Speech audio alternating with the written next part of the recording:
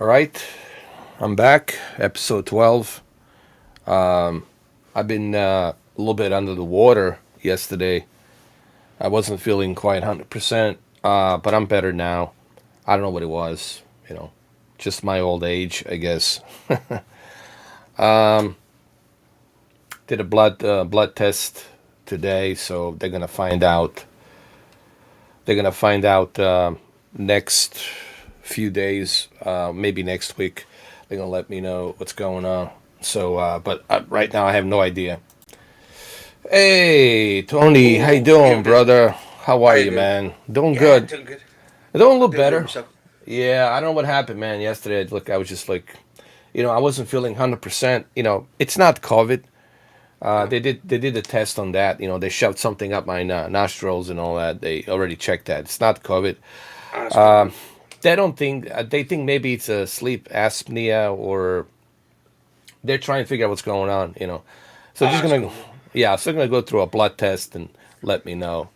But I know I told the doctor. I said I don't know, man. I just went to sleep and I just didn't feel like waking up. And next thing I know, it's like 9 o'clock at night, 9:30 at night. I mean, and I went to bed like at what was it?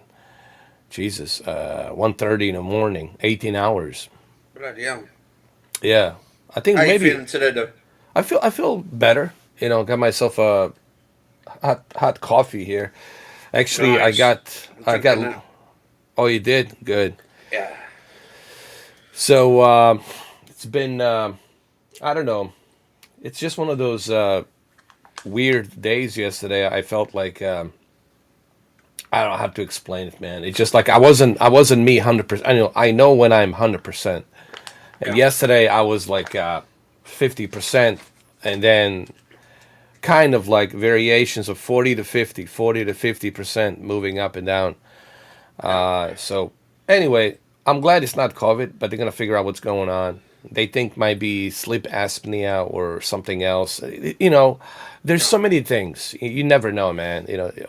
Our bodies are such a strange, you know, uh, anatomy of our bodies. When you think about it, it could be so many things. It could be Yeah. this, it could be that, it could be this thing over here or that thing, and then you got to get a second opinion. And by the time you get to what it really is, Mm. and you start treating that, then something else comes along. Oh, now you got to Yeah. figure out what the hell that second thing is. It's Yeah. you're never ahead of the curve. That's the thing with these No. doctors.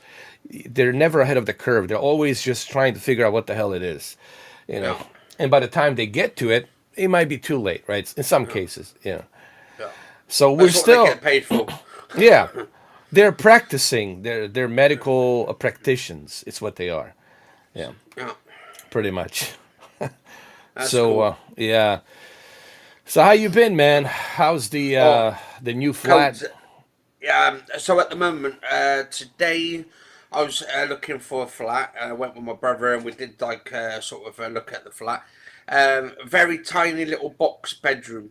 Oh, So it's definitely not for me. It's like a really small, oh yeah, just a one bedroom thing. Like you can't even fit a TV in there. It's ridiculous. yeah. You don't want that, man. You want Yeah, something that it's gonna be comfortable. You know what I mean? The hell with the money. Sometimes they yeah, say, you know what? The hell with the money. I have an extra bedroom, but you know what? I don't care. Maybe the guests want to come in. Maybe I don't know, meet somebody and they want to move in. Whatever. I was like, yeah, it's good to have an. It's better to pay a little extra. Like the hell with the money. Sometimes it's like because you live only once, man. I mean, what are you gonna do with the yeah. money when you die? Nothing. Definitely not taking it with you. Yeah.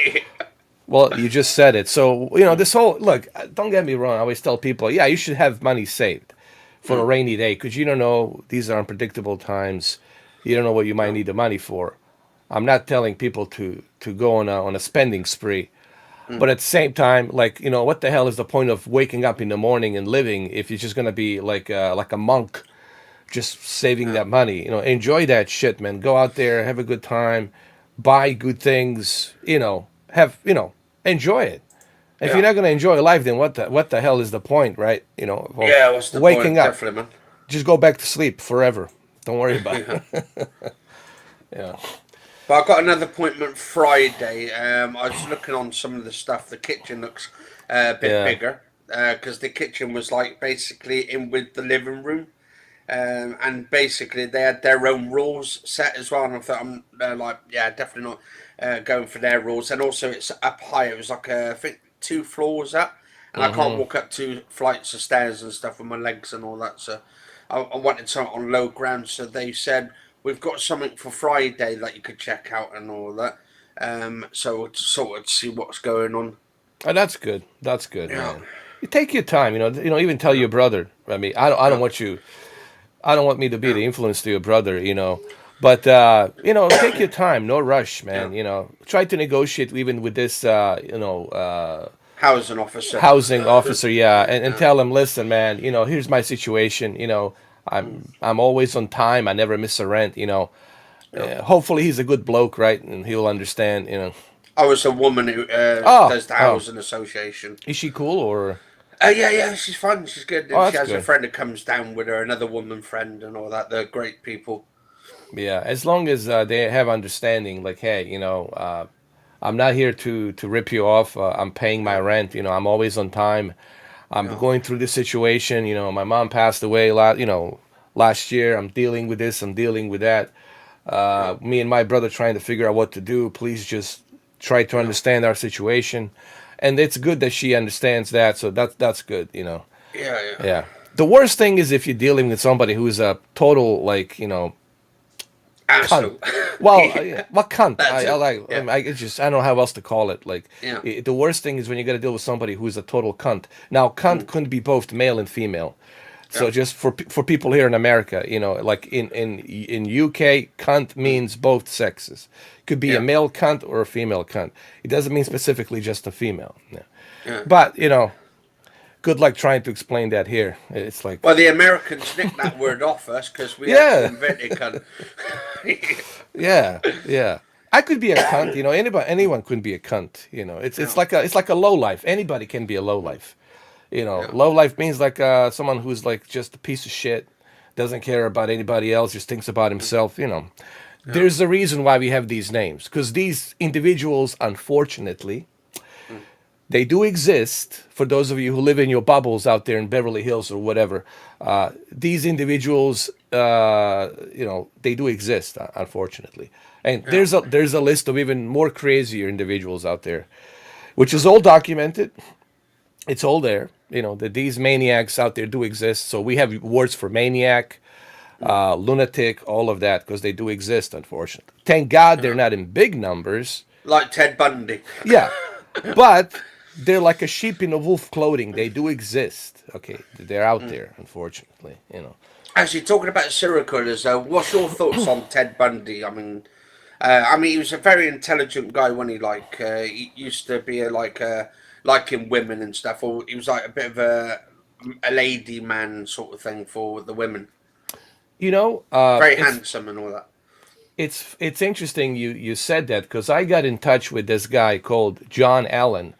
Yeah, And he was a Navy SEAL. He lives in Massachusetts. He's married. He's got kids, and he got interested in doing these scary stories. yeah, And he goes by Mr. Bolin, and he's got like 5.6 million. He's got merchandise. He's a big star now. yeah, And he's a storyteller. And I asked him on a Q&A on the what you call it Twitter. He actually yeah, replied to me, believe it or not, on a direct message, and he said to me that. What got him so interested about doing these scary stories is to understand the psychology of why people do things that they do and yeah, what triggers people to do these heinous, unthinkable things. Like what goes through their mind. Are they in control of themselves or is somebody else actually controlling you? And he said he's done so many stories, he's done so much research about serial killers date back to like 1940s, 1950s, 1960s. oh, huh? And All right, I'll sit a bit. I was just my birds going down the oh, it's paper shop. like, tell him I said hi. Yeah, he's just getting some cigarettes, I think. Yeah, so he Yeah, basically, long story short, he told me that, and I asked him this because he's done a lot of yeah, research, and you can look him up. The guy's a big star, man. He's huge. yeah, This is like a months ago. He was able to, he's got hundreds and thousands of people contacting me, and I was lucky enough. that he was replying to me. I don't know the guy personally, but he just happened to reply to me Yeah. because he got so many people. He's a huge guy, huge star. And he told me that he that's what makes him want to do this. That's why he wants to go ahead and tell these stories, because even he cannot understand what goes through people's minds to do such heinous things. Yeah. Like the one guy in 1970s that captured this teenager girl, Yeah. and he handcuffed her and he was torturing her every day. Yeah. And then one day she starts saying, "Please, let set me free, set me free, set me free." And he says, "Okay." He uncuffed her and he Yeah. said to her, "All right, go. You're free now to go." But he was standing in like a couple of yards in front of the door, and he said to her, "Go ahead. You're free to go." And behind his back, he had this big, axe, huge axe, Yeah. and it says, "You're free to go now." And then he start running, and he grabbed her left arm. He was holding her left arm, and he chopped it off with the axe. And then he used another arm and chopped off the other arm. And anyway, long story short, Yeah. she survived. The guy got 14 years back then in 1970s before the death penalty came in. Jesus. They didn't have death penalties back then. And this guy was the reason why the death penalty got really introduced. Yeah. And then after 14 years, this guy, you know, gets released and he does the same thing again, but this time he actually kills another person. Jesus. Yeah. So the funny thing is, before he could get the death penalty, he got the cancer. He died of cancer. But here's the thing: what this person said. I mean, this is a long story. I'm just kind of like cutting Yeah. it Yeah. short. Yeah. People can look this up. They can research and all of that. The interesting thing about this individual, even this poor teenager who turned into an adult, with a prosthetic arms because he took both of her arms. Even there at the court, he said to her, "I'm going to get the job finished. I took both of your arms, but next time I'm going to take your life." Like, he had no remorse. The guy had no like feelings or anything like that. Like, no remorse, just like he was dead set on killing these women. That was his objective. And this is what I asked him. I asked John. I said, "Man, this is the crazy thing about the human mind and individuals. Like, what possesses somebody? Is somebody born to be this kind of evil, or do you get possessed?" It's a big mystery. No one really knows what happens, like what triggers somebody to do the unthinkable. Same thing here in Palm Beach, Florida.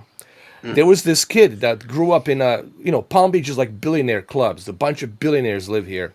And this kid had, rich, wealthy parents living on a Palm Beach island, right? Yeah. And no issues, no problems, got everything he need. Got put into a very nice college. They put him through Florida State University, but a really nice, section of Florida University. And he graduated, he got married, and all that. And all of a sudden, when he turned, an adult, like 23, 24, 25 years old, this guy started acting strange. He started telling his wife, "I'm a horse. I look like a horse." He said, and she was like, "Are you kidding?" I said, "No, I really am a horse. I feel like a horse." Anyway, long story short, he started acting weird. Like, his mood started changing. And remember, this guy was like a really a good kid with wealthy parents, didn't ever suffer anything. But something happened once he started growing up. Something creeped up inside of him, and he started having these thoughts, about thinking of himself like a horse, or thinking of himself like something else. And he was always shifting moods. Like, his moods would shift.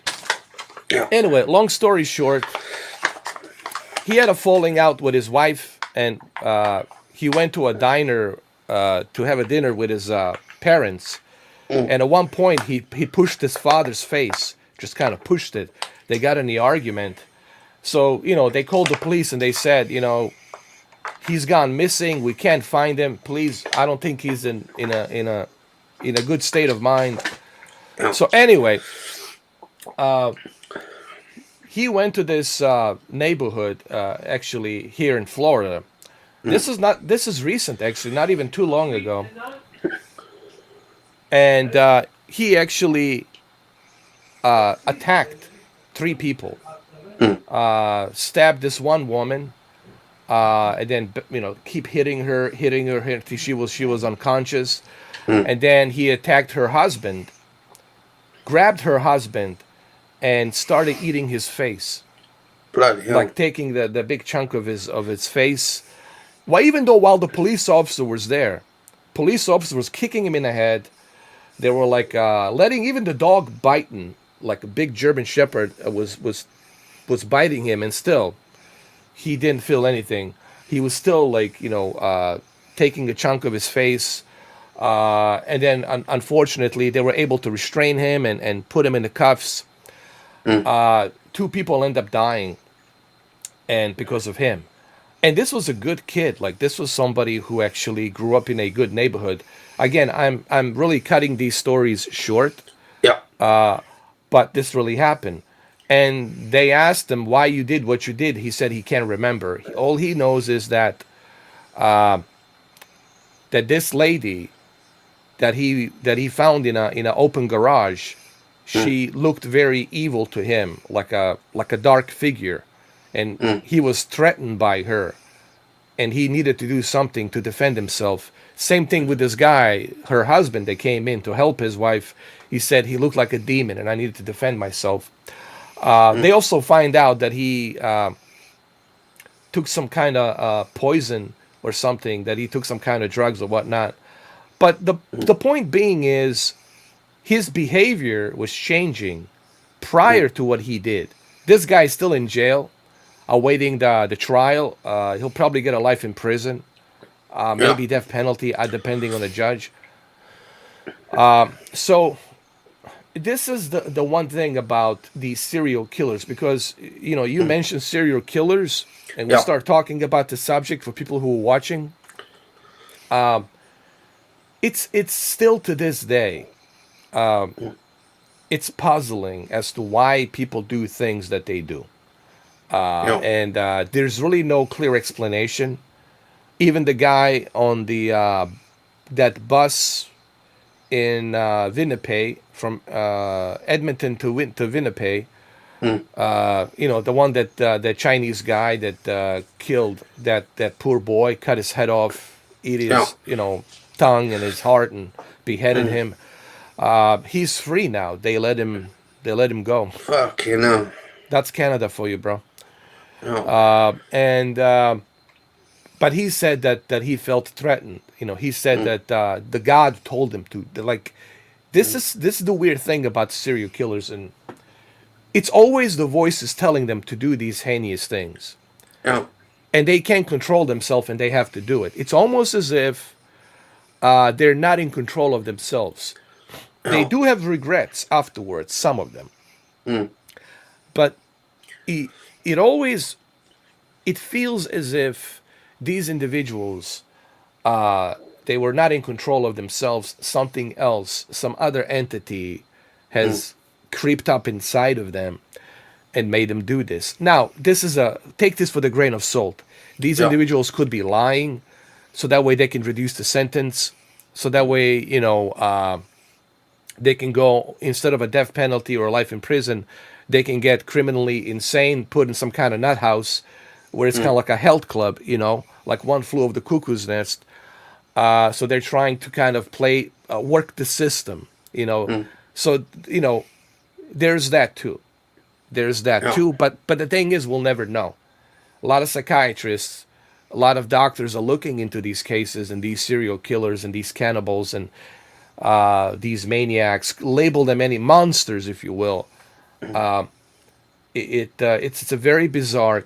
All of them are bizarre cases, because it's either something has entered their body and soul, and it's controlling them. And whatever that was, most it's evil. It's evil. So do evil entities exist? Well, I mean, in my 43 years, I've been in Bosnia. 4 years in the war. I've seen a lot of evil. Evil definitely exists Yeah. in different shapes and forms. You know, I've I've seen a lot of violence. So for sure, and our history has a record of a lot of violence and evil. So evil definitely exists. There's no question about that. But where does it come from? And how does this evil it's able to possess a good human being, right? I'm sure Ted Bundy at one point, once upon a time, was a nice person, right? Yeah. You would have never thought that this guy would have done such a heinous things, right? Or Jeffrey Dahmer, you would never thought, Ted Bundy was the guy in a college, right? And women Yeah. liked him. They're like, this guy's good looking, like a Yeah. bachelor, like the guy from a Bachelor. And Yeah. women are like, wow, wow, he's so hot. Wow. And he was a good looking guy. He Yeah. was well educated, spoke very, what you call it, what's the word I'm trying to use?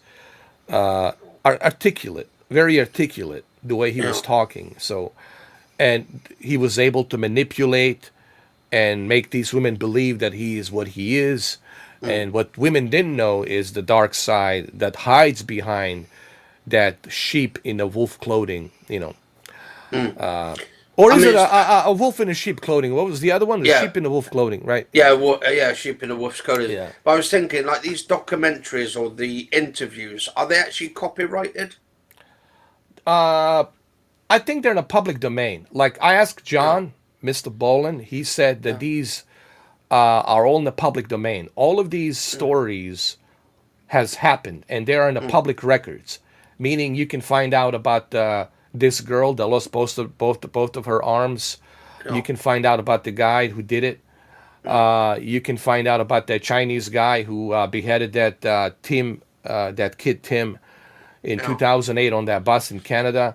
All of these cases are there. They're in the public yeah, domain. They have happened. yeah, Like Ted Bundy, Jeffrey Dahmer, right? yeah, They're all in the public records, and you can access them. So that means if something is in the public domain, yeah, you can talk about it. And yeah. you don't have to worry about a copyright because nobody owns it. That's for the people to see. No, because there was About an the interview that he did. Yeah. It was the last interview of Ted Bundy, and he was saying basically, I think it was like a three-part sort of interview, and he said he was brought up quite well as a good person when he was Hmm. younger. He said his mum and dad was good people, and they brought him up the best way they did and stuff. But he actually blamed like nudity magazines, the ones on the shelf, the dirty magazines, where he got the influence on it. Oh, Money Penny. Well, how nice of you, Money Penny. Thank you. Thank you for the that donation. I really appreciate it. You see, I got my coffee from Money Penny. Thank you, Money Penny. That's Katie. Katie, woof woof. Thank you Oh, so no. much. Thank you so much. Oh, Yeah, you're the nice one, best. kid. This is so nice. Thank you so much, Katie. She's a sweetheart. But Yeah, all the she's money good. pennies are. All the money pennies are. Oh. Yeah, go ahead. I don't mean to cut you off. Yeah, no, I was just saying.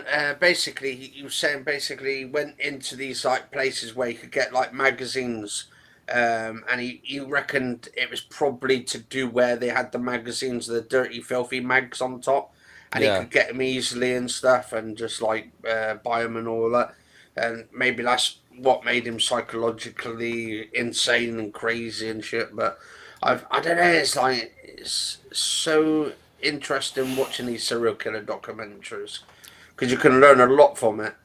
Well, that's the thing. Can we learn from them? What Yeah, do you learn from them? Like the only thing you learn is just shaking your head. Like what happened here? yeah, Because all of these cases, they don't make any sense. Like even that guy in Las Vegas in that hotel from that floor. Which floor? I don't forget which floor it was.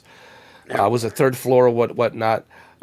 Even that guy, this guy hasn't hurt a fly in his whatever 50 years, and now all of a yeah, sudden, after 50 years, right, he does the unthinkable.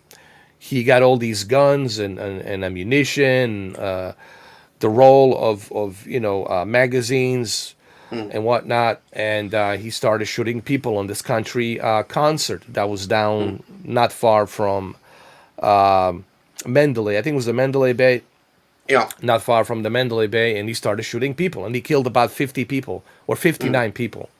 yeah, He killed 59 people. mm, After he killed himself, the SWAT got in. They broke in and they found him. Put one in his mm, head. yeah, And they don't know. Like, no one really understands what triggers people to do such things. mm, You know, now we can all speculate and say maybe the evil entity, maybe they do exist and they creep up inside a human soul and mm, slowly they start working the soul. It doesn't mean when the evil entity gets inside of you, it doesn't mean like a switch, it turns on. It means yeah, they're slowly manipulating you, they're working you, right? And yeah, once they finally got you, after so many years, right? mm, Once they finally got you where they need you, then they can start having you do certain crazy things like this guy did. But that's just speculations. mm, If you want to go into that whole, paranormal, evil, spiritual thing, exorcist. yeah, Uh, it is strange. It is strange. mm, But one thing for sure is anyone can do the unthinkable. That's the yeah, scary part. You could do it. I could do it. yeah, Anybody here can do it. Now you could say that now. "Well, I would never do such a thing. But then who mm, knows? 10 years from now, mm, 20 years from now, you do the unthinkable. Look at all these yeah, mass shooters, all these cases. It's all strange. yeah, None of them make any sense because these were like they were not born evil. These mm, individuals were not born evil. They were all good, but something happened to them. yeah. So what is that happened to them? That's the question. That's the $1 billion question. What triggered these individuals to turn into monsters and do these heinous things? I mean, it's very interesting. I mean, I watch these documentaries because I love like all types of serial killer documentaries because you get to find out a bit about their background, how they were brought up, whether they were brought up. One of the most infamous cases was the West family. I don't know if you've heard of the West family, Fred No. and Rosemary West. Well, they Oh, it were in sounds familiar. Gloucestershire. Yeah, they were like a Gloucester one. But Mm-hmm. basically, the wife, Rose West, she used to bring back the women, or the husband used to do it as well. He was a builder, and used to bring them back to his house, and used to add like an underground sort of thing, like little basement. Mm-hmm. And they used to bring women back to the house, bring them into the basement. His wife would basically have like intercourse with them while they're tied up, and then Fred would basically kill the victims and bury them in the back gardens or around the house and all that kind of stuff. And it was like one of the biggest cases that they had. I think there was like 20 odd or 13, 14 bodies. It was in the house, in the gardens, everywhere. They had to take Wow. up the whole house. And now this individual obviously Yeah. was a good person in his early age, right? When he was Mm, growing up, right? yeah. He didn't have any like a sign of like weird behaviors or anything like that. I think his dad abused him as a child. Oh, I I, see, I I see. think it was the whole story on it. And then basically he projected his way onto his girlfriend or wife at the time and all that, and used her and all that to do his bidding for him and his work and all that to get the women back to the house. It's interesting. Jordan Peterson, who's Mm, also PhD psychiatrist, right? yeah, Recently spoke on Joe Rogan, and he talked about Joaquin Phoenix' performance as the Joker. mm, And one of the interesting things about that movie, The Joker, is like mm, what happened to this kid. Not only did he had a crazy basket case of a mother who was mm, just batshit crazy, always protecting him, being insecure about him, and kind of keeping him for herself, yeah, which is the abusement. You abusing somebody, right? That's like no different than torture. And I think there's a law on that. Like, I mean, I think here in America, like if you do that, like you can go to jail for Yeah. sure, and they can take the kid. But when you look at that movie and what happened to that character, right? And not only did he have disabilities, but on top of him having disabilities, having that thick of laughing, his mother took the advantage and just kind of kept him as a pet, if you will. She was selfish. Like his mother was crazy. She was very selfish. That's what selfish people do when they just think about themselves. They don't think about, for example, this poor kid who you fucking torturing, and you're not helping him. Instead of letting him go, help him out. Get a life, get a girlfriend or something, get educated. Let him have a fucking life, right? And when you watch that movie, The Joker, you see what happened to that kid. He was trying to be a good kid, but on top of having this crazy basket, batshit crazy mother, which he didn't at the time realize that she was crazy. Then on top of that, society was rejecting him because of his, what you call it, disability that he had. That tick of laughing. you know, it's just something he couldn't control. People think he was making fun of them. He wasn't making fun of anybody. It's just he has that laughing tick. So you have a mother who totally destroyed his life, and she was a basket case. And now you have a society that rejects him, makes fun of him, spits on him.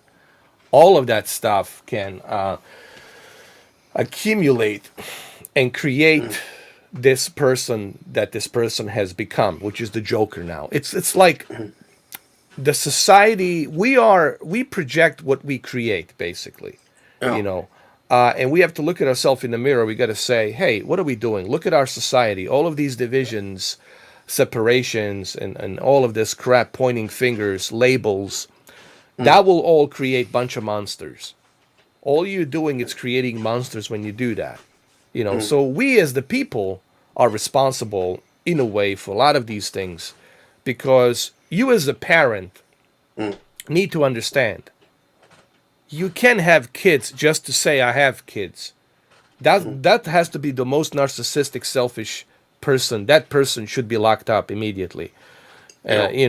And that person should never have any kids, because you as a parent, your job is to teach the kid the values, Yeah. the principles, and raise that kid in a good way. So that way, when the kid turns to be an adult, he will understand the values, and he will take those values, the good values, right, that you projected onto him. So that way, when he has his own kids, he can use the same values and help his kids. But the problem nowadays is we don't have that. A lot of these kids are growing up with some kind of a deadbeat, low life father, screwing around, bunch of other, bitches and hoes, right? In different area codes, and they join the gangs or some other shit.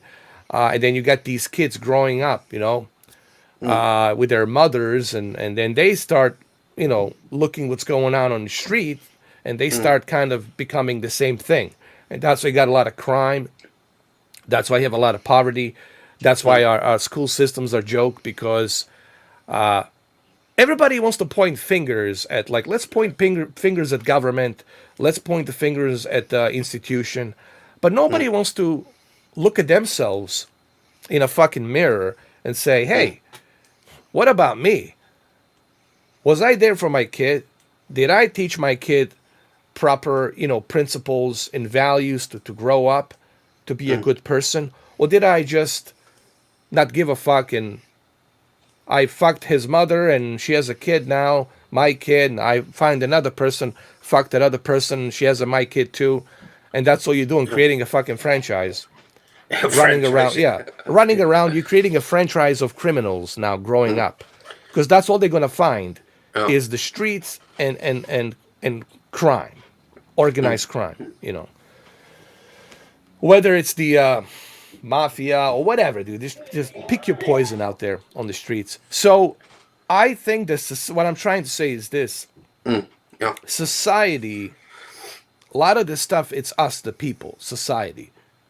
I mean, UK has 70 million people. Here's 300 something people. 300 Yeah. million, I'm sorry. 300 million, maybe 310 million people.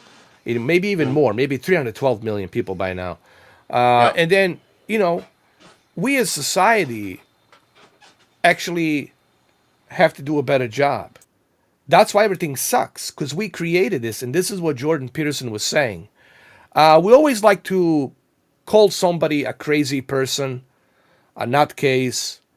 Yeah, that's easy to do. It's Yeah. easy to label somebody a monster after the fact. It's easy to label somebody a mass shooter after the fucking fact. But what about before the fact? What driven this person to do these heinous fucking things?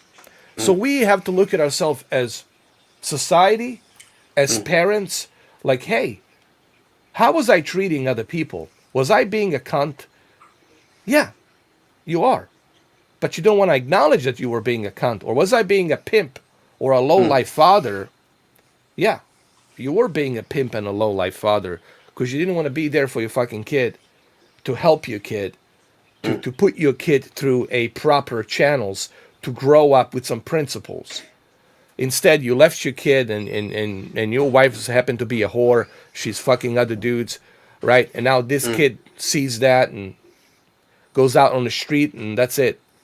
Turns to be a teenager, juvenile, juvie, and after juvie becomes an adult and becomes a criminal after that. A career criminal. And what does that fucking lead to? That lead to a couple of things, either in jail or dead on the street. So we have to look at ourselves as a society. Nobody wants to talk about this. Everybody wants to, point fingers and say, blame this, blame that. No, no, no, no, no. Look at yourself in the mirror. What have you done in the past 40, 50 years? I'm not saying that everybody's like this, but when you look at statistics, a lot of these serial killers, they had no direction. Either daddy wasn't there, mommy wasn't there, or if mommy was there was an uncle, and uncle was very abusive, right? And mommy was very abusive, and then all that shit accumulates with a society, shitty society on top of that, and then you get what you get. Or Yeah. being resented by women because you look certain way or you That talk could be certain even way. more dangerous. More dangerous, right? And then this hatred for women can even grow even bigger, right? Yeah. They make fun of me, they call me a little pecker, they call me this, they call me that, right? All that psychologically can induce this violence and this anger and rage. Sad part is people don't want to talk about this. They would rather just point fingers, right? Well, if you want to point fingers, but guess what? It's still going to be a status quo. You're still going to have mass murders, shootings, stabbings, people, mutilating another person or torturing another person. You're still going to have these things because you, as a society, have failed in a way. Yeah. So that's how I look at it, and I agree with Jordan Peterson because it is true. When you look at it statistically, when you look at all these cases, Yeah. because I know everybody who's watching this, all they want to do is point the fucking finger. Yeah. Yeah, it's easy to label. You can label any murderer a murderer after the Yeah. fact. But what made that person do that? Because if we don't figure out, listen to me, guys, this is for society. If we don't get to the bottom of what's triggering somebody to drive him to become the monster, then we're always going to have the same issues. We're always going to have this problem. This problem will never go away. Okay? We're just kind of running in circles.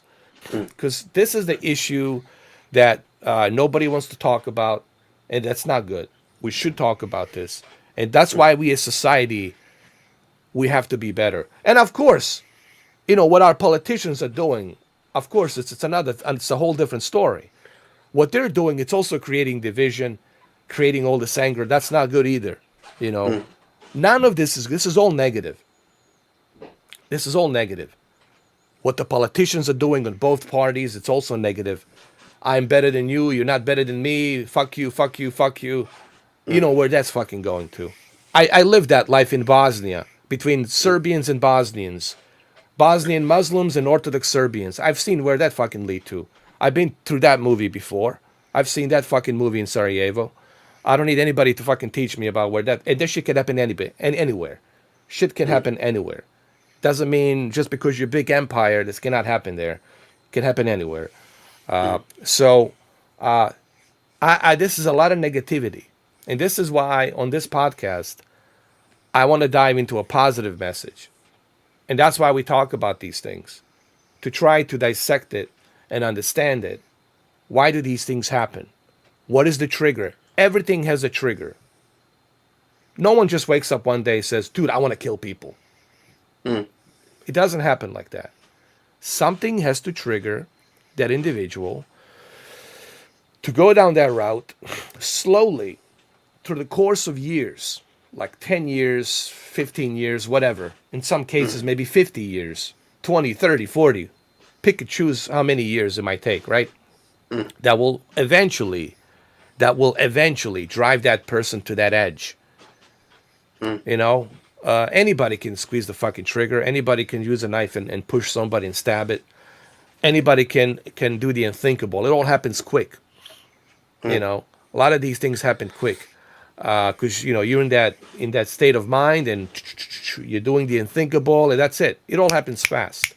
Okay, but we need to talk about what drives these people, these individuals, to do what they do.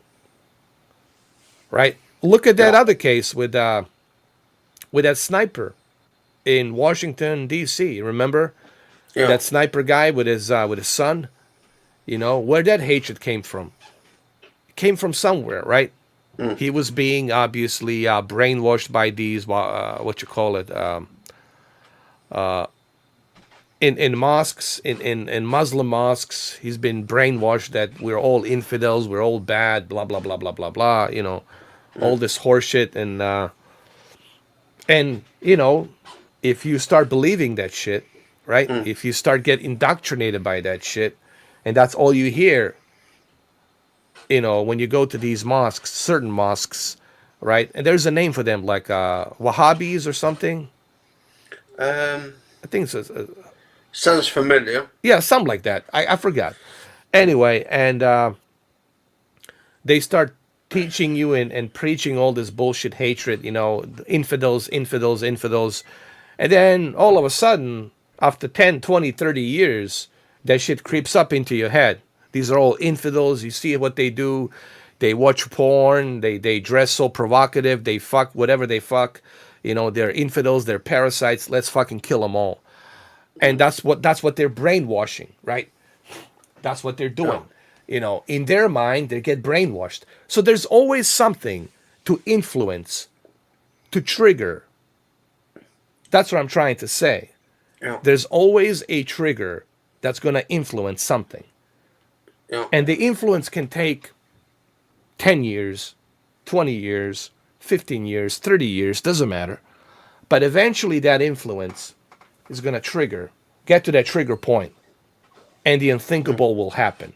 And that's what I have really looked into all of these cases. When I actually go through these cases, I looked at them, and it all seems to me that something influences them. That negative energy, whatever the negative energy is coming from, you know. Whether it's the cult, religious cults, secret society, politics, parties, abusive parents, no parents, violence on the streets, bad influence on the streets, whatever it might be, being rejected by women or women being rejected by men. There's vice versa, you know. Yeah. There's stories about that too. So all of that accumulates into this negative energy that's driving this shit. Yeah, it was like that. What's it called? I forgot his name now. That young kid, he came from home from school, Yeah. and his dad's a film director. I think you've Oh heard yeah, about yeah, it. yeah. I heard about that. I know about that And case. Yeah.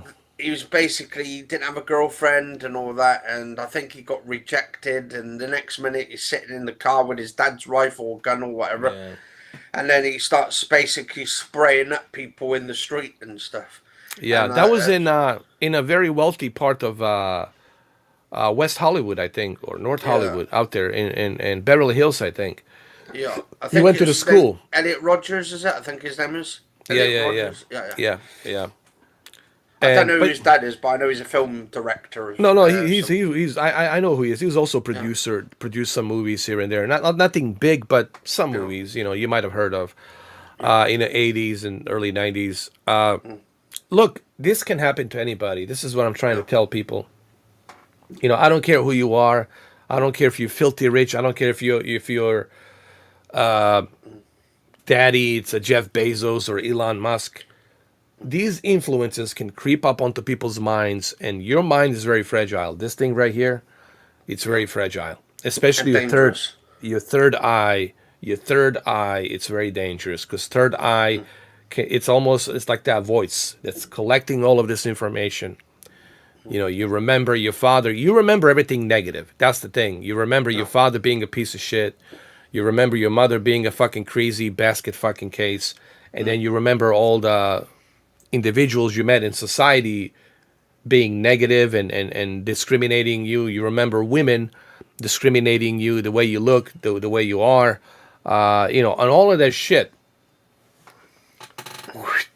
combines together, and that negative energy drives you to do the unthinkable. How about that guy in Aurora? The guy in what you call it in Colorado, Aurora, mm. during the Dark Knight Rises movie, the opening of the movie, and he went in Oh, the there and cinema started, one. yeah, he started shooting people. And what happened to him? And he wasn't born evil.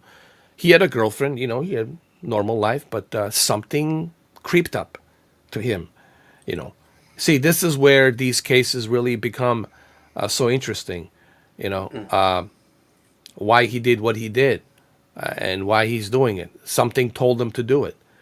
You know, he said that he was helping people when the psychiatrist did like a half an hour. I saw that video mm, interview with him.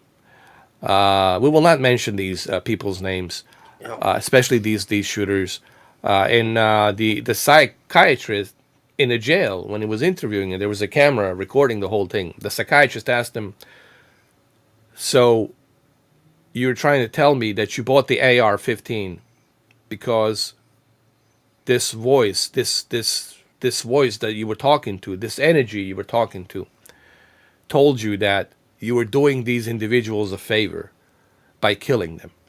But he said, but they didn't choose. You mm, didn't give them a choice to make a choice for themselves whether they want to live or not. You took that choice from them when you killed them. How do you feel about that?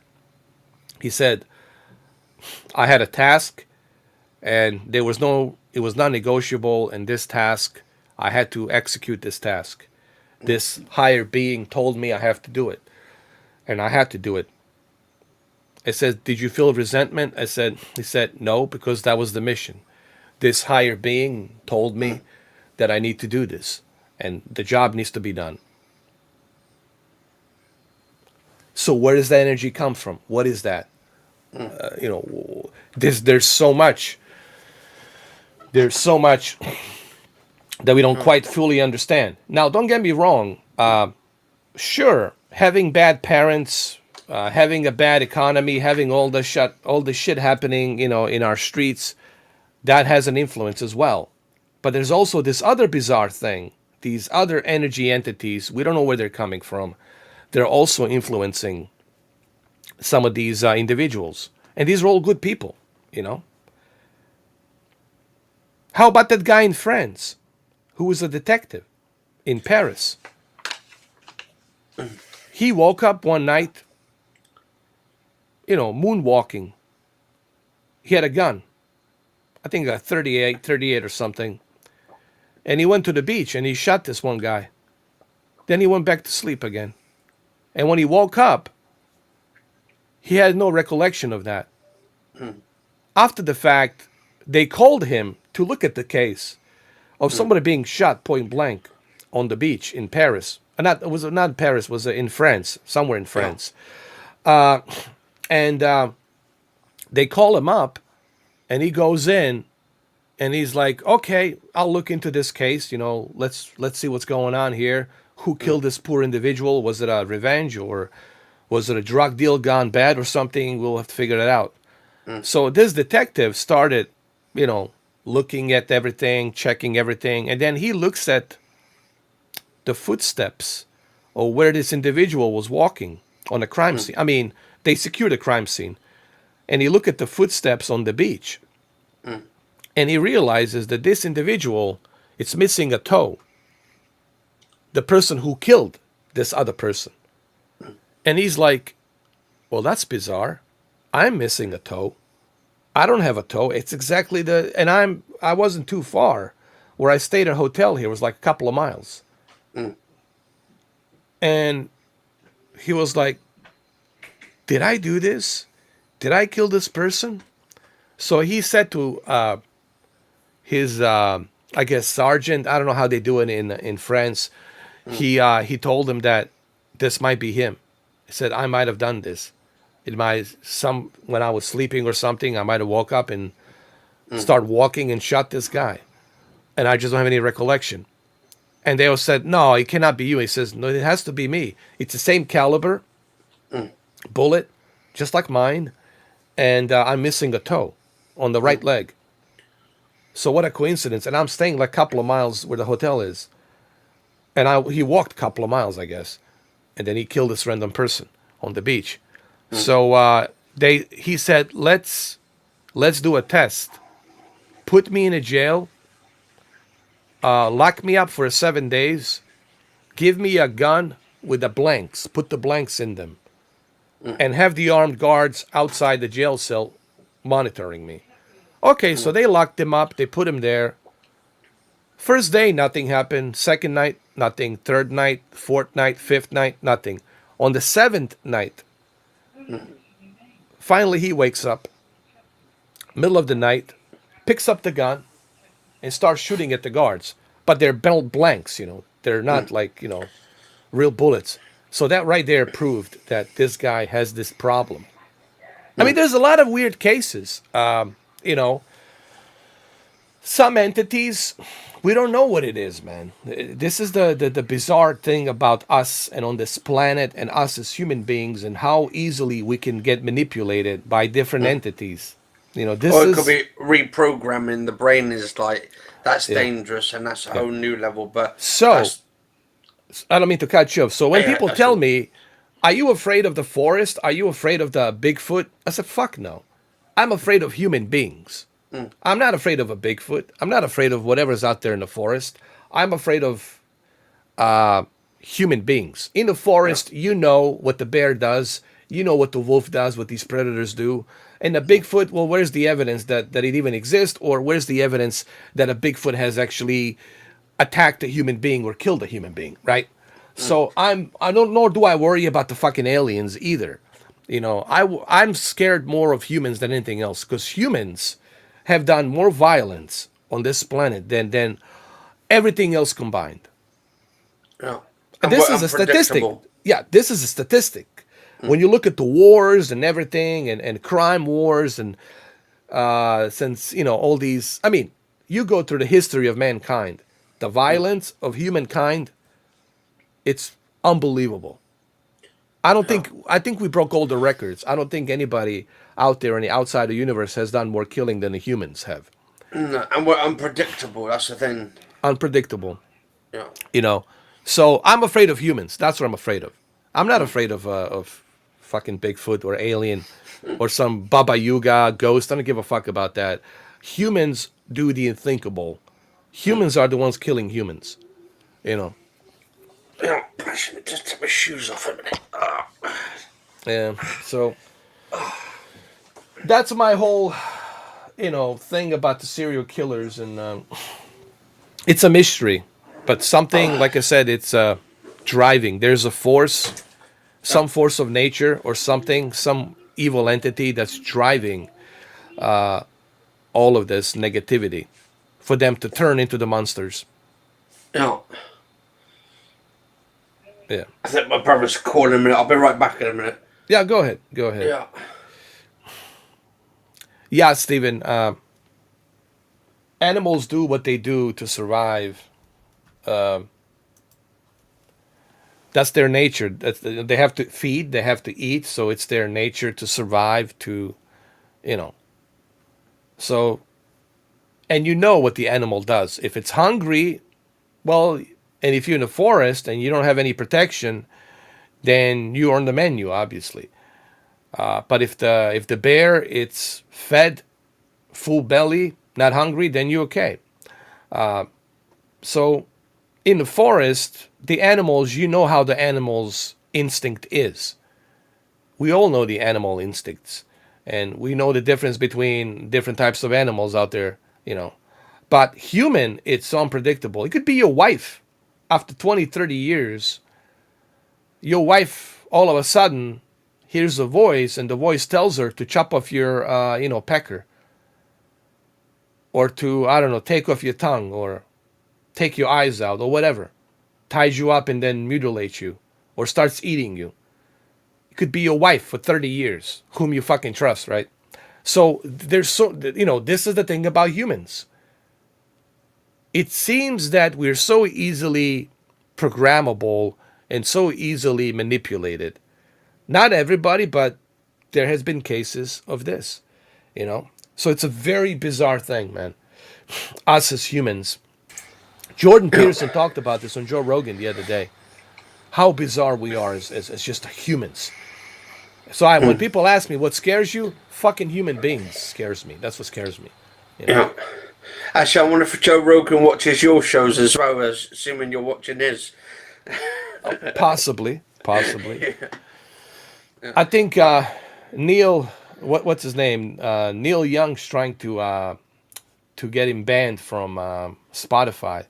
Jesus. Yeah, he says he's spreading misinformation, and he says if you don't ban him, I will pull all my music from Spotify. And Spotify is like, go pull your music out. We don't give a Well, shit. we don't give a fuck. Yeah, Yeah. you know. But but eventually he's not gonna do that because he's making money. Yeah. So he says, nah. He's not saying anything. Listen, that's the problem with these parties. A lot of these actors, a lot of these celebrities, they're far left. They're hardcore Democrats, and they have to do what their party tells them to do because they're sleeping in the same bed. Same thing with Republicans. They sleep in the same bed. So all the rich people, all the billionaires, Republicans, they're coming in and they're all like singing the same tune. And this is the problem. You got these two parties not giving a fuck about this country, only giving a fuck about themselves. And in the middle, you have Americans who are being poisoned by both of these fucking parties and their nonsense and shenanigans. And that's Yeah. the sad part. That's the sad state we're in right now in this country. You know. Oh, I was thinking, is that the picture you got in the background, is it? Oh The yeah. little Spectre style screen. Oh yeah. A little Spectre thing. Yeah. Yeah. Mr. Bond, this will self-destruct in about 10 seconds. There was a good video I sent to you yesterday between Xavier and Daniel. They were in Skyfall together, Yeah. filming the Skyfall. And it's funny, Xavier asked Daniel, you guys know Xavier, who the Spanish actor, Yeah. moved to Hollywood and made all these movies. He was in Skyfall, No Country for Old Men. Latest movie was Dune. He asked Daniel, no, he told Daniel how he felt about No Time to Die. And Yeah. he said to Daniel, I really felt emotional, and I felt that, the courage that you had to kind of stretch your muscles to take this character into all these different waters. And he said to him that I feel very emotional about your character, and it really got to me, man. And then Daniel tried to change the subject, start asking about his movie, him dancing or whatever, the musical movie he did. But prior to that, Daniel said to him that, and this is what I don't understand about Daniel. Then why did you bother making? I'll tell you. I'll get to this in a minute. He said that he wanted to kill this character, Bond, early on, even in a Golden Eye, not a Golden Eye, Crown Royale, and have somebody else do it. It seems as if Daniel didn't want to be a Bond. Yeah. It sounds to me that Barbara Broccoli was pushing him to be a Bond, but he really hated, like he really hated the fact that he's going to be a Bond, because like I can't fill in the shoes of this. Look at Sean Connery, look at Roger Moore, even Pierce Brosnan. I can't fill in the shoes of these guys. I just started my career, like I don't know how to play a Bond. He's like, how the fuck do I play him? I cannot copy. I cannot copy Sean Connery. And it's true. Even how would I play the guy? I would be a different kind of a Bond. I don't know if you guys are gonna like me or not, but I would be a different kind of a Bond. And he's like, I don't know how to play this fucking guy.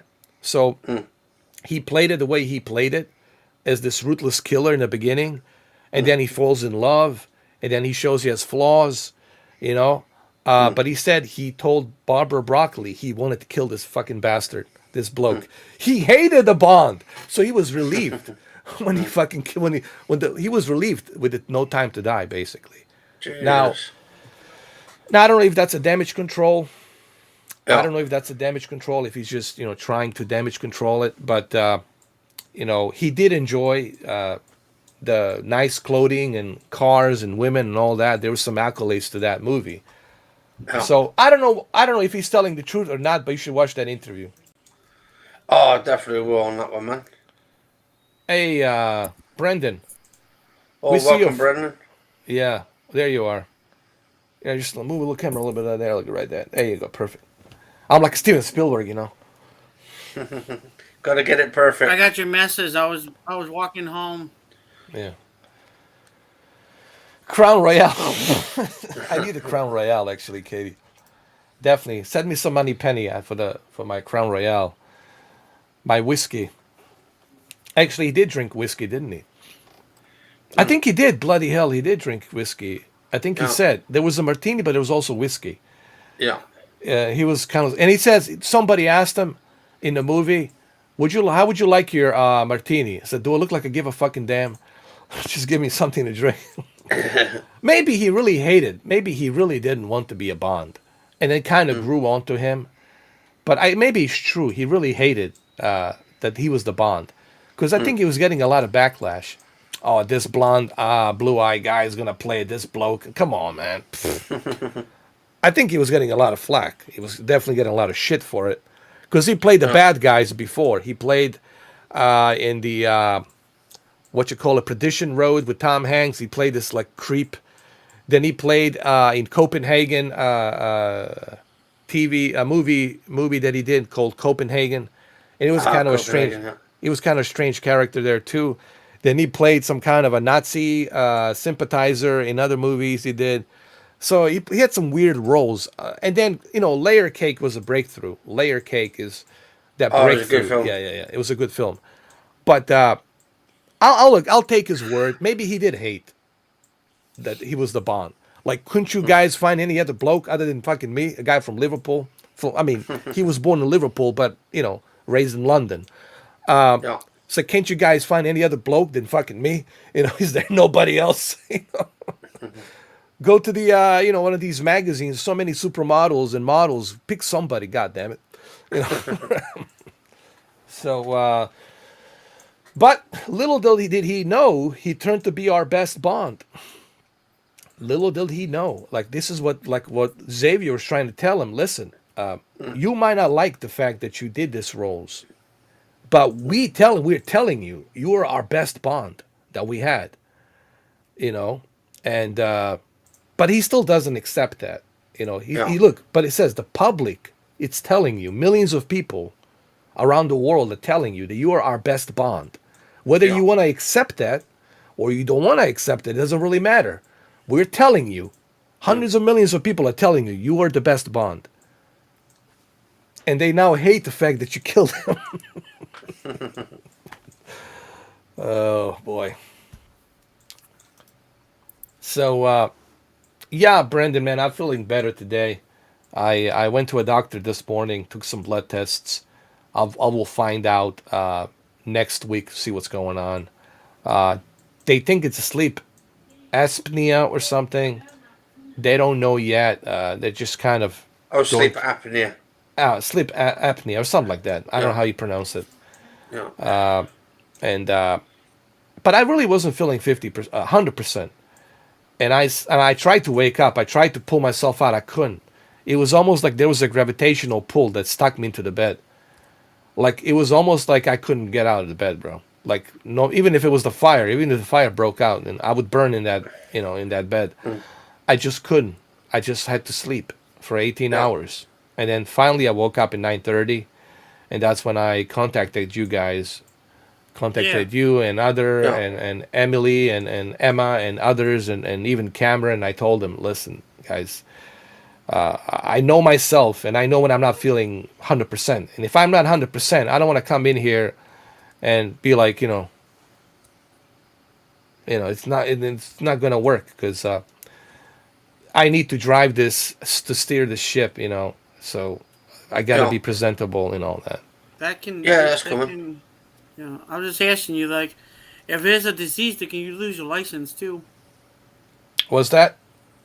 If this is a really serious thing, it stops you. It can stop you driving too, Yeah, because that. Yeah. but that's called disability. Then you go on a disability plan, government, Medicare. Then you qualify for Medicare. Here they have a Medicare, but you have to have disability, and the government pays for it. And then you can have certain stuff that can help you. Well, the money they're paying you will pay for the cab or Uber or whatever you need. Or you might have a service. Do have services here that can come pick you up and all that. That's what I But have. yeah, but that's disability. God forbid I ever go there. But but you never know. You can never say. Your health is more important for us than a Of podcast. course, of course, of course. Health, Of yeah, health comes before wealth. That's what they say. Of course. Well, if Yeah, you have no health, then what's the point, right? There yeah, goes your life. Yeah, sure. And but that's why I wanted to do this episode 12, just to come in here a little bit, talk to you guys. At least we have at least some episode or something yeah. in here, just so that way we can kind of talk um, about certain things. Apple's going to be getting rumors is making a game system. Oh, Apple's. Well, didn't they already do a service called Apple Arcade or something? Or Apple Yeah, it's Arcade. not. Yeah, It's doing so good. Yeah, it's probably that's good. It is. If they come here, that's gonna be too late because Xbox is doing dominating I look, man. PlayStation. I think it's gonna be difficult for any of these other services to catch up to the Game Pass. It's just gonna be difficult to catch up to what they have acquired and what they're doing. PlayStation will have a lot to prove this year. PlayStation needs to show the examples instead of just talking about it. So we'll see what happens. I I got the. If you want to research it, it's Spywave, that YouTuber. I'm not lying. That one, and Hmm. he said mid of or end of February we'll find out if the next PlayStation's Game Pass. yeah, That's Oh, I really? mean that's yeah. Well, that's good. Well, I'm sure we'll find out. Either IGN or GameStop will GameSpot will let us know. I mean, if these two journalists, journalist run companies for gaming, IGN and GameSpot will let us know, man. yeah, Look, man. It's I don't need a YouTuber to tell me anything because the Google news. Listen, internet will let you know. IGN, GameSpot, all these other outlets will let you know when it's really happening. So there's no way that we're going to be able to miss that. Like if it's coming out in February, well, we'll know by now. They will definitely let us know. IGN will let us know. Sony's not going to hide that. The thing with other YouTubers is, Brandon, they want the clicks. They need to talk about something to get the traffic. That's fine by me, but I'm not interested in getting excited. I'm only interested in the facts. Like, I want to hear it directly from Sony. I want Sony to give me direct, estimate when it's gonna happen, Okay. estimate time. So when Sony tells me, okay, March 28th, we're launching this service. We have 3 tiers. Okay, March 28th. Now, I'm just speaking, hypothetically, March 28th. I don't know which date they're going to pick. Maybe April, who knows. But I always want to hear it from the source, because Okay. I know people talk, everybody talks, on YouTube, and they say this, they say that. And most of the time, they're just guessing. They're getting excited. They're trying to stir the pot. Like same thing with the Xbox. The head of Xbox, big boss, says this. The head of this guy says that. The head of that. It's all just speculations and stirring the pot to get the views. I know I've been doing this YouTube thing for a long time, and I know the people got to make their money one way or the other. I'm not here to judge anybody, but I'm only interested in the facts. Like when I hear Yeah. it directly Okay. from the source. Yeah. So, But look, the point being is it's going to happen. We know that Sony already told us it's happening this year, so we already know that. The only Steam Deck. question is Yeah. the only Sorry. question is how good it's going to be. Oh yeah. You know how they're going to compete. How many PlayStation 1 games they're going to have. Are they going to have the entire library or just some games? Due to the licensing problems and issues. How many PlayStation 2 games they're going to have? Are they going to have the entire library or some PlayStation 2 games? Or PlayStation 1s. Yeah. So there's a lot of uncertainty. This is why I always tell people don't get too excited about anything. This is why, honest to God, I don't get excited about nothing. Because I've been disappointed way too many times in the past to get excited about any of the stuff.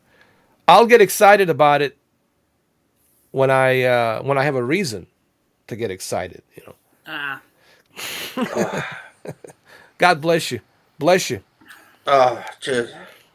I'm Yeah, getting it's sick. a I'm getting sick too. No, I've been yeah. coming down with a fucking like some sort of flu for the last few weeks and all that. Jesus, man. Oh, Oh, I never sent the Katie the mission. Are you sure? Oh, on the Twitter. I think I said on the Twitter.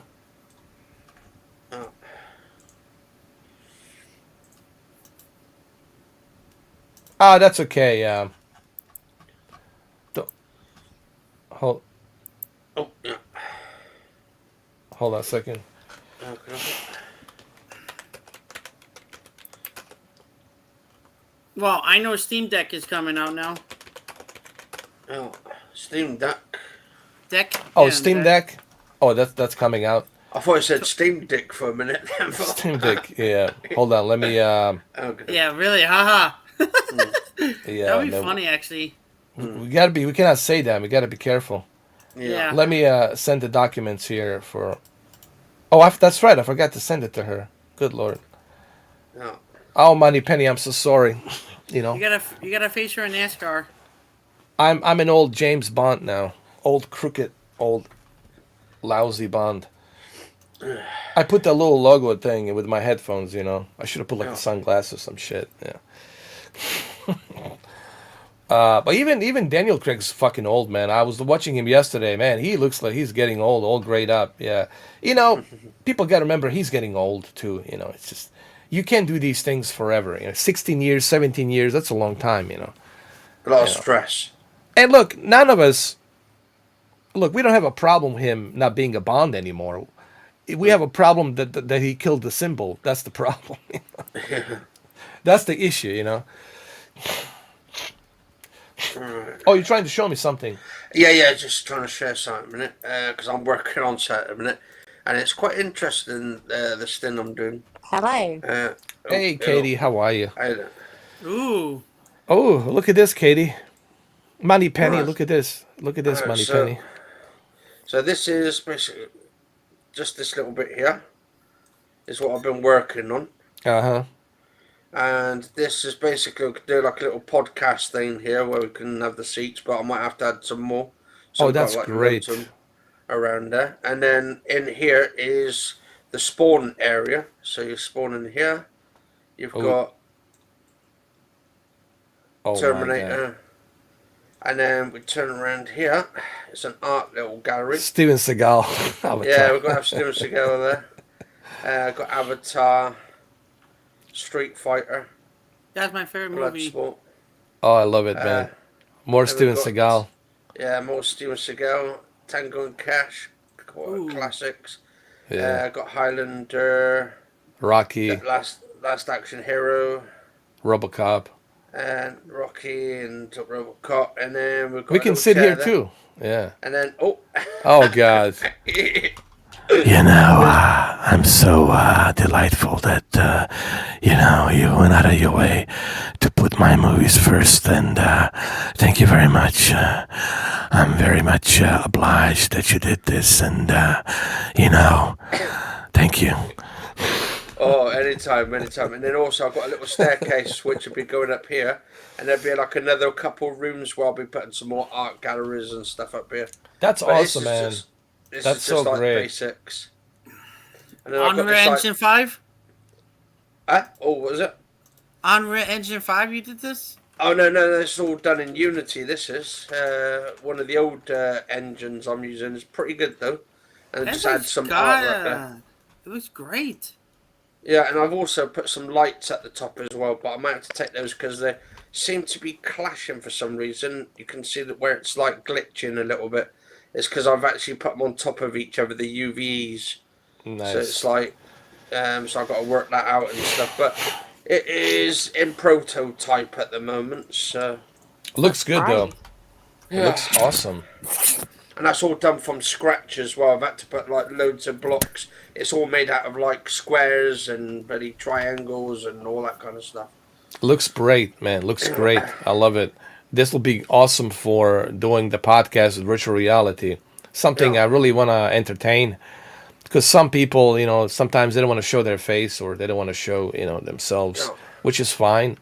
Like me. Well, that's right. Well, Money Penny, I think you need to show yourself as a Money Penny. Put on the mask or something, or just show us, your bag, your what you call it, Money Penny bag.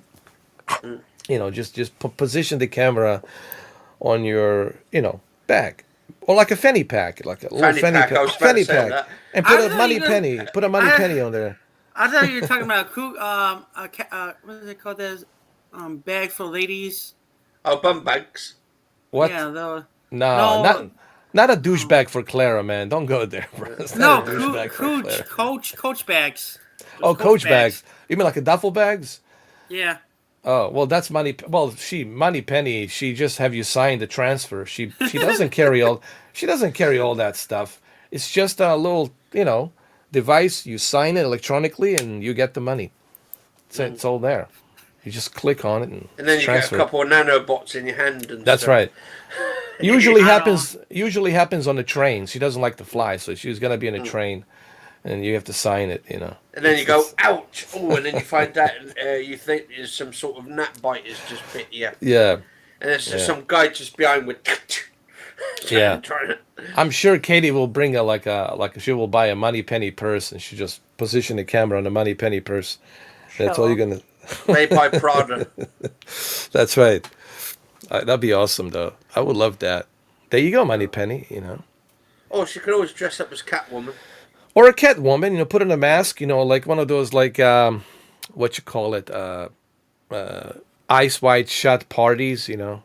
Where you wear a mask and like that's what secret societies do. When they go to these parties, they put on a mask because that's the whole idea. Like if you're sleeping with somebody on that party, you don't know who you slept with, but you kind of have a rough idea of who might be.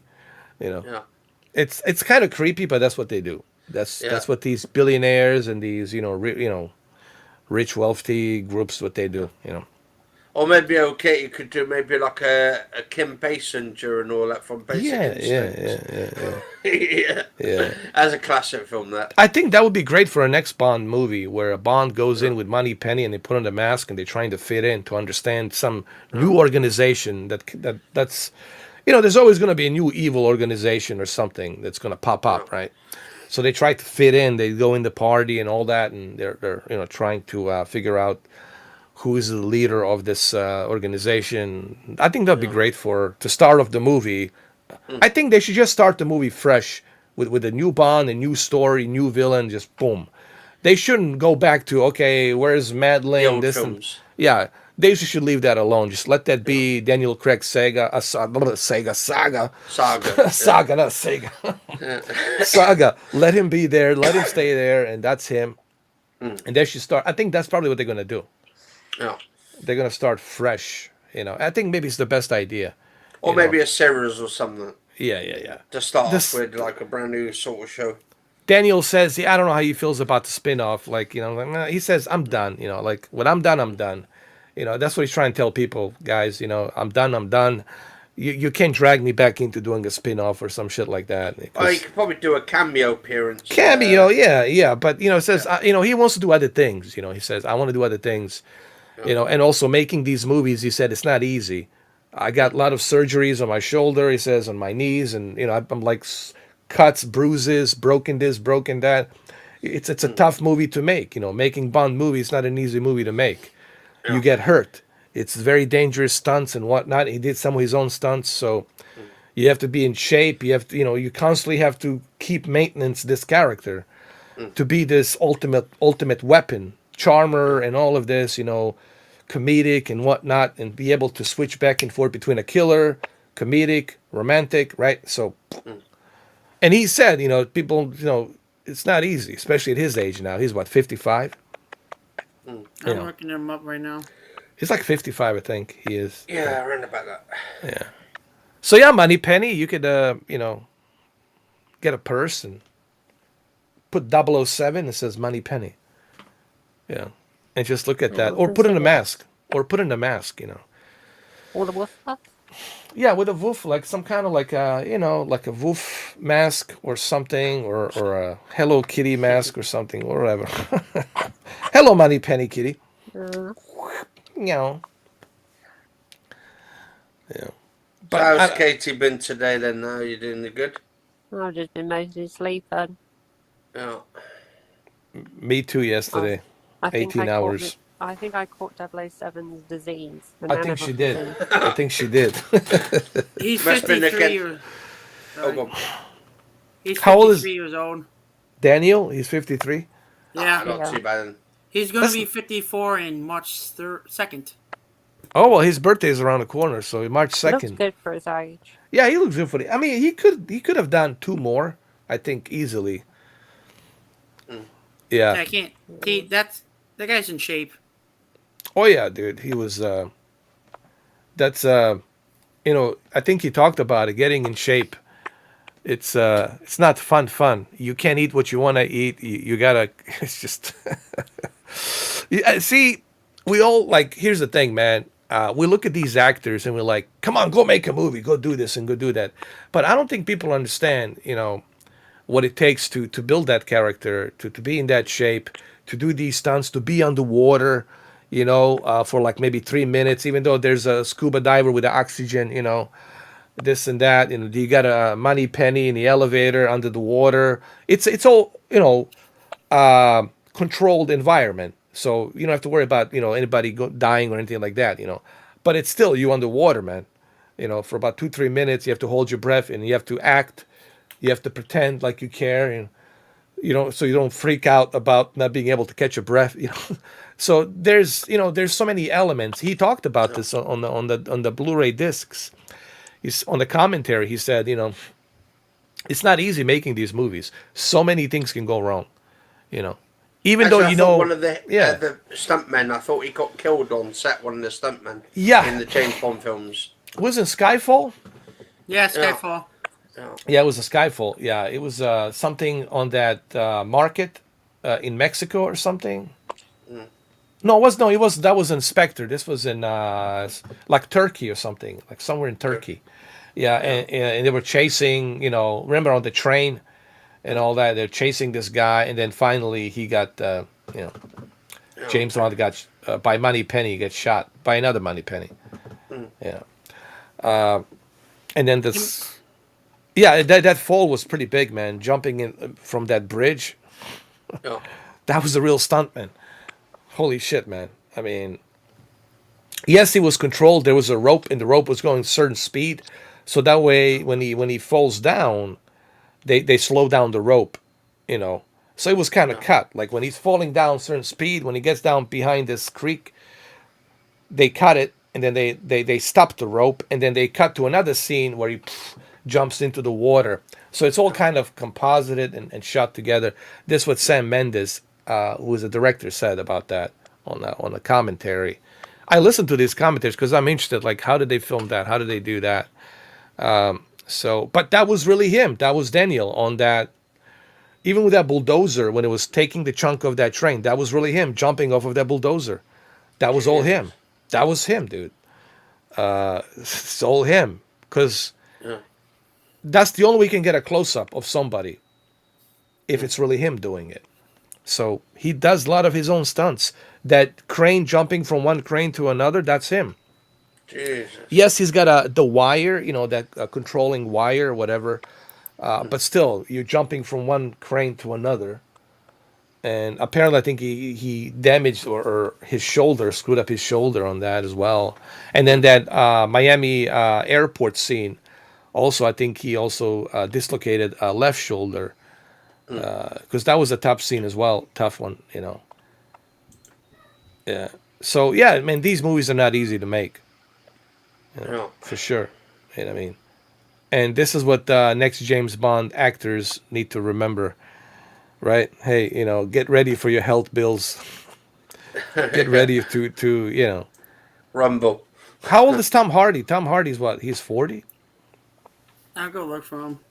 Because they're saying there's a good possibility Tom Hardy might be the next pick. Also, Idris Elba. It's going to be either Idris Elba, three guys actually.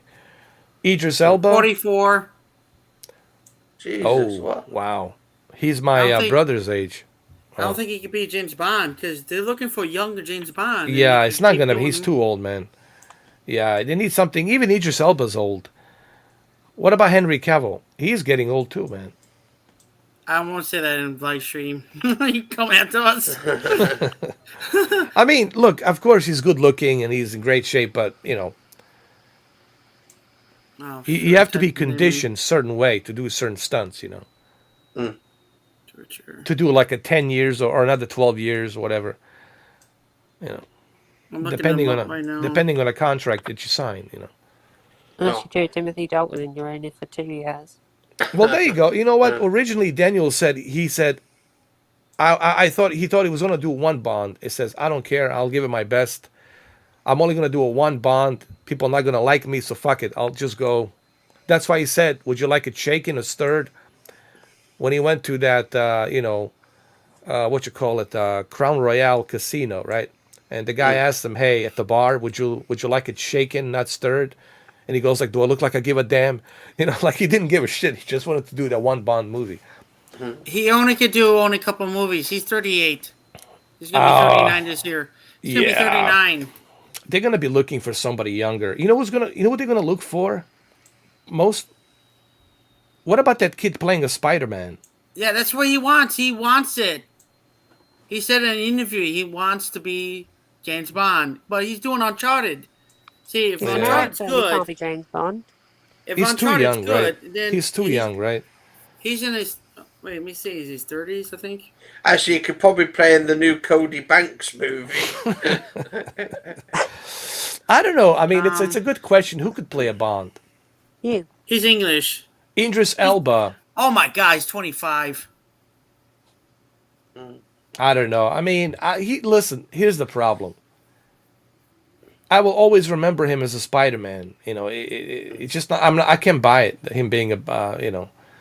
But look, that's what people said about Heath Ledger. Oh, he cannot play a Joker, right? But look at him as a Joker, right? Oh, You know what I mean? I think we should give everybody benefit of a Fair doubt, dues. a fair dues, man. Because Yeah. just because somebody doesn't even look, they made fun of Daniel Craig. Remember that he was skinny, man. It was a skinny bloke with the long blonde hair, blue oh eyes. He came in. yeah. He came in on that press conference, and that press conference was a fucking disaster in 2005. What is it? 2002 or 5. 2000, Yeah, 2005? you're right. Yeah. I think no, I think it was 2003 because they had to film the movie, prepare, and all that Yeah. pre-production. So it was probably 2004. Let's say 2004. And he came in with a boat with the Royal Navy. Royal Navy brought him in through the river of London. They brought him into the premiere, and then he looked like a skinny bloke, blonde hair, and no one actually bought him as a Bond. Like, nah, you can't be a Bond, dude. Look at you, man. You look like some guy who wants to sell me a fucking, ecstasy or some shit, down the fucking pub. So, but hey, look at him in Casino Royale. He got in great shape, and the rest is history. Oh, So, Actually, I'd say, heck, actually, give me like £2 million. I'll get into fucking great shape. yeah. And I'll tell you what, I'll do a fucking good Bond myself and all that. One thing I have learned in this cinematic whole process, looking at all these actors, is don't underestimate anybody. Even this new Batman, don't underestimate him, because you never know, oh, man. he got C19. Hey, Cameron, man, long time no Hey. Yo, see, yo, brother. yo, what's up? How are How you, have you man? What's been? happening? I've Oh, been pretty man. good. Can you guys hear me? Yeah, I can hear Yeah. you, man. I can hear you, brother. How you been? I've been great. How about you guys? We're doing Yeah, we're good. doing good. Doing good. How about you, I Brandon? It's been a long time. I'm yeah. doing. I'm. Oh, my dad's not good, so yeah, Sorry to hear that. yeah. So what's the Yeah. topic of the live stream, or is it just Ah. random?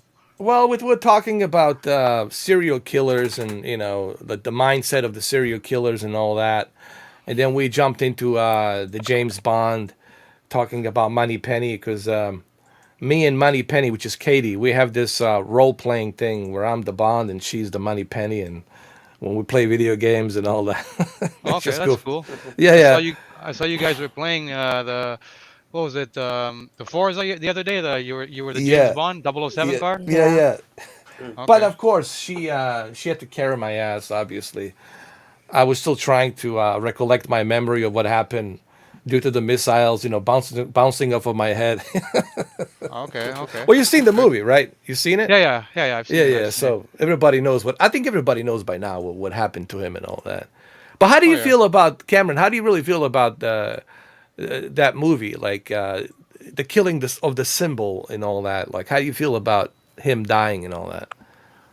Well, are they planning to make more of them with the new girl, or is it going to be a whole different cast? I mean, I feel with the James Bond, they always have to change a character to carry the torch. Before it was what Pierce Brosnan and who was it? And then they had what was his name? All the other Bonds before. But I think now they're going. I think they're going towards a female Bond. Is that what I heard? That's what I'm hearing as well. Either a male or a female. But now they're saying they want that. What's her name? That Spanish girl from Cuba. What's her name? She was in a No Time to Die. Like, she wants to be the new Bond. God, It's she was. really I forgot her name, sorry. but you guys know what I'm talking about. Oh, Arma de something. I forgot her name. I know you're talking about. I just don't remember her name. Yeah. Now she wants to be a Bond. She wants to be a Bond girl. To take over. Weren't they? I remember. I think I remember like 6 7 months ago before they released the movie. They were originally talking about the actor Idris Elba. He was in the movie with he was the bad guy in the movie with the Rock and Jason Statham. The Fast and Furious. What is it? Hobbs and Shaw. You remember oh the Yeah, black yeah, guy? yeah, yeah. Sean Hobbs. I thought it was good in it though. I thought it was pretty cool. Yeah. Because they were Yeah. they were they were actually thinking of using him first. But I think he got COVID, and I don't know if they maybe they didn't use him anymore. But I thought he would have been a pretty good choice because he's naturally Yeah. got the British accent, Oh, he's and British. he's He's definitely yeah, yeah. and he's got a good like he's pretty active. So I think he would have fit the role pretty good too. But at the end of the day, I think it's gonna really come down to, because at the end of the day, when they make these big decisions, it comes down to money, right? How like Yeah. like they remade the Ghostbusters, and they made it with an all female cast, and it bombed, Yeah. right? So then they remade the new one. I think it was Ghostbusters Afterlife, and then they went back to the original idea, and they even brought back the old cast because they realized this new cast wasn't cutting it financially, right? Yeah. So they don't, because James Bond, it's a huge franchise, right? And it's got a huge following of loyalists. And if they put somebody that the crowd doesn't, appease the crowd, then the movie is gonna flop. And at the end of the day, it's all about business, right? So in the same time, they're trying to appease, this new generation. You know, I'm trying not to say me too, but I'm trying to say, they're trying to appease Oh no, it all this, is.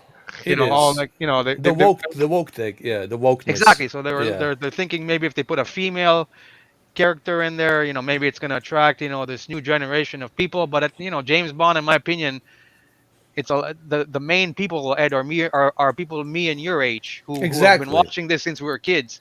New Yeah. people, they don't know anything about these new generation, this new era. Like they might watch it, and a couple of they might watch a couple of movies, but they don't have the following that we had. So most of the people who follow these Yeah. these old characters are people our age. And our age, if we don't like the character, we're not gonna be into it. Exactly. So And this is the one of the things that people in UK and even here in America are complaining about is, they have no problem Daniel Craig not being the Bond. It's the yeah, fact that they killed the yeah, symbol yeah, for yeah, yeah, 50 yeah, years. Yeah. And I think you might be onto something. They're trying to like appease to the new generation. They know that we are dinosaurs. I'm a dinosaur. We're all dinosaurs. It is what it is. I'll speak for myself. I'm a dinosaur. So they want to appease to this new generation of whatever wokeness and all this Me Too movement, whatever. And I think that's what they're gonna go for. That's where the money is, I guess, and that's what they're gonna try to appease. But is it really that's where the money is? Because people didn't really like the movie came out very quickly to the home to own to buy it. You can buy yeah. it for like 12 quids, $12. I think that they made a mistake, in my honest opinion, because there's a lot of flack that they're getting from both here and UK and around the world. They're saying, "Hey, man, this is some woke shit. You killed the symbol. It should have Yeah. been passing of the torch. They should have done something like where he's passing the torch. He saves the day and he's passing the torch. He lives out in the sunset, goes out, live out with his family and happy ending. And a new Bond comes in, you know. Yeah. Maybe he can make a cameo once in a while to tell the new Bond, here, I'll help you out. I'll show you some tricks. But again, they're appeasing Cameron. They're appeasing to certain groups of people. Even the Eternals is the same shit. Same with the movie I just saw it, Eternals. It's like, oh god, Yeah. oh god, I actually watched that movie like I think a week and a half ago, The yeah, Eternals, and I don't know. Maybe I'm different than most people, but when I watch a movie nowadays, I have low expectations yeah, compared to when I watch movies in the 90s. When I watch movies in the 90s, I have huge expectations. Like when I watch a movie, like most people today, when they watch a movie, all they talk about is special effects. I'm like, to me, in my opinion, the best movies don't have any special effects. It's all great acting, great story, and you don't find that nowadays, right? yeah. So I watched Building the of the Eternals. character, yeah, Yeah, yeah. When I watched the Eternals, and I remember my buddy before when the movie was coming out, he was like, "Oh, this is gonna be amazing. It's gonna be like the next fucking." Can I swear? Am I allowed to swear or no? Oh, you can swear, yeah. Okay, because Just, my just, yeah, just yeah, don't mention this, yeah, yeah, so we yeah, yeah, cannot yeah. talk about that, Yeah, yeah, because the you know me, jab, the naturally I jab. have because you know me, I used to call you crazy 4K. I'm crazy Yeah, Cam with the swearing, I know, I know. but but but my buddy was talking. Oh my God, Eternals is gonna be the next Avengers. It's gonna be the next, what was it? It's gonna be the next big thing. Yeah, And I'm telling him, buddy, look at the cast in it. When have you seen a movie with Angelina Jolie that is quality? I mean, I liked her in the Tomb Raiders. That's okay, yeah, but when I look at the cast of the Avengers, I told of Eternals, I told my buddy, this is not going to be good. This at best, this is going to be like a 6 out of 10, right? Yeah. So finally, last a week and a half ago, I watched it, Hmm. and in the beginning, I'll admit, some of the special effects, when they show the creatures, I forget the word, I forget what they call them, I forget it looked Um, pretty cool, right? yeah. And then and then and then when the story started to progress, I'm telling myself, man, this movie, because this is supposed to be after, End what game. happened with Thanos. Yeah, it's exactly, it's End supposed game. to Yeah. be Yeah. everything that happened after Endgame with Thanos. And I actually, I'm not a big fan of the Avengers movies, but I thought the Endgame and well, the last two Avengers movies, I thought they were pretty good for Oh what they yeah. were. They made the And billions of then dollars. They're pretty good yeah, job. yeah, So yeah, yeah. yeah. And then when I watch the Eternals, I'm telling myself, man, this is like the only thing that this movie has for it is it's trying to carry the name of the Avengers, but everything else doesn't feel like an Avengers. This feels like something else, and it goes with that. They're trying to appease today. They're trying to appease what's happening now in the world. I think Yeah. you know what, we even got to talk about, because I know you also love the Matrix. We got to talk about the Matrix and the Oh Matrix God. debacle, because I seen, I don't know if a lot of you guys are maybe not our age, but I seen the original Matrix in the cinema day one. Oh I yeah. seen it. I seen the second one in the cinema day one. I seen the third one in the cinema day one. Now, even though the second and the third one, are not in the same, level or realm as the first one, I still liked it as a trilogy. I bought the DVD trilogy, I bought the Blu-ray trilogy, and I even bought the 4K trilogy of the original three. So I hold those movies like the Bible for me, right? And then when the fourth one was coming out, once again, my buddy's telling me this is going to be a masterpiece. I'm like, no, it's not going to be a masterpiece. I love Keanu Reeves. Keanu Reeves is from my city, Scarborough, Toronto. I love the guy, and I love the Baba guy. Yuga. Yeah, yeah, exactly, right? Exactly, right? So, and I told my friend, I don't know, man. I think, I think that they're going to try to appease today's society. I think they're going to try to do this, Me Too movement and all this stuff. And Keanu Reeves, he's a nice guy. He's going to go along with it, you Yeah. know. And right away, when I seen the trailer like 5 months ago, before the movie came out, the first red flag I was telling my friend is, there's no Lawrence Fishburne. What the fuck is this? Right? Exactly. No, there's no Lawrence Fishburne. I mean, this other black guy that they use, he might have been a good actor. I think he was in the movie Candyman. He was the Candyman, the Uh. horror movie. So I said, okay, he might be a good actor, whatever. But how can you have the Matrix without Lawrence Fishburne? Because Lawrence Fishburne is still there. Mm. And that was my first red flag when I seen the movie. And then another red flag that when I seen the movie, I told myself, I was telling my friend, why did they make Keanu Reeves look like John Wick in the movie? You know, in the Matrix, Keanu Reeves has his own look. And I don't know if you noticed, but if you knew, but they filmed the Matrix and John Wick 4 in the same time, and they decided to go with the John Wick look because for some reason in their mind they think that the John Wick movies are higher or more quality movies than the Matrix, which I disagree. I love the John Wick movies, but I don't think they're as on the same quality as the Matrix, the first Matrix, the whole story of the Matrix. But Yeah. they decided, you know what? We have to pick one. We can't shave Keanu Reeves' head because we need him to look like John Wick. So we're gonna make him look more like the John Wick. So that was like my second, ding on the movie when I was in the preview. But then I said, you know what? I'm still gonna watch this movie with an open mind. And when Mm. I'm watching the movie, I kept telling myself, why do they keep showing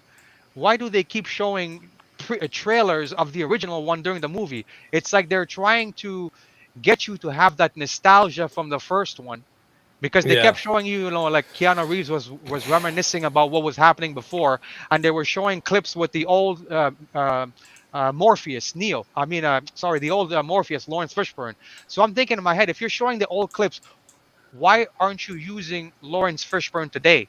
Then why aren't you putting him back in the movie today? He didn't die in the original ones. He's still there. Yeah. And then I actually seen an interview where they asked Lawrence Fishburne, why didn't they use you? And he says, I don't know. But I think it's because the guy gained a little bit of a weight and they didn't think he was He's gonna look old too. good. Yeah, yeah, yeah. But but I think that's why, because he didn't look, they're trying to appease this new culture. You gotta look good, you gotta be sexy, you gotta have a certain image. And Lawrence Fisher now he's got a belly, he's older, Yeah. and they probably figured, we don't want to use the Well, that's guy, how he should be. He should be like that, Yeah, Like I want him to be an older. I want him to be the same way. But you yeah, see, this is what's happening in today's cinema. Like you said, they're appeasing to this new generation. What they're doing is this: they're using these old franchises, right? yeah, Whether it's the Matrix or maybe even a Fight Club, right? Which I'm sure yeah, they're going yeah, to use the Fight Club and try to do another remake. What they're trying to do, they're trying to use these old licenses, successful licenses from the past, and they're trying to transform it to be appeased for this current generation. And that's exactly what they're doing. So that's why they don't give a shit how we feel. oh Us yeah, who grew up watching Die Hard, they're gonna change Die Hard as well. It's gonna be a of female, course, trust me. It's gonna be John McClane's daughter. She's gonna be now doing the whole thing. Same thing with the Indiana Jones passing on the torch to his daughter or whatever. So they're just trying to go back to all of these old movies, these old franchises, and they're bringing them back and they're transforming it into this new generation. That's what they're doing with the James Bond. They killed off this Bond, so now we can bring anybody. We can bring a yeah, female. We can have her with a short skirt running around and a brassiere holder, with a cleavage and all that shit. Well, they're not gonna do that actually. As a matter of fact, she'll be very conservative. Like a tie like up to here with a tie and everything. You're not gonna see anything. It'll be fully No clothed Bond. cleavage. Nothing. but one thing about the Matrix 4 is that Carrie Ann Moss, she aged beautifully. She still looks, I think she looks better now in her 50s than ever Oh yeah, before. Even Keanu Reeves, the guy looks like he doesn't age. The guy's like in his mid 50s, yeah, and he looks like he hasn't aged. Have you yeah. seen the other guy when he made? I don't even remember his name, but you remember when Keanu Reeves used to make Bill and Ted's Excellent Adventure, Oh, whatever? he looks, man, like he's been through hell. Yeah, exactly. The other guy looks like he looks like Charlie Sheen after a Yeah, crack binge. You know what I mean? yeah. He But looked like he Keanu came Reeves, from like a AAA meeting, like from yeah, some yeah, yeah. rehab shit. He But came out. Keanu Reeves, man, whatever and you know what? And Keanu Reeves, he's a heavy cigarette smoker. If you didn't know, and for some reason, the guy aged amazing. Yeah. So when I watched it, that's one of the things I said. You know what? These two, Keanu Reeves and Carrie Ann Moss, they aged amazing for people their age. Oh So yeah, man. Especially her. She said she did a lot of yeah, like spiritual, like meditation and all that, like a Buddhism and all that. So she's very spiritual, connected to the spirits, and she does a lot of yeah, meditations and all that, practicing meditations, eating healthy, exercising, spending time in the nature in Canada, because I think yeah, she's Canadian as well. And so both of them are Canadians, actually, yeah, both her and Keanu. But it's funny, I was watching Keanu the other day on a Speed, 1994 Speed. yeah, And, this guy really has never, let off of that action. He was always to me an action figure. It's just we yeah, never considered him an action figure. When you look at Point Break, when you yeah. look at Speed, Keanu Reeves always had that. Even Yeah, Constantine. yeah, he always had that action figure. It's just it was until John Wick that we really kind of like unlocked him and unleashed him to like this is really who he is, an action figure. And then of course the Matrix. I mean, crying Yeah, out loud. So yeah, there's a Keanu's one of its kind, man. He's definitely one of the unique actors out there who's been through a lot in life, and he's able to oh yeah, his focus and do his thing. For sure. there's a video where they show Keanu Reeves filming John Wick, and he does every single stunt himself. Oh yeah, And the video, when you watch the video, when they're filming the scene, I think it's in John Wick 2 when they come to it when they come to his house, and I believe they blow up his house in part 2, but he fights them inside the house, and they show that entire scene of how they film it. And when you see Keanu Reeves do all the moves, it's like watching when Jackie Chan, because Jackie Chan used to film all his own stunts, and they show you like Keanu Reeves, he's wearing the suit, he's jumping around the table. It looked insane, and yeah. you really appreciate because a lot of actors today they don't want to do their own stunts. And the guy Keanu's like, no, I'm doing all of my own stunts, and it was actually amazing to watch that stuff. Yeah, So, I like actors like Tom Cruise, Daniel yeah, yeah, Craig, Keanu, all of these guys doing their own stunts. Even Tom Hardy to a certain extent. It makes the movie obviously more believable and better yeah, because you see that's the really that guy doing it. yeah, it is dangerous. Of course, these stunts are dangerous, and especially with this whole thing with Alec Baldwin. That's definitely gonna you know put even more precautions on how to handle a gun, how to use it, check the bullets, and all that stuff. You know, but I don't know if we should compare Alec Baldwin to the major Hollywood studios because people got to remember something about Alec Baldwin. That was his production. Yeah. He was a producer of that movie, and he went the cheapest route. He couldn't even pay for people's hotels. He told people, "Hey, we're in New Mexico. In New Mexico here, go you find yourself a hotel, whatever." And then who he hired to be in charge of the ammunition and guns. So it's a whole different subject. But if you got a big production like Lionsgate or Universal, 20th Century, right, Warner Brothers, Paramount, these are like Columbia Pictures, Sony. Those are big productions, and they have professionals, and these professionals make sure that no mistakes Yeah. are being made. But see, this is the problem. You got a lot of these small budget movies going straight to Netflix, going straight to all these other outlets out there. Hulu. Well, what else we have? Amazon HBO, Prime. Amazon Prime, yeah. So that's another But thing if that sucks because a lot of people now can make movies, and not all of them are good. Some of them they suck. They're just terrible. But that's the kind of film industry we have, where anybody can put their movies if it's approved on Amazon Prime or Netflix or all these other outlets. And in this case, Rust is a great example. Like you see, a cheap production, a producer being very cheap, and what do you got? Someone's life. It's taken away from them because of producer being cheap. Oh, go ahead, Katie. You want to say something? Katie? Huh? Oh, you know about to say something? I heard you say Oh, something. I'm talking to my mum. All right, but if Money he's Penny.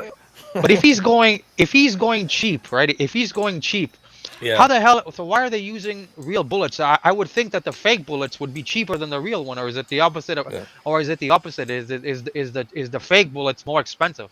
Well, here's the thing. I think that that's why the investigation needs to get to the bottom of it. Who ordered these real bullets? Someone had to order them. And what about the company that's selling it? And the company that's selling it should be held accountable, and they should be prosecuted. So there's a lot of red flags here. Like, why is no one going to jail? A person's life has been ended. No one's going to jail. Something's wrong here. I'm not saying you should put Alec Baldwin. I'm sure the guy had no intention of killing that woman. Okay? But someone made a mistake. Someone screwed up majorly here. Somebody was totally careless. Okay, if it's not the person who was ordering the bullets, then it has to be the company that was distributing the bullets. There was supposed to be prop fake bullets, right? The dummy bullets, right? So they need to investigate that company.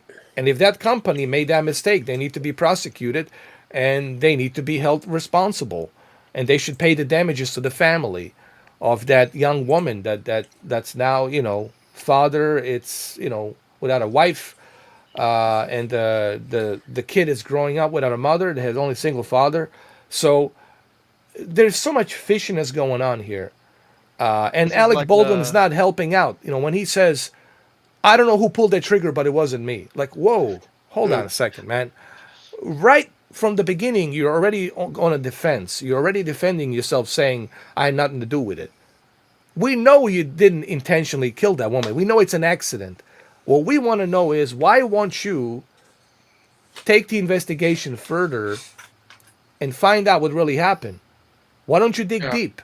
Find out who this company is that was supplying these ammo crates with these fake bullets, dummy bullets, supposedly dummy bullets. Okay? Because they find a lot of real bullets in there. So what Yeah. happened to this investigation? Why is no one talking about it? What's happening here? A human life has been lost. Do we even care about human life these days? It This makes me is wonder about this fucking thing. this is almost like reminiscence of the time of what is it, like 20, 30 years ago when this happened to Brandon Lee. You remember the Yeah, actor, Brandon Lee. Bruce Lee's Yeah, son? Same thing. yeah, He was In shot The Crow. filming. Yeah, exactly. He was shot.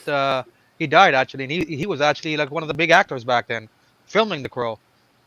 yeah. So There has to be some kind of accountability, man. I mean, my only problem right now, Cameron, is today's society is that it seems to me it's some kind of like dog eats dog, survival of the fittest, fetish, blah, blah, blah, what do you call that? Survival of Survival of the fittest, fittest. Yeah. fittest. Whoever's the fittest, selfish, narcissistic asshole out there, and we got plenty of selfish, narcissistic assholes in this world. It's never a shortage of them, you know, like a Blofeld type out there, right? And why is it that no one's taking any accountability? You know, people are dying, even with this whole, you know, no one's taking any accountability. People are dying, and that's the problem, and that's the one thing that scares me about this future of this world is this is not going to end up good. This is not going to be a happy ending here. We have to go back to the old values of taking the accountability. I believe in giving people second chances. I believe in giving people even three strikes and you out, right? But the problem is no one's taking any accountabilities, you know? I want to live in a society where we take accountability for what someone does.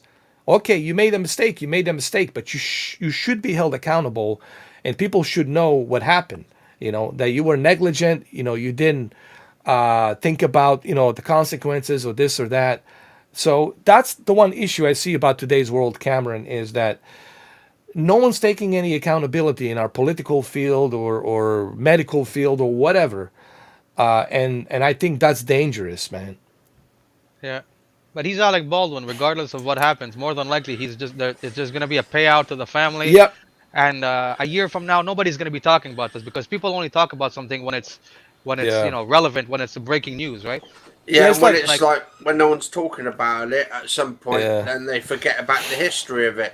And what's Oh that yeah, old saying? If you forget about history, you're doomed to repeat itself. And then the next time there'll be another shooting, accidental and stuff. And where does it stop? Well, I don't think it's ever going to stop. As long as there's a human on this planet, you're always going to have this greed, selfishness, control, power. You're always going to have all of these elements. That's part of our human nature. It's always been like that since the Homo sapiens separated and became the Honeman, right? It's like the whole thing. It's part of our human DNA, man. It's always been like that. You know, it's gonna have these secret societies. You're gonna have these clubs. You're gonna have these politicians running for power, control. It's always gonna be about what it's always been about. You know, power, control, greed, selfishness. It's been part of our human DNA for since we started. It has never Centuries. changed. It's never changed. And I tell people, if you can prove me wrong and show me that it has changed, I would like to see the evidence. But it has not changed. It's always comes down to the one thing. I want to be number one. Fuck everybody else. I want to manipulate people. I want to use people so I could be the number one. Look at Putin, how he got into power. Look at our politicians here in this country, how they got into power. Look at even your country, parliaments and whatnot. I mean, I can go on and on and on and on. And the only reason they got rid of mafia is so that way they can be in charge and they can control everything. Because Italian mafia almost got to a lot of different things, controlling the unions, controlling the politics, and of course they didn't want that. They wanted the mafia out of that so they can control and take no responsibility. They can do these 20-year long wars in Syria, Afghanistan, Iraq. 1.2 million people can die and they won't take any fucking responsibility. Just like they took no responsibility for 13 Marines, one corpsman that died. They took no fucking responsibility for that. And all the civilians that died on that fucking waiting line, on that Bagram airport. Was it Bagram? What was it? No, it wasn't a Bagram airport. It was the other airport. Either way, my whole point is this. The human DNA hasn't changed. Yes, we have evolved with the technology. Yes, we have these equipments that we can talk to each other, connect to each other. We can send rockets. We can build these F-22 Raptors and whatnot. But our DNA is still the same. Manipulation, control, narcissism, selfishness, and greed. Look at Jeff Bezos. Does he look like he loses any sleep over people dying? I don't fucking think so. No. He only cares about ones and zeros. This is, people can disagree with me all they want, but this is a fact. This is a factual fact that's been documented over how many? 3,000, 4,000, 6,000 years Yeah. of humans. You know. Go ahead, Cameron. You know what was I watched a Netflix movie. You've probably seen it. It's called Don't Yeah. Look Up. Don't Oh Look yeah. Up with Leonardo DiCaprio and was it Jennifer Lawrence? Yeah. And I actually like the movie. I mean, it's good for a one-time watch, but I think that movie really puts, even though the movie is like, it's supposed to be like a comedy, there's a lot of like reality of what's happening in the world today, and it puts a lot of things into perspective that people don't see. So like the world could really be coming to an end today by an asteroid, but nobody would believe it. Everybody would be more interested in what's happening with Jay-Z and Beyonce, right? Like in the True. story, right? So, like and that just goes to show you that people's attention nowadays, it's completely different. Like we thought like you were just saying, yeah, we have all these devices that make life easier for us. You can take a picture and you can share it with anybody instantly. Now, when I was growing up, we didn't have any of those things, right? So everybody have to you have to write a letter, you have to write a mail and send it. Maybe a week later, maybe your family will get it if you're lucky. But now you don't have to do that. But in the same time, a lot of the technology we have today has actually made us regress. It hasn't made us move forward. It's actually made you gone backwards in a lot of ways. So When true. when I was a True. kid, growing up in Montreal, Canada, everybody played ball hockey.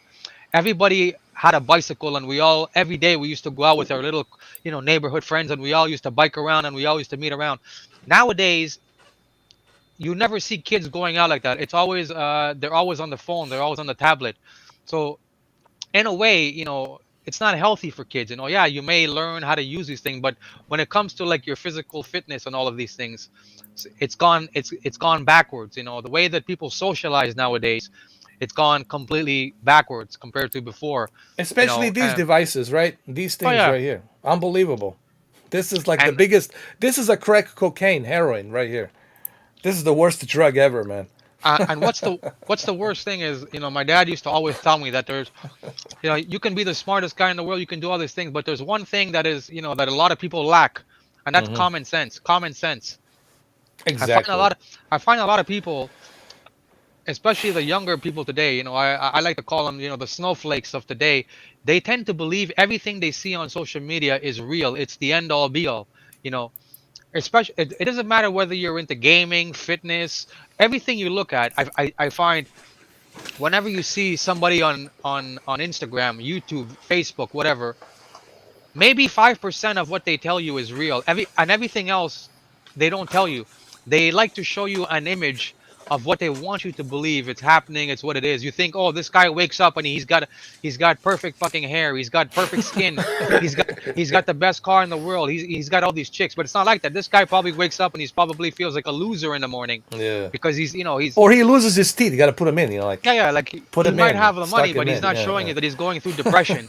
All of these things, and that's why you hear these guys, they commit suicide. You're like, how the hell did this guy or this girl kill themselves? And they had everything on the world.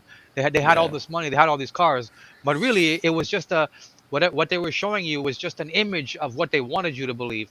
And if anything, you're probably doing better than they are, and you just don't realize it because Exactly. social media will make you think that your life is shit and their life is better. Like I'm watching this video and I see, like right now there's a trend where I watch these guys, they put the fancy car and they play the scene from Dark Knight. Yeah, they there's a scene when Bane is like, you have been molded into the darkness. I was Yeah. born into it. And they Yeah. show the guy with the fancy car, the girl with the fancy car, and you think, holy shit, I'm driving a fucking 1995 fucking Civic, and this Yeah. guy's got a fucking 2022 Lamborghini, and you're thinking, holy shit, my life is crap. But it's not realistic. This guy probably rented the car to make that video. You know, Yeah. and so I tell people, like especially the young people now today, they can't differentiate what's real and what's not because everything they see is designed to be fake. It's like fake titties. Everybody thinks, until you realize, but the world we live in today, that's what it is. Everything is phony, right? It You is. know, Now, speaking of phony, Katie Wolfov just says, Money Penny just said that she's cooking eggs with 007. Oh, your phone was cooking eggs with 007. Well, Money Penny, bring the eggs. Let's see them. Oh, Lord. No, you're so right. Honestly, when you think about it, this technology, it's like in that movie Fight Club when Tyler Durden, Brad Pitt character, says to, what's his name? The other guy, Edward something. And he said to him, the things you own end up owning you. Yeah. We look up to, all these commercials and advertisement, dress like this guy, dress like that guy, be like that guy, drive the same car he drives. All of this, it's, if you think about it, if I was a Blofeld, let's say hypothetically I was some evil fuck that wants to control the world, right? Yeah. What better way for me to control the world? It's by social media, movies, video games, clothing line, supermodels, and sex. Sex always sells every single time. Put a life-threatening big titties with a big ass, and that's it, man. You're gonna, make your whatever you need to make. All of these influences, right? Technology, phones, all of that can benefit someone. Like, let's say, if I'm an evil fuck, like I'm an evil Blofeld, part of the this evil organization called the Spectre. It would be Yeah. very easy for me to control everything, control the banks, control the justice system, control the media, control the pharmaceuticals, all of the above, and wage wars, make these cold wars or whatever, these conflicts to profit money. So, no, this is where I really come to one conclusion, that it wouldn't surprise me if such secret societies did exist, because they definitely have influenced everything in a negative way, but only to benefit themselves, not to benefit the people. You look at people, they live like shit, man. Dirt poor. They don't even know if they can even get a, here you can even get a fucking healthcare insurance. If you want to get a good healthcare, you're looking about like $220 HMO. If you want to get a PPO, it's like 400 something a month. Damn. So Jesus. it makes you wonder who's really controlling this country, or who's really controlling the people here. And all of this stuff that I see, how people are being influenced in a negative way, it shows me only one thing: that it has to be that somebody's at the top that we don't know about, that we don't ever hear or see. That somebody's sitting on the top, making all these decisions for us. 10 years from now, 20 years from now, 30 years from now. And they've been making these decisions day one. It's just we never saw it coming because we didn't have technology and information to figure some of these things out, right? They were right in front of our eyes, but we never thought about it for a second, right? We look at the pyramid of the dollar bill. We just something they put some bullshit symbol, whatever, makes it look cool. Yeah, the old seeing eye, right? Who gives a shit? And I think if they do exist, which I'm sure they do, they would have to be behind all of this shit for whatever agenda reason. you don't realize, when you're younger, I watched you make a live stream or something about a week ago where you're talking about you don't realize what is important until you get older, and Yeah, it goes to show you, like, a lot of people, you know um they don't realize what is important until something tragic happens to them. And most people, I tell a lot of my friends, your perspective, even friends my age, I tell them your perspective on life is different than mine because you've never witnessed certain things that I've witnessed. You've never been sick in your life, right? Like, I'm talking about really sick, right? yeah, So you've never been sick in your life. You've never had cancer. You never had something that changes your life. So your perspective on life is different than somebody else because you've never been sick. And depending on, like, it may not happen to you directly, but you may have friends or family members who develop an illness or who pass away. So then that's going to change your outlook on life. You're going to, maybe before your life was based on, financial. You want to get the best job, you want to do all these things, and you think that is the way to get to the top, that is going to make you have, that is the best thing. And then sometimes the guy who doesn't have much or the girl who doesn't have much, they're actually happier than you, Yeah. because they've reached a point in their life where, okay, they can't afford to buy a big house, but they have something that you don't have. They have a home. It's different. Anybody can buy a house, but not everybody can have a home, right? Yeah. And and I tell my friends, my brother had cancer. He's okay now, but he had cancer. Oh, He sorry to survived hear that. cancer. Yeah, he had cancer in 2017, and Uh-huh. now he recovered. But Oh, that's good, man. I'm glad. yeah, I'm glad he's doing better, yeah, man. That's great. but that changed me that time, right? That changed me. Right now, one of my good friends, he's battling stage 4 spine cancer, Ooh. right?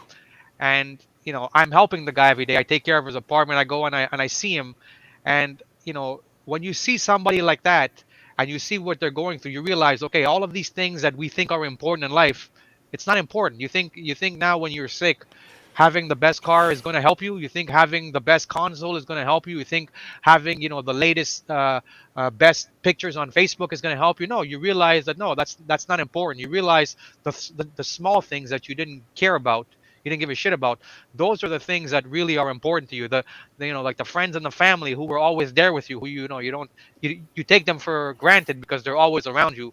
You realize that these are the people who are really important to you, not fucking Tom, Dick, and Harry Yeah. who aren't there. And I always tell people, when you get sick, or you go to, or even if you go to prison, that's when you're going to see who are your real friends and your real family, right? And When that's they when you're show also up. going to, Yeah. yeah, and then you're also going to see who are the fake ones, because the moment you get sick, you're going to see, oh, this guy, that guy's going to make excuses. They don't want to come and see you. They don't want to do this.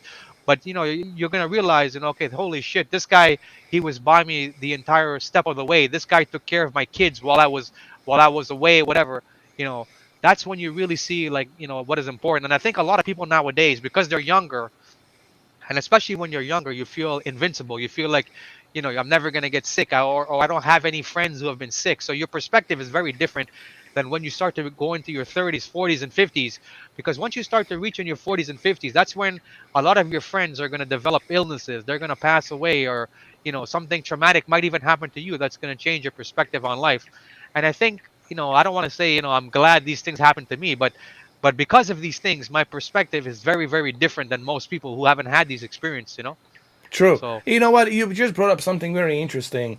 And of course, I don't know who's behind this influence, which group is doing this, but obviously somebody is aiming this at the young youth, at the young kids, because they know the young kids, they don't know any better. They just know what they see.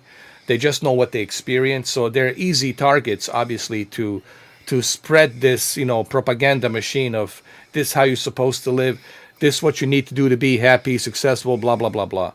But also regarding people, something interesting that Christian Bale said during a premiere of one of his movies. I forgot which movie it was, but he said somebody was asking a question about trust, about people.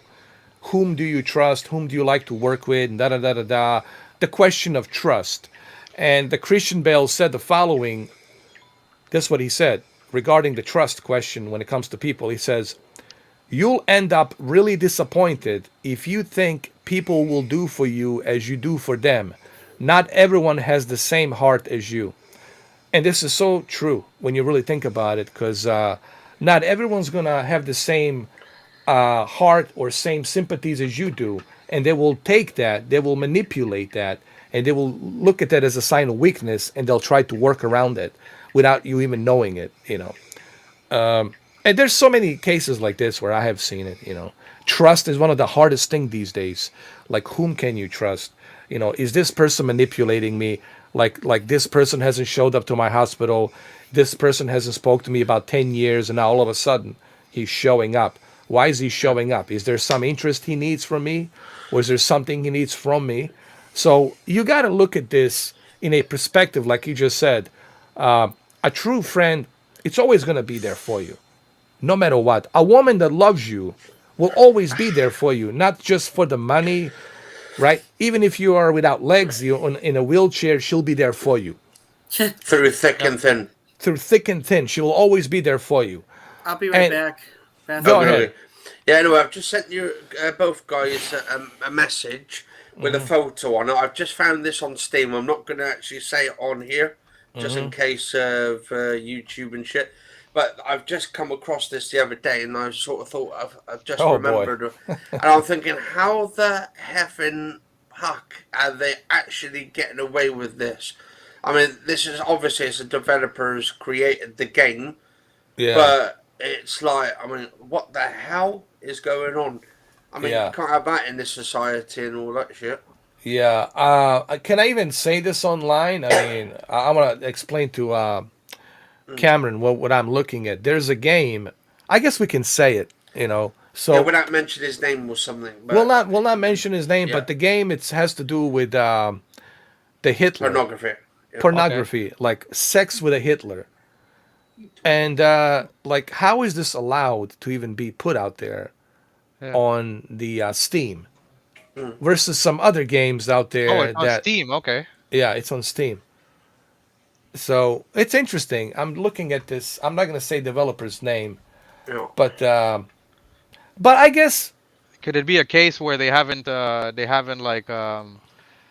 like seen it yet, and then and if they once they seen it, they would take it down? Like, I mean, like, is it like, because people put up some pretty crazy stuff on YouTube, and then I mean YouTube has to eventually filter it, and then they take it down. Could it be a case like that where Steam hasn't been notified about it yet, or do they? Oh or is no, there a no, process?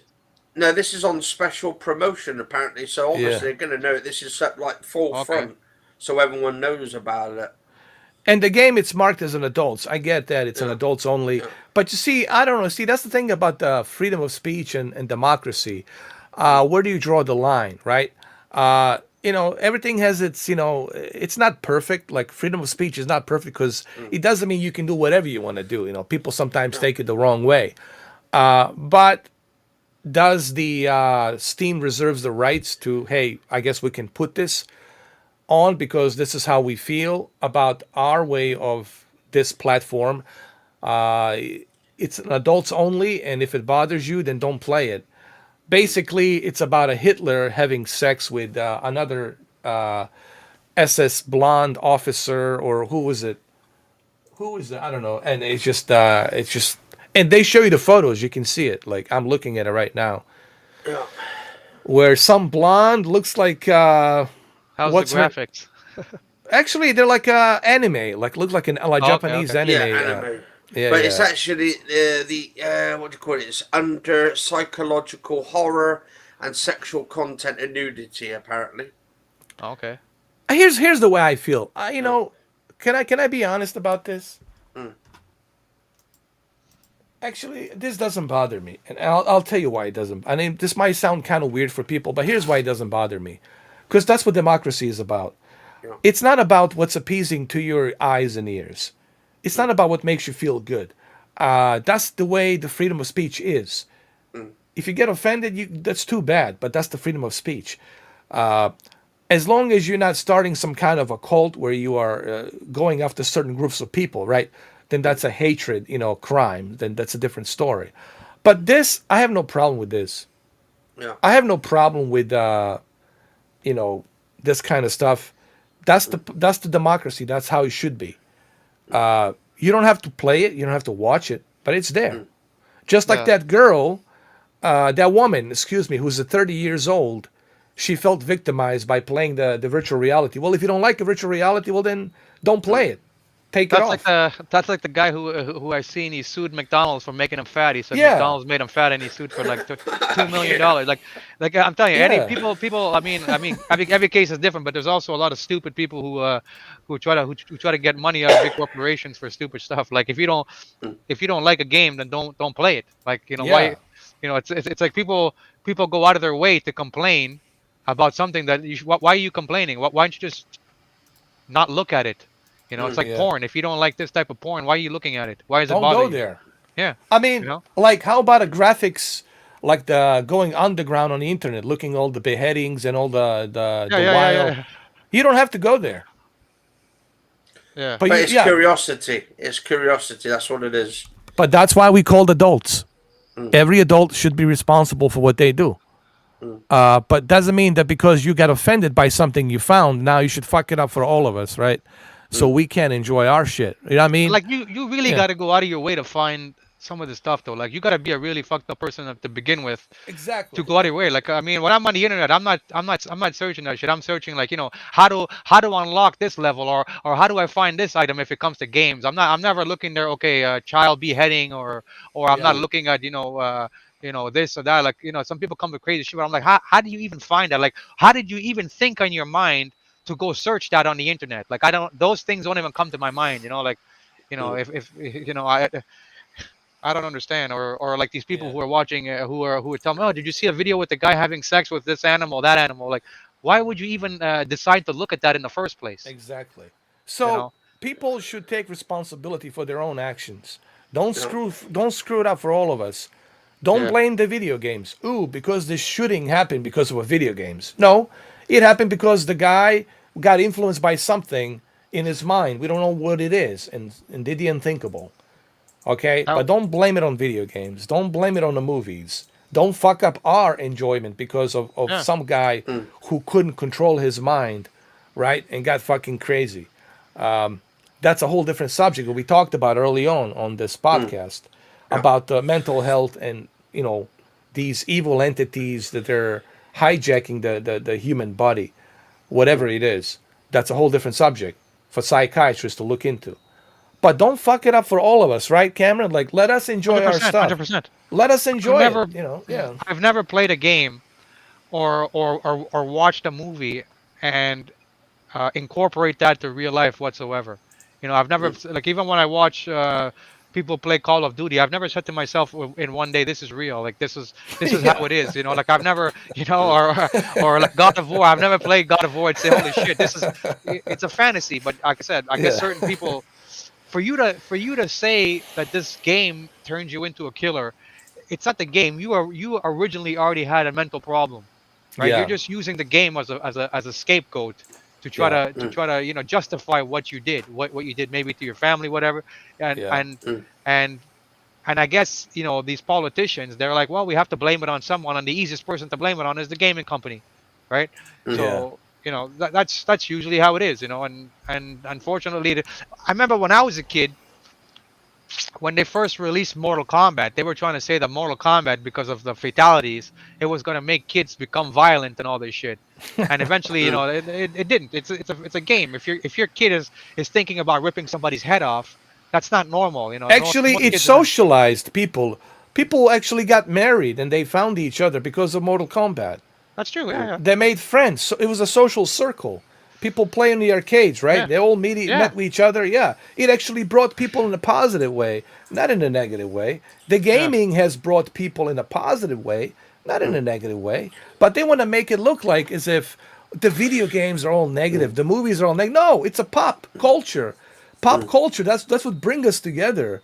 That's what that's what it's all about. Bringing us together, and having this generational gap differences. Back in the '60s, were a bunch of hippies, and then '80s, the geeks and whatnot, and then yeah. that's what brings us together. You know, Yeah. And 6 days later, Jeff got decapitated by his girlfriend. you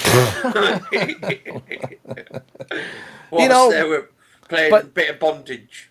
yeah, but here's the thing, man. The problem with this whole wokeness thing, and I have to mention the big Godzilla in a room or elephant in a room, is the fact that they all want to play a victim, but none of them wants to look at themselves in the mirror and say, I need to take responsibility for what I do.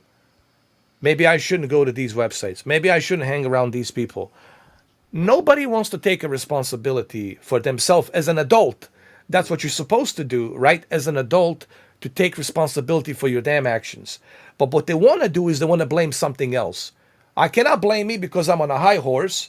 I'm this Karen and whatever. And I'm going to go ahead and blame somebody else. I'm going to find somebody else to blame. Me on my high horse, Karen, will not blame myself.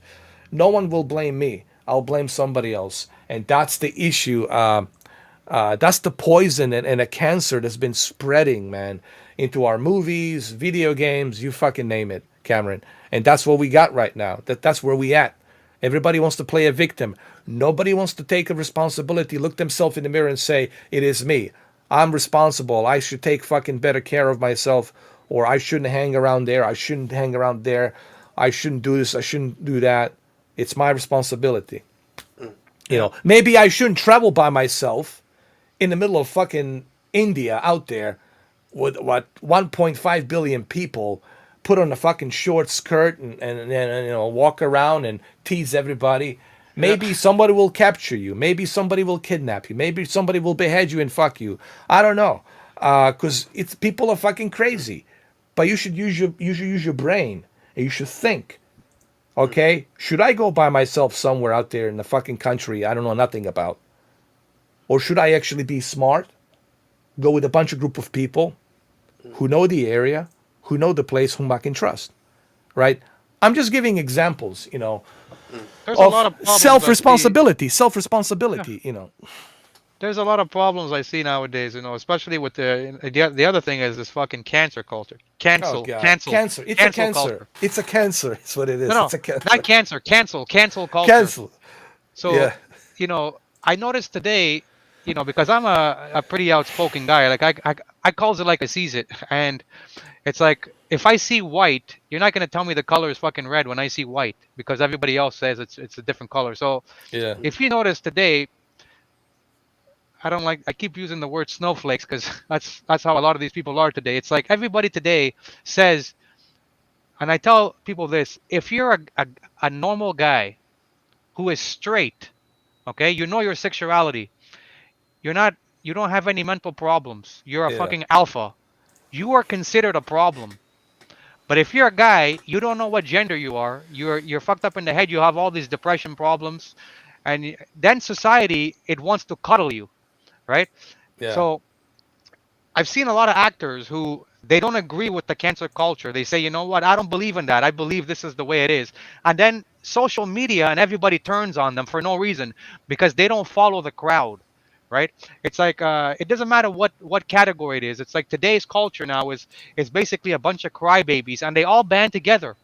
And they'll all say, if this guy doesn't follow our cause or this girl doesn't follow our cause, we will all turn on them, and all social media has to turn on them, right? And all the person did was they say, no, I don't agree with you. I believe in this instead. Yeah. And you're the problem. So that's how this is how the world is going to. So now you're seeing a lot of people, a lot of actors, they're afraid to express how they really feel because they're afraid that all of their following is going to turn on them because cancel culture has this movement and this power now that we have allowed to happen. In my day, Yeah. like I tell people, when I grew up with Eddie Murphy, Richard Pryor is my personality. So naturally, when I speak to people, I swear I have this personality. And now people tell me, no, Cam, you're too aggressive. You can't say those things. You have to tone it down because that's going to offend this person. That's going to offend that person. Or you have to accept that this is the way it is now. I said, why? It's like one guy was telling me, one person was telling me, because I have my niece, right? She's 11 years, she's Yeah. gonna be 11, and people were telling me, well, you know what? They shouldn't have, boy and girl washrooms. There should be gender. I'm like, what the fuck are you talking about? You want me to confuse my child, right? It's a boy Yeah. or a girl. That's the way I see it. I don't care what you see it, whatever you see it, right? And people are saying, no, that's wrong. I'm saying, why is it wrong? Right? God made you a man or you're a boy. If you don't know what you are, that's not my problem. Right? But you see, you just said something interesting, Cameron. The word "we allowed it to happen," and I think this is the issue, and this is the elephant in the room that people don't want to acknowledge. And we all want to point fingers at something, but at the end of the day, we allowed this to happen. We said, "Hey, when those two towers came down, we said, okay, we'll sign this bill called the Patriots Act, and everybody can spy on me. Everybody can see what I do, what I go, blah blah blah blah, what I watch.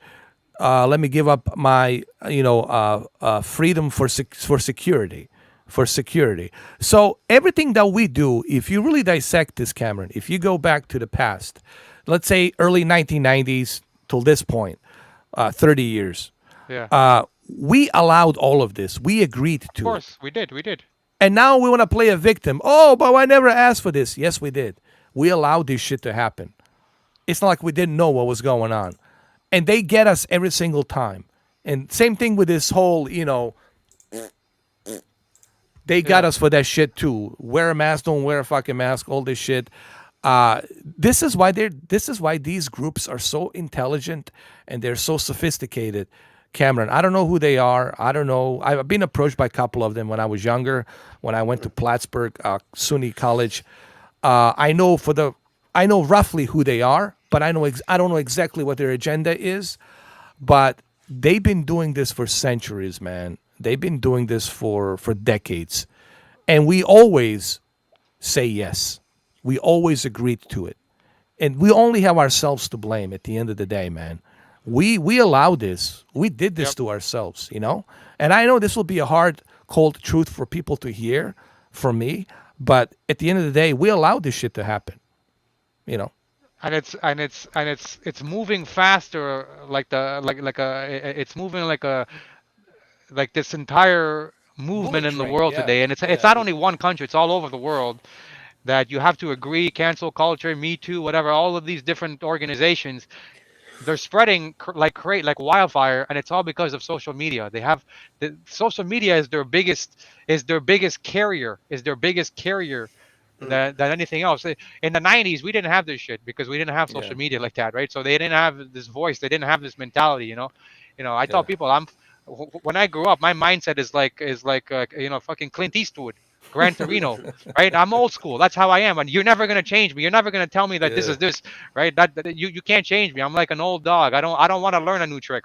I don't want to learn your tricks because I've seen your trick. I've seen where your tricks land you. Depression, exactly. mental problems. You fucking commit suicide down the line, right? So I don't want to follow your path, okay? I know my path, and that's what I'm gonna teach my kids, right? What I see, black is black, white is white. If you're a boy, you're a boy, or girl, or girl. Now people might say that's wrong. Well, that's you. You think it's wrong, not me, right? And like I said, I don't care what you do in your house, but don't tell me what to do in my house. Yeah, That's how I've always been. And Or the way I use it is the mathematics. Like they're trying to tell me that 2 plus 2 is 22, and I'm like, no, yeah, 2 plus 2 is 4.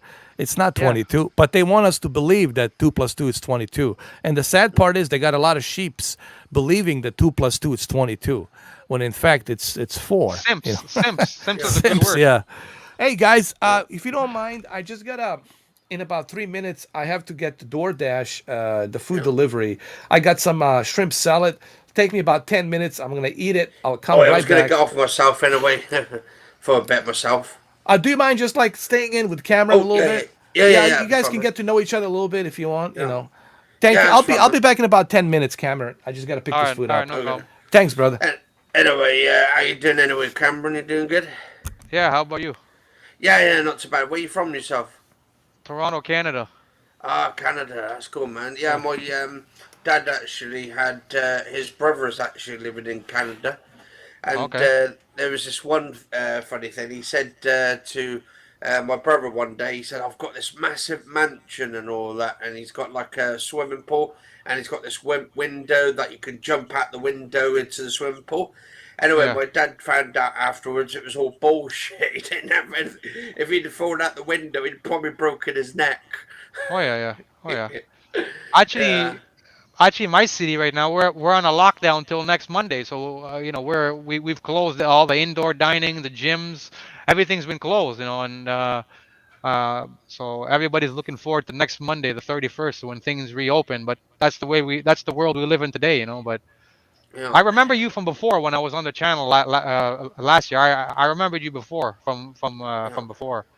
So Yeah, yeah. yeah, I've been on a couple, quite a few actually episodes actually into the series. Oh yeah. Yeah. I'm glad to be back, part of the channel, and I'll be Oh, here. glad to have you Would I be back as here? well. Yeah, man. Definitely So, good. what headphones are you using? I think I watched a live stream and you said you're using the Astros, if I remember.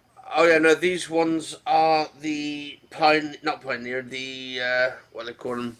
I'm a tech guy, that's why I'm into Yeah, tech. Sennheisers. Okay, okay, Yeah, so I've got nice. some Sennheisers. They're good for like just keeping my ears so I can't hear myself and all that. Yeah, because right now I'm using my gaming headset, Steel Series 7X, and I don't want to Nice. be using them too much for the podcast because I do a lot of online gaming with my buddies, and I want to save them for that. So I was actually going to ask Ed to recommend some cheaper headsets for me to use for the podcast with a microphone. Oh, well, JVC does some good stuff. Oh yeah. I saw one today. Headphones. but they're wireless, and I think they're like £25. Okay, okay. So I think it works out around about $30 or something. Okay, yeah, yeah, yeah. Because I was Oh, looking at some, because I told Ed I was gonna come back on the podcast, so I was yeah, actually looking for some cheaper headsets that I can use, hook them up to my PC. Wireless would be obviously better. So I was yeah, gonna actually inquire to him. Actually, I'm a tech guy. I know he's a tech guy too. I noticed Ed is using I think he's using the Elgato Wave 3 from what I see here, his microphone. So I was gonna ask him about that, yeah. just different topics, because I got so much to talk about. It's been so long since I've been back on the channel. All these games, all Yeah. this shit that's happening in the world, Xbox, PlayStation. It's gonna be great Oh, again. loads of it. So I mean, it's, so with PlayStation, I've just managed to get a PlayStation 5 about just over a month and a half ago. So okay. I've just got that sitting over at the table at the Oh yeah, moment. I've played it a couple of times and all that, but I'm I moving got at it the on launch moment. day. I Yeah. got it on Oh, launch day. My thing is it's that thing is it's on like 9 hours a day. It's a fucking it's a machine right now. Like jeez. yeah, I got a Series X as well. I'm not I'm not a fanboy of either console. I like them both. That's why I got them both. Right. My philosophy was I can't afford or I don't want to spend 4 grand on a gaming PC when to be honest with you I don't like most of the games I see on PC. Right. Yeah. All of the games I like are on console. So I told myself, why am I going to spend 4 grand on it? Well, I'm talking about Canadian dollars. Why Yeah. am I going to spend $4,000 on a gaming PC when I can go buy a Series X on a PS5 and have the best of both worlds? You know. Yeah, I So mean, that I've was just my got a gaming approach. laptop myself and all that recently, and I've been Yeah. playing a few games on there. But Oh you have yeah. to keep the actual power plug into it, otherwise the frame Oh rates yeah. Yeah. Yeah. go Yeah. dropping down. I think it's Oh something yeah. to do with the CPU or something, but it's still good though.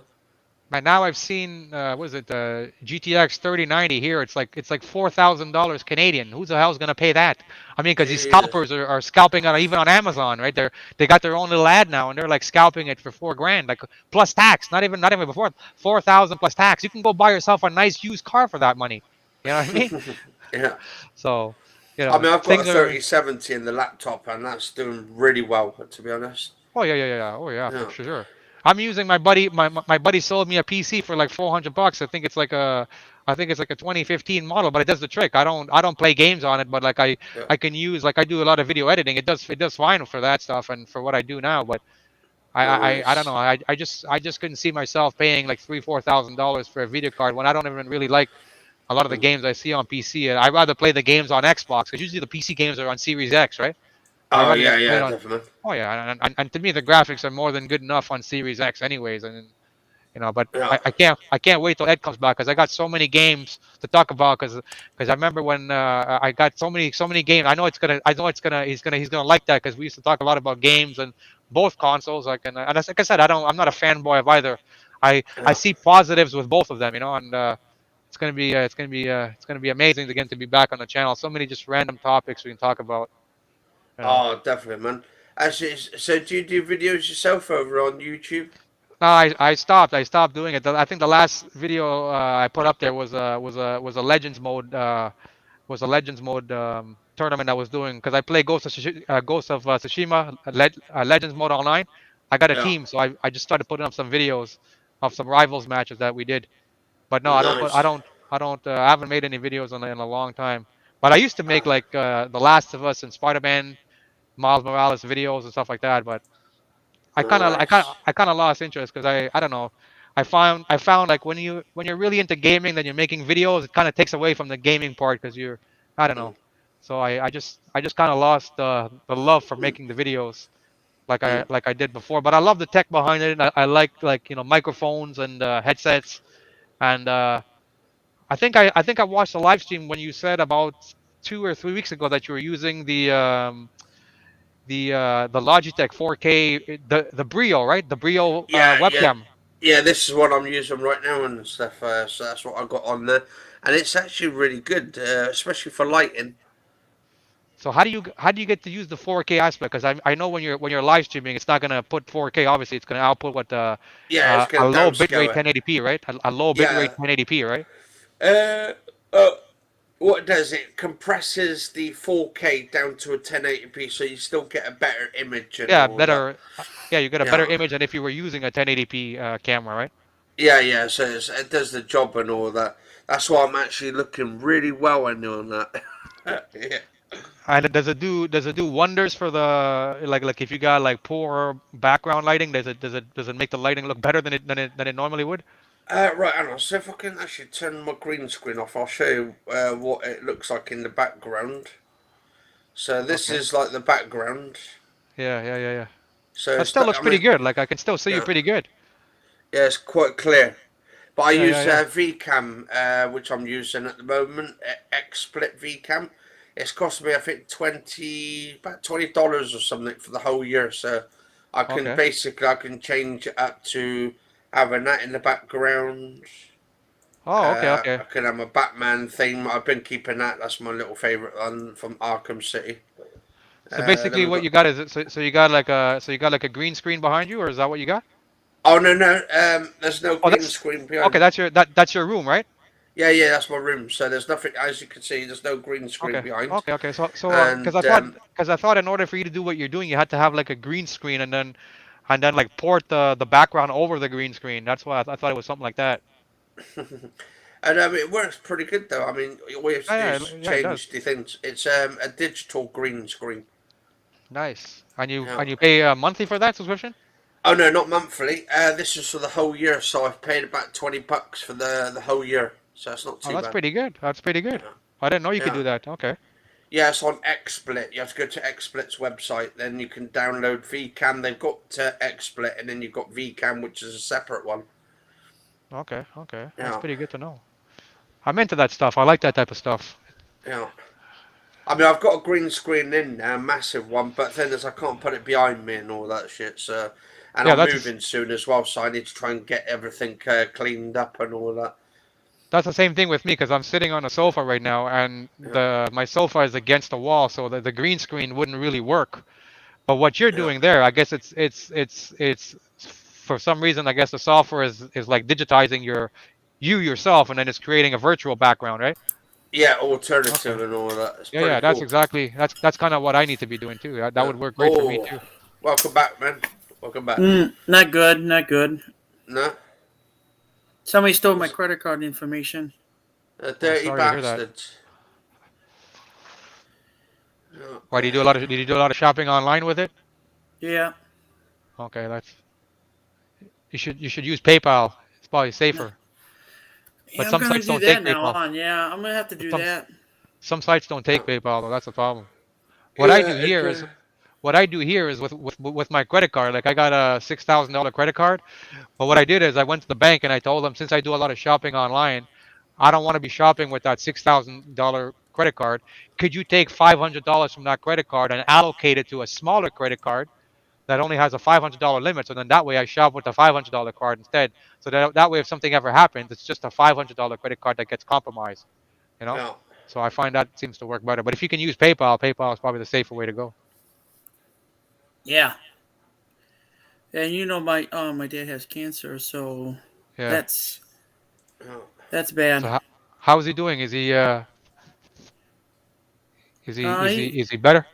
No, we'll find out February. We'll find out what day he can have surgery, or if he can. Yeah. Yeah. Well, my My prayers are buddy. with you anyway and all that on that, and hopefully your dad gets well. Yeah, nowadays, man, they can do amazing stuff for cancer. Like my friend, I was telling Ed, my friend right now Yeah. has stage 4 spine cancer, and um, they had to do 3 major surgeries on his spine. They had to basically reattach his spine and remove the tumors, and he's got to do chemo for 9 months, and he's got to do the worst. He's got to do the hardest chemo, and he has to take 90 pills, like 90 pills per day, Bloody and hell. he's 59, and he was my training buddy in the gym because I go to the gym every day. He's my training partner, and they told him that the only reason you're alive today with this type, because they told him stage 4 spine cancer is probably the worst cancer you can get, and they told him the only reason you're alive today is because of that damn gym. He But has it here. yeah, and my friend, Bloody he hell. went from weighing 220 pounds to now 100, about 140 pounds, Oh and it's not God. even and it's not even the cancer. It's the chemo and the radiation that's made him lose his weight because now he has no appetite. He's constantly nauseous, and everything tastes like poison. That's because of the chemotherapy that he has to do. So it's not the actual cancer that actually kills people. It's the treatment sometimes, and how strong you are. But cancer is it's a real bitch in the world today. Yeah, pain in the ass, definitely. You know. I wish there was a kill. Yeah, And I'll be happy. yeah, Yeah, well, hopefully he's okay. And I said nowadays in the world they got treatments they didn't have before, and it's a miracle what they can do with cancer, and uh, and the treatments they have nowadays. yeah. Did you get any PlayStation 4 5 games like Farm Simulator? That's a whole no, that's a whole topic. I was telling Anthony I was waiting for Ed to come back for with all these games because we got so much to catch up on. Right, like I got like I was I'll wait till he comes back. I don't want because I'm I'll, gonna I'll have get to say I'll it get again. my games too. Well, hold on. Because once Mr. 4K is back, I've got to get off myself a little bit because absolutely knackered. I've been sort of working yesterday, 8.5 hours just doing Unity work and all that. So Okay. yeah. So you're in the UK, right? What's it like over there? Oh, it's not been too bad. A little bit cold, but not too bad. In Somerset. Do you guys get a lot of snow over there? Not recently. We haven't had it for like I think 4 or 5 years now. Probably Okay, we about had 4 years. we had 3.5 feet of snow here in Toronto last Monday. Bloody hell. Yeah. So Oh, what's that? Some nice stuff there. Katie says the UK smells like beef. Beef. Oh yeah, something like that. Yeah.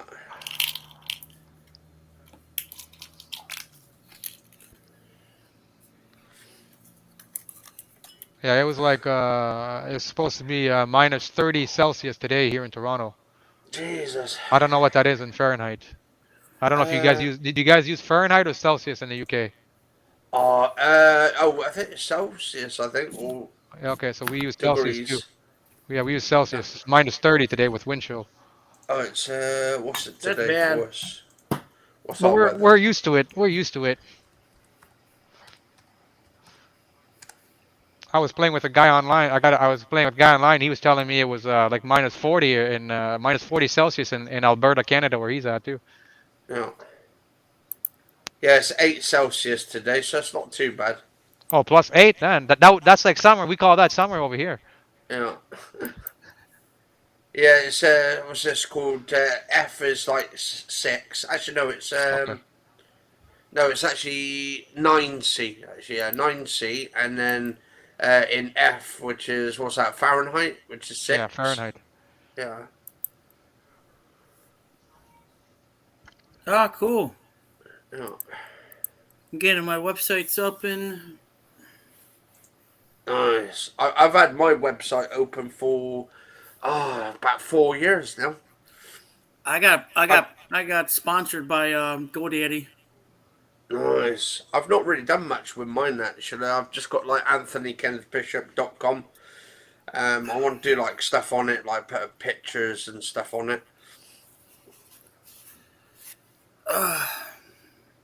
Damn, this is. But what I don't get is how does that data, like if it's unlimited data, or it says what I get 500 megabytes or something for Yeah, data on it, which is I think the cheapest one because I've gone for the cheapest one and all that because I don't really use it that much. But when I put stuff on it, I got the $19 one. It's unlimited this, unlimited that, unlimited pages, unlimited sources. Members can come in, and then you can be a patriot. You can do this. You can react to people. I'm like, what is this? Facebook? or that Okay. old school one, what's it called?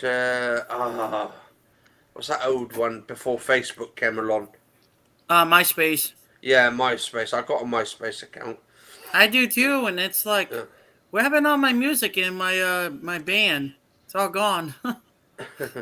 It seems like Yeah. everybody today is doing a Patreon of some sort, right? Because I guess it's another way to get I guess that you can sell different type of content, different type of videos. Um, more raunchy stuff, I guess. I mean, it's okay if you're making money. It's nothing wrong with it. I don't use mine. I use mine to go to my dad. It goes right to my dad. Okay, that's good. Yeah. And then my Twitch goes right to my dad. Oh, that's like it's kind of like a GoFundMe, right? Something like that. Yeah, I can't have that because my social security, and they look at my credit scores. I'm like, what? What's this crap? Okay. Not good. Yeah. I'm close to it. I'm working my way to get my credit up. Yeah. Yeah, because what's my plan at the moment I've got on here? So I'm still trying to work out, because they're taking like I think £6 out a week on my ones. So £6 a week. yeah, I think it's £6 a week or a month. I think it is. I was gonna say Um, that's like 25. That's like 25 $24 £24 a month, right? That would be like that's like almost $35 Canadian. I'm thinking. and what's that? View payment details, plan features, and how do I change? Um, change plan. So they got these like different plans on one. I think I'm on the standard one. Uh, which one's on one? I think the standard. Uh, what the standard one I've got? Combo. Yeah, mine's like the Connect domain, which is like £5 a month. Okay, that's all right. £5 amount.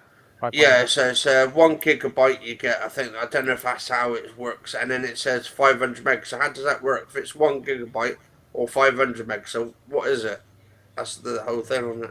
It says bandwidth. 500 megs. 500 megs. That means that's probably good for pictures, right? Like, I mean, you're not gonna really put much. You're not gonna really be able to put videos up there with 500 megs. Yeah, Considering yeah, nowadays, if you record a video with your phone, it's probably gonna be close to 500 or 500 megs or more, probably almost a gig. yeah. Because it says storage space is 500 meg. So what's that Yeah. like to do with their servers? I would guess then. Yeah, it's like on it's like like Google.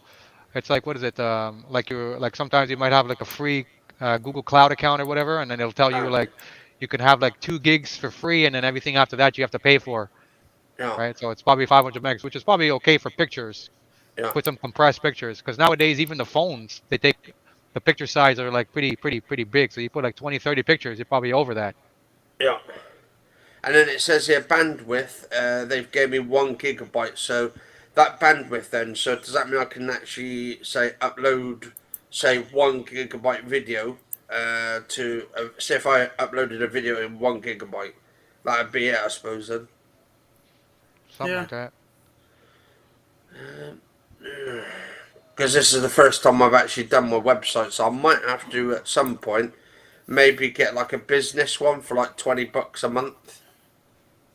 That's not bad.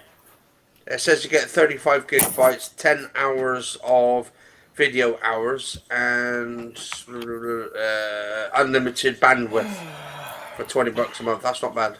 Good to be back, Jose. Welcome back. Welcome back. I call you Desperado.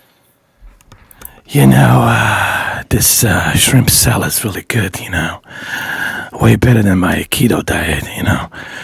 Hey, man, shrimp salad finished. Ate it. Yeah.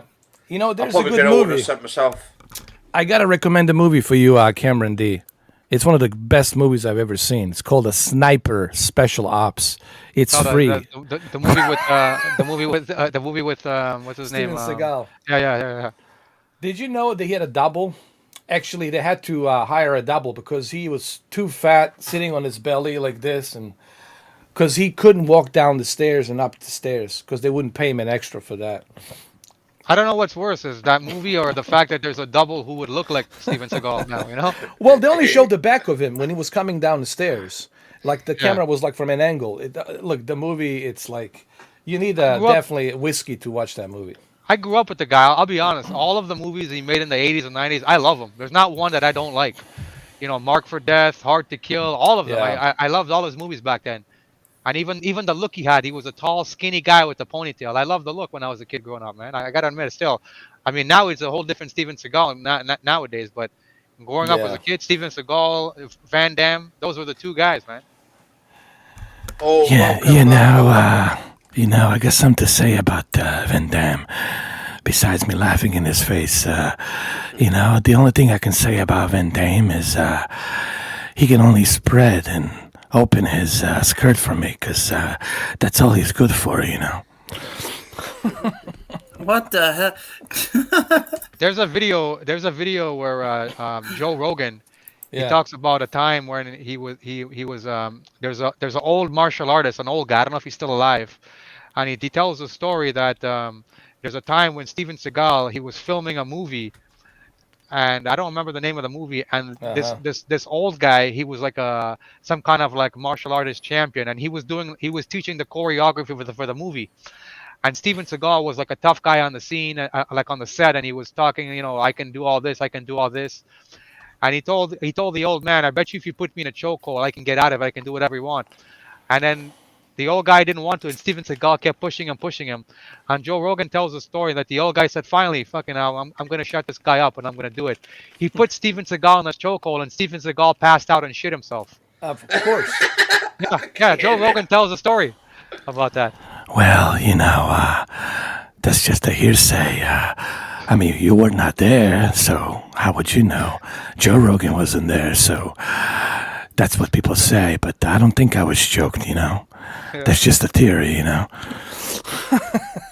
I still Okay, follow but- Van Damme on Instagram. He's a cool guy still. I still follow Van Damme on Instagram. He's an all right guy.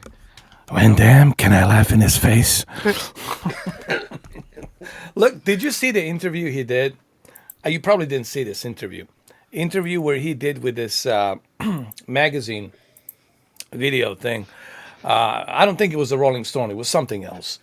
The guy asked him, how do you feel about, who's the toughest guy out there? Like, who would you say is the toughest dude in Hollywood right now? Like, that you can single-handedly pick and choose. And his reply was, Well, I don't know. Are there any tough guys in Hollywood? and then he goes like, but Steve, there has to be somebody. And then he says, what about Jean-Claude Van Damme? Can I laugh in your face? I seen that one. I seen it. And he goes like, but sir, he's a martial artist, a martial arts guy, in Belgium, he's got all these, championships and everything. Well, the jury's still out on that one, Was he a martial artist, Or was he And then, faking it? or was he fake? And then he asking about, what about Michael Jai White? Can I laugh in your face? And then he goes like, well, is there anybody out there for you, sir, that would be like, a tough guy? And then it says, what about Chuck Norris? Well, you look at Chuck. How old is he now? He's about 80 years old, right? He's in a nursing home, and I don't even see him do the Total Gym commercials anymore. I mean, what happened to that blonde, that he used to be hanging out with? So I don't think so. And the guy goes like, all right, sir, so there's nobody according to you. Is there anyone? Well, let me see. Besides me, maybe there's that guy named Jason Statham, or whatever his name is. Jason Statham. Yeah, I think he's a martial artist, and yeah, I guess he's a tough guy. He seemed like a nice guy, but I don't know. I watched that shit. I laughed my ass off, man, every single time. And Now I have to watch it. here's the thing, man. We all get it. We understand that there's a difference between a fighter and a martial artist, right? Martial artist is somebody who's practicing martial arts. A fighter is somebody who's actually competing, right? It's out there, it's competing. Sure, Michael Jai White is not competing. Jean-Claude Van Damme, it's not competing. They're not fighters.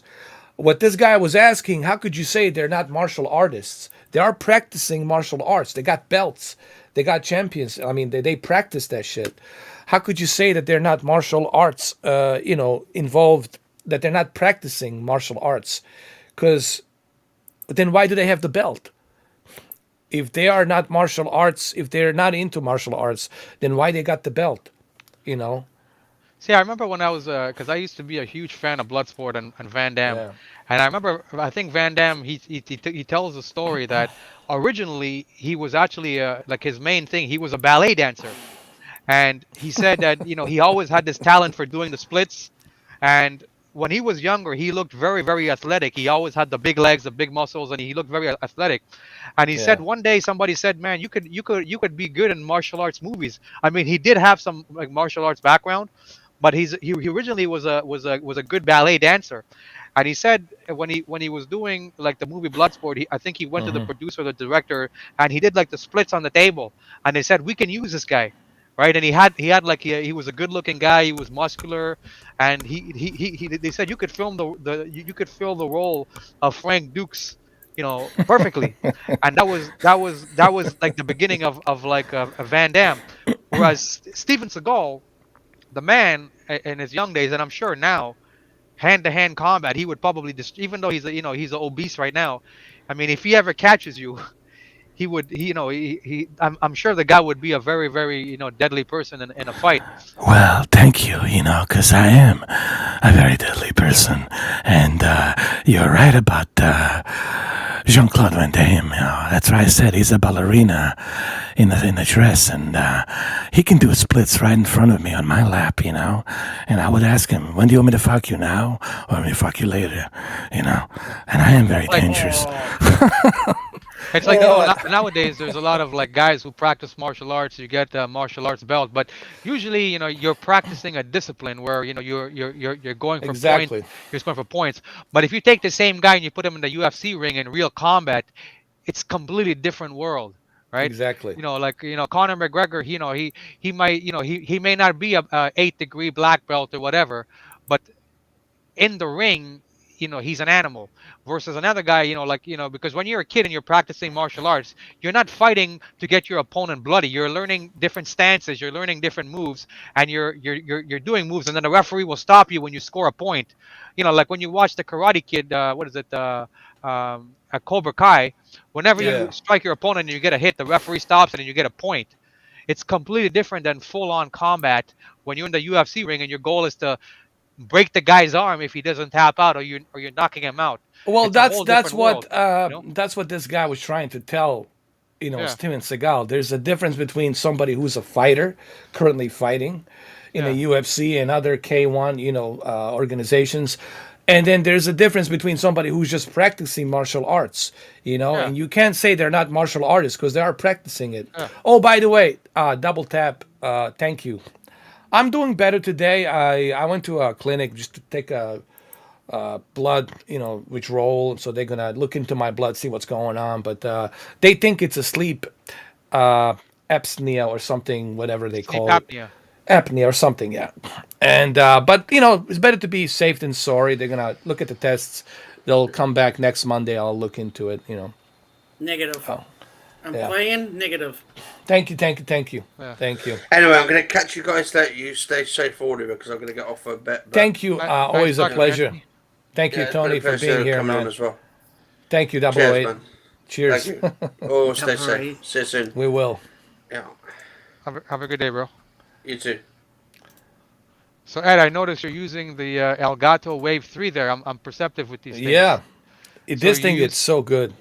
Are you using because I know the Wave 3 has the streaming software for streamers. Do you use that too, or you don't use the software? I'm using their software because you can kind of use the equalizer. You can cancel the background noises. You can also adjust how far do you want the microphone to pick you up. And then Yeah. when the microphone picks you up, what it does, it cancels all the noises around you. So that way it's just you hearing my voice. So Yeah. I've been really no complaints with this. It's been working really good. I've seen streamers. They say when they use that microphone, and like when you're playing a game with your team, you can Uh-huh. actually differentiate the sound of the game, manipulate the chat stream, and all of these different things. So I was looking into it. I Oh, was looking yeah. into it before. Oh yeah, it's definitely worth it. And I got it for like $100. Usually it was like $200. I got it for like $100. Yeah. It was on sale during like a holidays thing they Yeah. had going on, like the last Christmas thing. holiday shopping, and I bought it for $100. Definitely worth it, man. And I think you can even hear it here. It's just it works with everything. Works with the PlayStation. Works with the Xbox. Works with anything. You plug this in, and you're good to go, pretty much. And You it's still just. have the Yeti too, right? Oh yeah, it's right here. It sits right here. Okay. But I only use Yeti when I'm live streaming. Like Okay. when I go back to my regular, like OBS 60 FPS streams, and I use that, which is still good. Yeti is still good, though. Oh yeah, yeah, yeah. No complaints. Yeah. That's the OG of microphones. Oh The yeah, Yeti. that's where it all started, man. And that thing is durable. That's made out of steel, and that thing is gonna be forever. It's a weapon. When I Yeah, seen it, that thing is actually like a weapon. it is. It feels like a weapon, though. You're more careful about not like breaking it. You don't have to worry about breaking this thing. You're more worried about whom you drop it to. Yeah, yeah, yeah. If it drops on your feet. You- so video games, man. We got a bunch of video games coming out next month, man. We We got got a bunch of video games, and we got a lot of games that came out that now that I'm back yeah. that we can talk about, we didn't talk about. And I don't know if you know, but I heard that they're planning to release. I don't know if it's a new DLC or if it's a new Uh-huh. upgrade for the Cyberpunk, because we used to talk about Cyberpunk all the time. Yeah. And I heard now they're releasing a new DLC where I think they claim that this is supposed to be like a new godsend for the Cyberpunk game. I don't know. What do you think? Really? Yeah. Well, here's the thing. And this is what I said earlier. I'm sure you've seen my previous episodes. I really don't get excited about anything anymore because I've been so disappointed in the last year with some of these games that my excitement right now it's always at zero. And I said this to Pickle Ninja when he was here. All of this hype, especially coming from a CD Project Red. CD Project Red, instead of talking, just needs to show us the example. If they Yeah. got something good, then they should go ahead put it right now, and they should at least give us a demo or something. Yeah. I'm at the point, Cameron, where I'm just like, I'll believe it when I try it. Yeah. Let Yeah. me have the demo because all of this, hyping really doesn't do anything for me anymore. Give me the demo. I tell these companies, if you got something substantially great, then share it. I want to see it. I want to play it. I want to get a experience with it. Hearsay is just me you trying to sell something. And right now it sounds like they're damage controlling the Yeah. Yeah. disaster that they have. Just like the NASCAR Ignition had a meeting, like a town meeting or something on the YouTube where they were trying to damage control a game that has been unfinished and broken since day one, Cameron. NASCAR Ignition. And it's still broken. I They played still it. and here's what I've they never said. I've never played it. Here's their excuse, Cameron. You know what they said? The reason the game sucks on the PlayStation 4 and Xbox is because the game was designed for the next generation. So here's my question. Why did you make it from the first place? For So the why didn't you PlayStation just 4? release it for PlayStation 5? Yeah. Why didn't you release it just for PlayStation 5 and Series X? Why don't you let us enjoy it on PS5, right? Because they can Why make you- more money. That's how they're thinking. We can make more Yeah. money off people who are going to go. Yeah. Same thing with Cyberpunk. And people said, listen, I haven't played the game myself, but I've seen. When I'm eating food, I watch people play it. Okay, and as well as other games, right? And I would say, okay, the game looks like it has a great story. Because we used to play it all the time on your channel. Remember, I always said that the Stadia ran it the best at the time. Remember, I used to say Yeah. the Stadia ran it flawlessly, and the story itself looked like it was probably a good game. But what killed it was when the game was on the PlayStation, especially the base PlayStation 4 and just the Xbox One. Okay, and everybody said this game, had they made it specifically for PC and Series X. And Oh, by the way, sorry to cut you off. This is Emma. Hey, Emma. How are you? How you doing, how Emma? are ya? Doing I'm good. How Doing are good. you? Doing good. I'm good. Oh, we got Frodo too. Don't forget Frodo. him. This is Frodo. This Frodo? is the bulldog. Yeah, Frodo. has he been to the Yeah. Shire? Has he been to the Shire? Oh, he's a celebrity. He's He a is. celebrity. Okay. He's my new passion. This Yeah. dog. Nice. For those of you who don't know, Emma actually started her own business where she got inspired by Frodo to start doing like bulldogs drawings, and Okay. she's selling these drawings and people are buying it. I can put up the website. Well, if you want to give me the link, I'll put up that link right there down below where people can go ahead and then click on that website. And she's an Yeah. artist. Emma's a really great artist, and she does a lot of artistry drawings. And what's so interesting, and the reason I wanted her to come on here, is to tell her story about how she got inspired by her dog to start this whole thing, this whole business of drawings of bulldogs. And bulldogs can be in any kind of environment. There it is. There's one right there. They can be in Oh, a nice. space. They Nice. could be in a jungle. They could be driving a car. They could be playing a football. They could be in any kind of environment, you know. So Right. So the challenge is, I'm sorry if I'm interrupting, but I just want to explain a little better for you. go ahead. I'm only drawing bulldogs for an entire year, and I went ahead and started the YouTube channel to just kind of do my path. But I suck at editing, so I get about one video a month out. But I do a lot of shorts and I do a lot of reels. But yeah, I came from a really dark place, and this is my light. And I just want to pass on my goodness throughout the world and just like let it out. And this is why I even wanted you to come on, because I remembered you, and I said to everybody, we all go through stuff in life, even me included. We all, have to, look at our past sometimes, and we say to ourselves, you can never give up. No matter what happens in life, no matter what you go through, there's always that pushing forward. And I know even Cameron will agree with me on this. The worst thing you can do in life, I think, for people is to give up.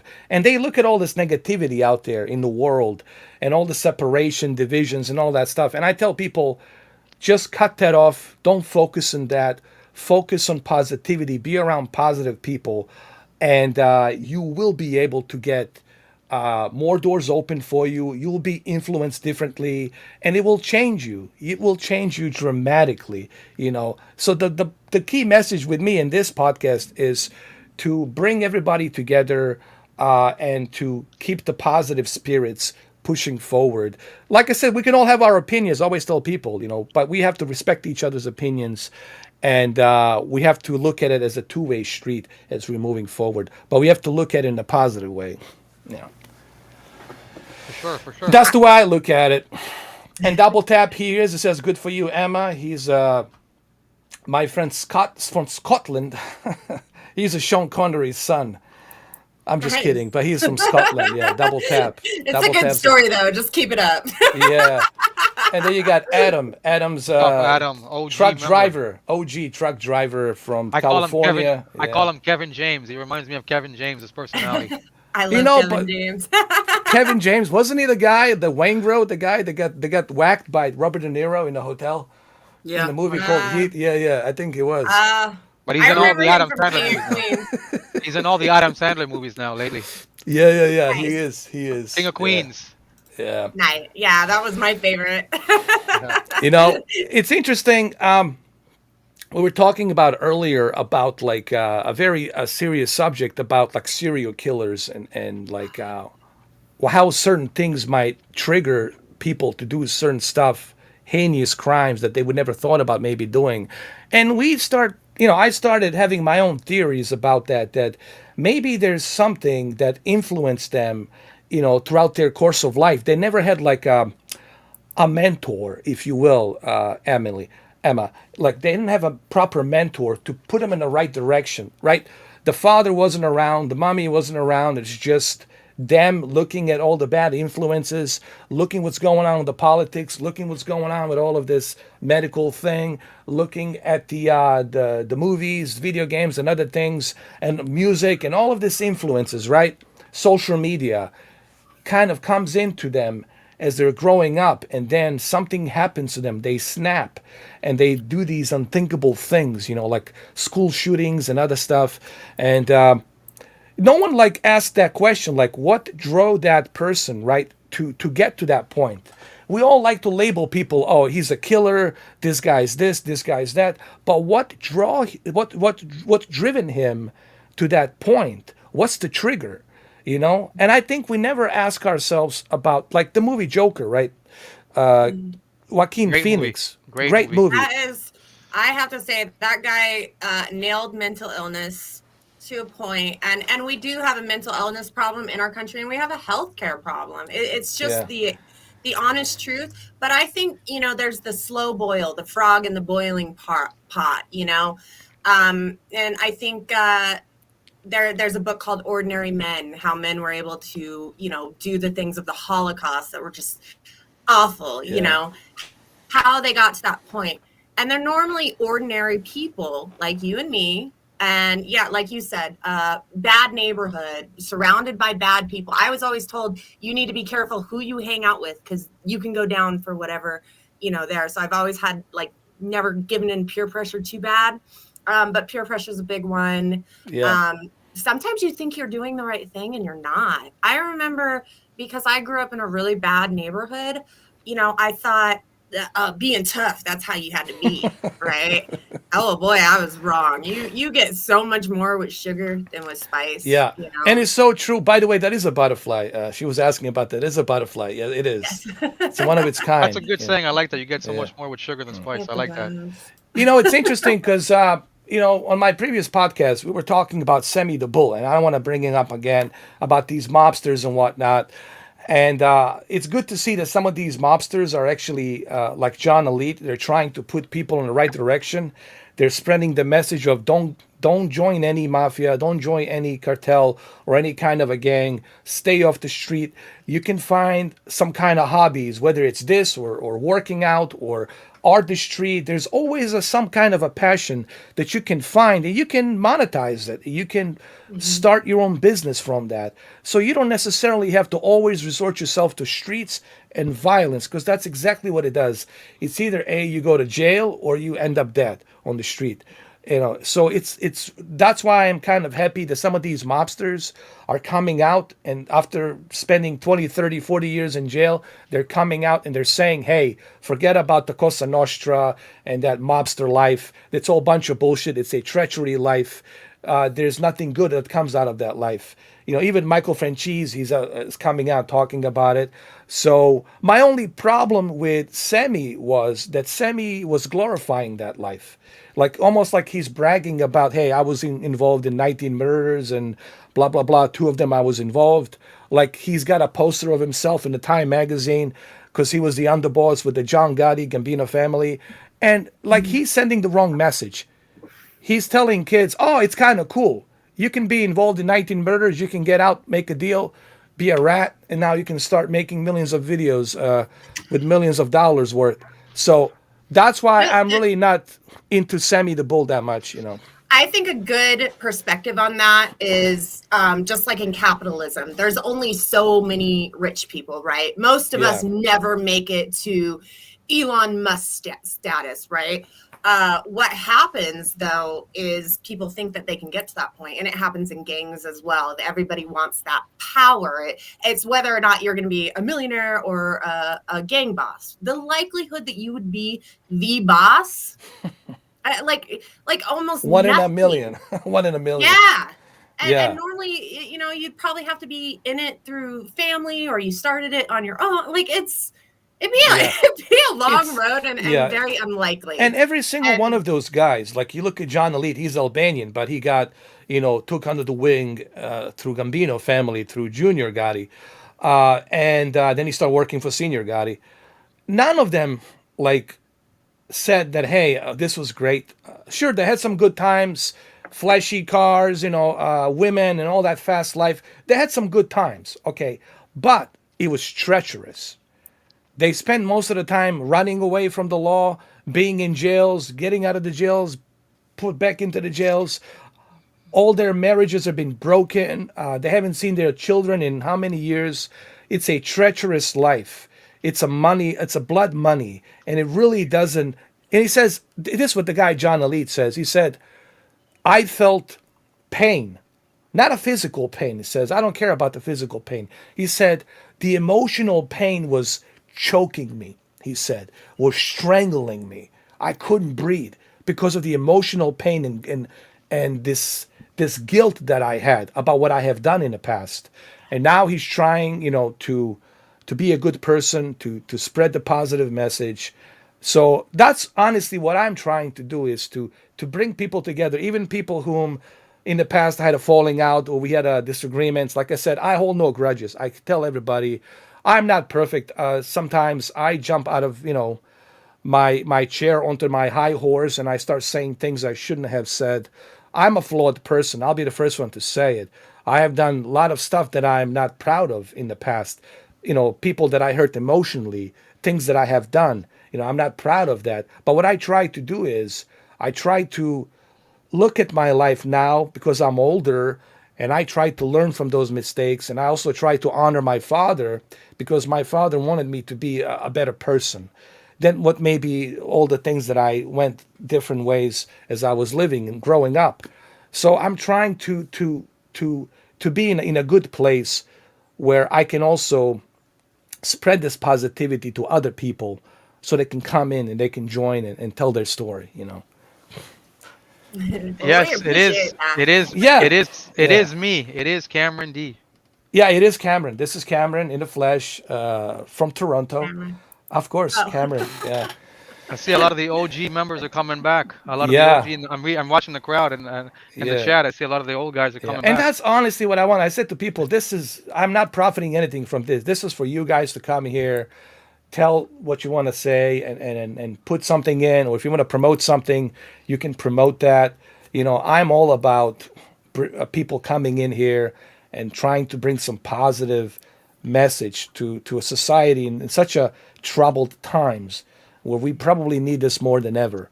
And I know people are going through tough times, but we can be just staying and clinging onto that negativity. We have to let go of the negativity, and we have to find out and look at the light, that there is a light in the darkness, and you just have to keep pushing toward that light, and you'll get there. I think also reaching out to people and being empathetic. I don't think we as a society are empathetic enough, especially right now, especially with political beliefs being divided.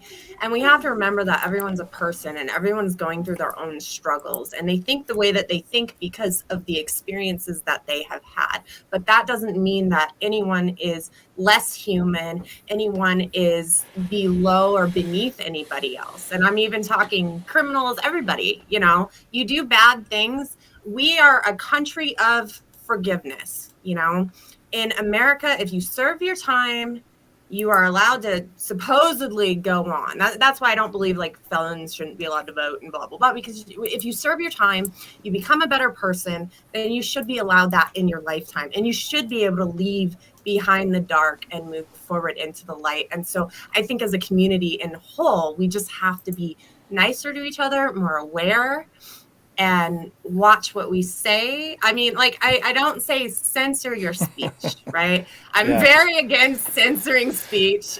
Same thing here. But you have to remember that what you say carries weight. And how someone's going to react to you is based on their experience. So you have control over what you say and what you do. You do not have control over how someone reacts. But if you know you're punching that, you're shoving that bull and it attacks, poking the bear. Poking the bear. Yeah, exactly. And so I think we're just doing that to each other a lot, especially on the internet. It's like, it's so easy to just create a troll account and be mean all day, and that's why if you're on the internet, you got to remember, like, there's going to be it. You know what I mean? Like, it's hard. It's hard being in front of the public. But I think just keeping in mind that some people, that's their life. Like, they're just. Yeah, we're all, I think you froze them. Let me see. Life better. Oh, there you go. You're unfrozen now. No, you're absolutely right. It really comes down to, hold on. Let me unfroze you and froze you. Here we go. Oh, I know. It's all good. Don't worry about it. My internet sucks. Oh, Money Penny. See, Money Penny always blames me, the Bond. You froze her. No, I didn't. No, she's unfrozen now. Don't worry. No, I did it. It was Blowfield. It was Spectre. Spectre Blowfield did it. It was the guy. Good rant. It was, what's his name? Such a good rant. But you're absolutely right, and it's so true. Like I'll be the first one to say, like I just said earlier, I made a lot of mistakes in my life, and I'm not going to sugarcoat my mistakes. It is what it is. I have hurt people emotionally, even my previous relationships and whatnot. I was kind of like, I had this ego. Like if you guys met me like 25 years ago or 30 years, I mean, I was a bad boy. After that war in Bosnia, I felt like, I don't know, like I had this rage in me, like I was so angry with everything, like what has happened, and I was just trying to find myself. And the thing is, I found myself with the wrong crowd most of the time, and the wrong crowd pulled me into their, whatever it is they were into. Luckily, I didn't go far, but you get sucked into that lifestyle, whatever it is that they're getting sucked into, and then you start having this ego, like you're better than everybody. You're on a high horse because you're driving a convertible Ford Mustang GT50, and you're a team leader of this nightclub, and now you got this nightclub, and managing this, you're managing that, you're at the South Beach, you're this. So it all kind of gets into your head. All that bullshit, Emma, gets into your head, and you're like, this is all bullshit. It's a treachery. I cannot trust this guy. He says, oh, no, I cannot trust you. Or this guy over here, no, I cannot trust you. They're all just using each other for their own benefits. And that's the treachery of that lifestyle that I lived. And now I realize what's important. Now I know what's important. What's important is helping people. This right here, the soul, that's what's important. Because we all have an expiration date. We're all going to go. And to me, if I'm going to go, I want to go with a clear conscience, with a clear spirit, that I don't have anything attached to me negative or some bad karma attached to me. You know what I mean? I want to be cleansed off of that stuff. I'm not here to judge anybody. We're all humans. That's the part of being a human. It's making mistakes. As long as you learn from them, as long as you change your life, that's the whole thing I'm like trying to do is like, I can't change the past. I cannot go back. I can't fix that. But what I can do is I can move forward and learn from that and try to avoid the same, holes that I got myself into previously, and try to avoid them and tell other people, hey, you know what? I know it's tempting. It's a lot of temptation out there. There's a lot of bad influence out there. I know, bling, bling, this and that. But in the long run, it will not help you. It will not make you happy, Absolutely. I think you have to continually check your moral compass. Yes. Too, because as you are hanging out with someone or as you do things, you're pushing that line and pushing it and pushing it until you don't even recognize where you're at anymore and you're completely lost, So I completely agree. I'm sorry if I'm taking No, it's okay. No, it's all good. We all have a story to tell. Yeah. Hey, would you mind putting that website so they can check your look at from me too on my the Bulldog website too. I don't know how to put it on. It's Bulldog Private. Honey. Put it on the private, and then our private thing, linked it right there. Mr. 4K will grab it and then put it in the chat room. I think I know which one it is. Hold on. I think I can. I'm gonna pick it up. Wait. Yeah, I think I got it. Hold on. It's bulldoghoney.com. I tried to make it easy. Yeah, bulldoghoney.com. I'm gonna go over here and get it because it's a pretty cool photos. I want you guys to see this. Her drawing, it's really amazing. I'm trying. I actually I used to draw a lot as work, and then I was burdened with a chronic illness that I still deal with on a daily, but I've managed it. Knocked me off my feet for probably 3 or 4 years, and I couldn't draw like at all because my fingers were like stuck. And for an artist not to be able to draw, it is heartbreaking. Absolutely heartbreaking. I was like planning to be a tattoo artist. I'm like, that's not gonna work, like goodbye dream, I actually gave the my next Von D. I gave all my equipment to like a bum. I was just like, here you go, sell it and have fun. I was in a dark place, and now that I can draw again and I'm in recovery and remission, it's I have to spread the joy. I have to, you know, do what I was meant to do and bring some light, because I don't know when it's going to be taken away from me again. And I think that a lot of people don't, you know, realize that that's at Taken any for granted. time, Yeah. something you love can be taken in an instant. And I think that, you know, living your life, you know, by the moment is so important, but it's so hard in this day and age because everything's online. Like I started recently deleting text threads because I find myself going back and being like, what did they say? You know, you always get in those text wars. Like some people, you know, don't put stuff over text. I just found myself deleting that because I'm like, I'm so tired of living in the past. Yeah. You know, the past really They doesn't, say, doesn't do you anything. can have a 1,000 positive comments, but the one negative one is the one that's gonna the one negative one is the one that's gonna bother you. Is the one that you're gonna notice 2 out of the 1,000 comments that are positive towards you. It's always like that, right? Yeah. And that person who's putting a negative comment, they don't even know you in real life. They don't know anything about you. They just see a video or something and they assume they have their own perspective and they're all in their mindset, right? And that's what I find is the thing. It doesn't matter whether it's gaming or whatever. It could be gaming, it could be fitness, it could be about cars. Is that I find people take their shit way too seriously. I was telling Ed, everything I see on Facebook, Instagram, YouTube, all these videos I watch, maybe 5% of it is real. 5% of I take it like seriously. But you see people, they go into the comments and they actually get angry. They actually get mad. I'm thinking, why? Why does that bother you? Why do you even care? You don't even know this person. This person is a YouTuber putting out videos. What are you doing? You're sitting your candy ass on the sofa watching the video complaining, right? If you think you can do better, which you probably can't, because if you could do better, you'd be making your own videos. But instead, you choose to come on the guy or the girl's page and write a negative comment. Why? Because that somehow makes you feel better? This is why I use Steven Seagal. These little hoodlums, I can Aikido them every time I want. And the only time I give a shit about them is when I'm sitting at the toilet, So, I just, the only time I look at those comments is when I'm like I said, forgive my language, sitting on the toilet giving a shit. Because that's the only time I'll give a shit for my own entertainment. Because they want you to go through this ping pong mentality, to play ping pong with them back and forth.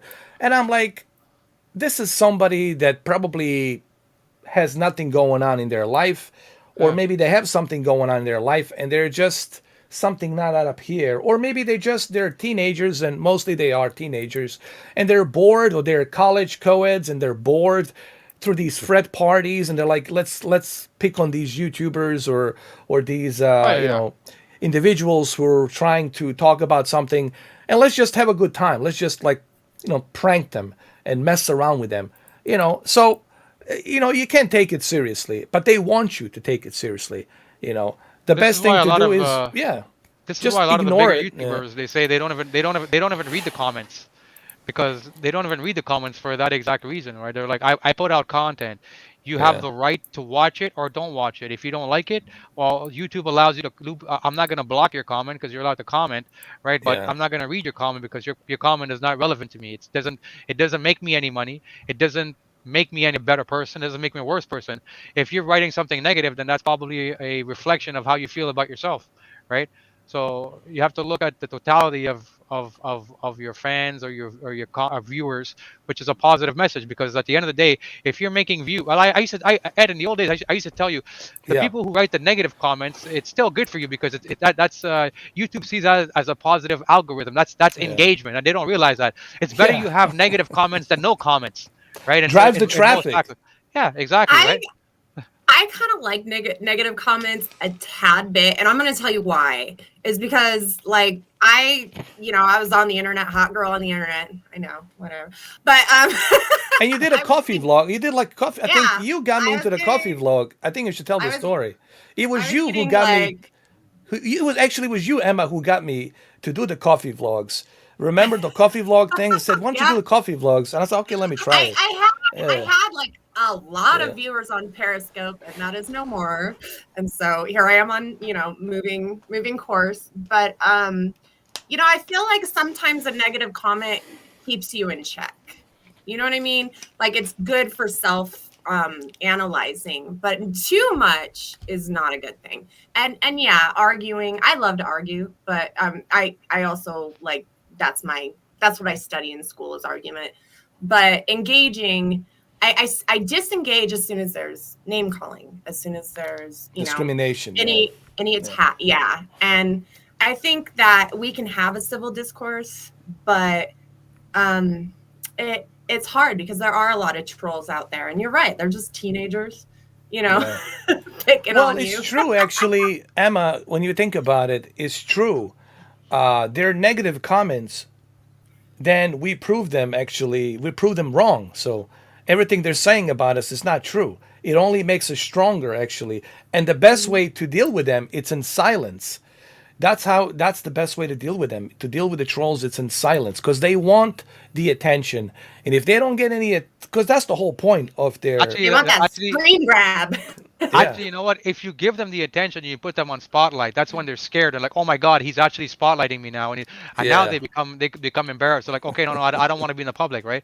So they like to create the drama. But now, if you highlight them, and I've seen some YouTubers, what they do now is these people they'll actually screenshot that person's name and highlight it, and then they'll put it up and say, "Why don't you come and debate me then? If I'm so wrong or whatever, why don't you come and debate me?" But they'll never come and debate them because they know they're wrong. They just like to spew nonsense. I miss them, to be honest with you, because they used to bring me so much traffic, honestly. And it was just like, I just bring it on. I said, "Can you make some more disposable emails, please? Like all my Russian babushkas." Well, they're coming back now. They're coming back. I call them babushkas living in their babushka's basement. I said they're coming back in now. In their grandma basement. Yeah, and they're coming in now, and they're calling me, "You are Dura, come get you are now," and I miss them, to be honest with you, because they bring me the traffic. They put you on that algorithm, the activity, and now everybody's like, "Ooh, there's this turf, whatever, this beef between this person and that person." Ooh, let's see what happens. The beef round 2, beef number round 3. Next week, where the beef is gonna go? Yeah, just like this beef between Dwayne Johnson and Vin Diesel. Maybe they're doing it on purpose because they want to get people excited for the Fast and the Furious 10, possibly the Mr. Rock coming back, to get even more people, So it's sometimes that. Oh, Adam, why your comment got deleted? I'm not sure. I do have a filter on certain things. Like if you say a certain word, there's a filter, and then it doesn't allow that word. So I don't know exactly what you said, but yeah, I'm looking at it. I don't see anything why he got deleted. I don't know. He probably said if you Money said Penny, Money Penny, was that you, Money Penny? I think you said Money Penny. If he said a bad word or something, it will delete it. Yeah, Money Penny is in charge of that stuff, so I'll leave it up to MI6. I don't understand why you got to think something is wrong with these people that have to go out of their way to comment something negative. Like if I watch a YouTuber and I don't like his channel or her channel or whatever, I'm like, no, I don't believe that. Then the simple thing to do is watch someone else. Right, go watch another channel. Go do something else. Why are you going to take time out of your day to go write a negative paragraph that more than likely the YouTuber is not even going to read in the first place, right? Because let's be realistic. If it's a big YouTuber, they're not going to read they're not going to acknowledge your existence. They're not even going to read it. If people comment about The Rock, you think The Rock has time to read your comment? You think he even cares about your comment? He's going to make 60 million in the next movie. You think he cares about one jabroni? Of course not. Posting, that's why I don't understand about these people. It's like if I see a YouTuber, why am I going to go out of my way if I don't like his comment to spend another 5-10 minutes to write a comment, to think about a comment to write now when I could be watching something else or doing something else? That's what I don't get about these people. So they have to be like some kind of sad person who's probably never seen a girl naked in their life. And they're like, this is the only communication I'm going to have in the world is to put this up there. And maybe I'll get another loser who's going to come and like my comment and maybe even continue with my comment and keep this kind of a shitty snowball rolling. That's you see, Marco is one of those guys that it's in a babushka's basement. I'm just kidding. How you doing, Marco? Listen, I'll tell you what happened. Marco is one of my best friends because Marco found me in the basket off of O'Hara Airport in Chicago. And the guys at the airport says, "We don't want nothing to do with this guy. Just take him somewhere, take him with you." So he took me under his wing. He raised me, and now here I am. How you doing, Marco? Marco's from Chicago. He's the coolest kid ever. He's 22 years old. He loves movies. Has a great personality. Marco's great. Marco, you want to tell a little bit about yourself to everybody? Yeah. Don't be shy. It's all good. We're all friends among friends here. Right. Isn't Chicago known as the Windy City? Yeah. Yes. Hey, I'll put you here on the top a little bit so Brandon people was there. can Was see you. it Brandon? Weren't you there before? Yeah, I was there for 35 years, and now I'm in Florida. Yeah. But he's in a good part of Chicago, right? Marco, you're in a good part. Yeah. Yeah. The reason Marco likes my channel is because of my personalities of doing the Heath Ledger Joker and other things, and he just loves when I jump into Steven Seagal, and so he just loves that stuff. Yeah. What is it? Your Steven Seagal impression is one of my favorite things. Is that what it is? Yep. Marco, I need to show you some moves, you need to come over here and I'll train you proper. So that way you can take on Jean-Claude Van Damme. So just let me know when you want to do the training. I'll show you the real Aikido styles. I hope he comes on here, Steven Seagal. Yeah. He goes, "I'm coming for you." Yeah. Shit. I like, what was it? I look at one of my old videos where I did what's his name? Jesus Christ, that was scary. Pain. Heath Oh Ledger? no, No, Ed. Heath Ledger, the Joker, where I was doing something, because he's always like, he has to be in that energy mode where he's like constantly doing like something with his mouth and The reason I want to see everything chaos. I thought my jokes were bad. Well, they are my jokes, God damn it. so it was. that Yeah, go ahead. that is such an integral part of that movie because of the mental illness. A lot of people who are mentally ill play with their tongue and bite their tongue or do that sort of thing. And so, it is scary because you can imagine going through that. And I can see how all the other babushkas in the basements can get attracted by him saying, I'm an agent of chaos. All I want to see is chaos. So, not a big thing. All I want is my half and the Batman. And, they can easily there's something about that character that I think even Heath, it must have drone him crazy. What's even more scary is both me and Heath, we're the same age. We were born at the same time, on the same date. So that's even more bizarre, to be honest with you. But when you look at Heath Ledger, it just, I don't know. A lot of people say that movie had nothing to do with him going sideways or whatever.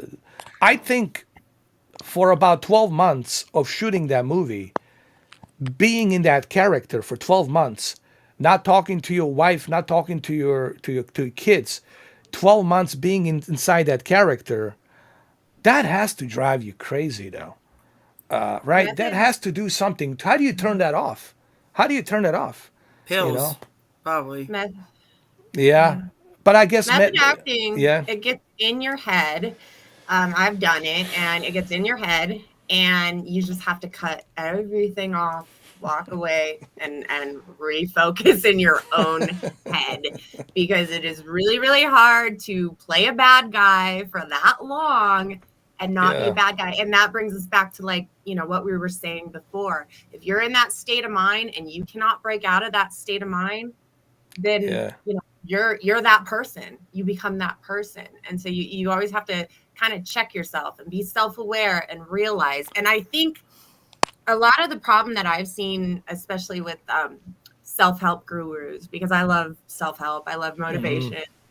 But a lot of problem I see is they all say the same thing. And sometimes it's dangerous focusing on too much individualism. And I think that the last few years of the internet and whatnot, that's been a big thing. Oh, he ain't good to you, leave him. You deserve better. You got to find better out there. No, you're not. People are broken, and we have to be patient with each other, So I think that hopefully we can come back from that a little and make, because it's still good to, focus on individualism, but we have to kind of have a balance. It's Yeah. interesting. The guy who played the Halloween character for Halloween Kills, His name is James Courtney James Jude Courtney, and he's currently filming Halloween Ends in Savannah, in Georgia.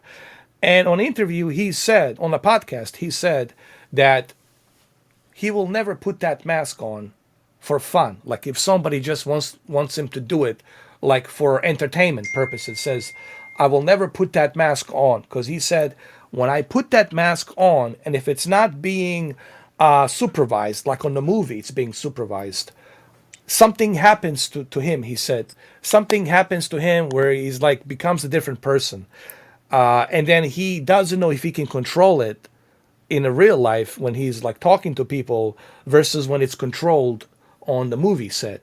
So he says something happens to his persona that he cannot explain, that really like he turns into this guy, which is Michael Myers, and he's just, he's this killing machine pretty much.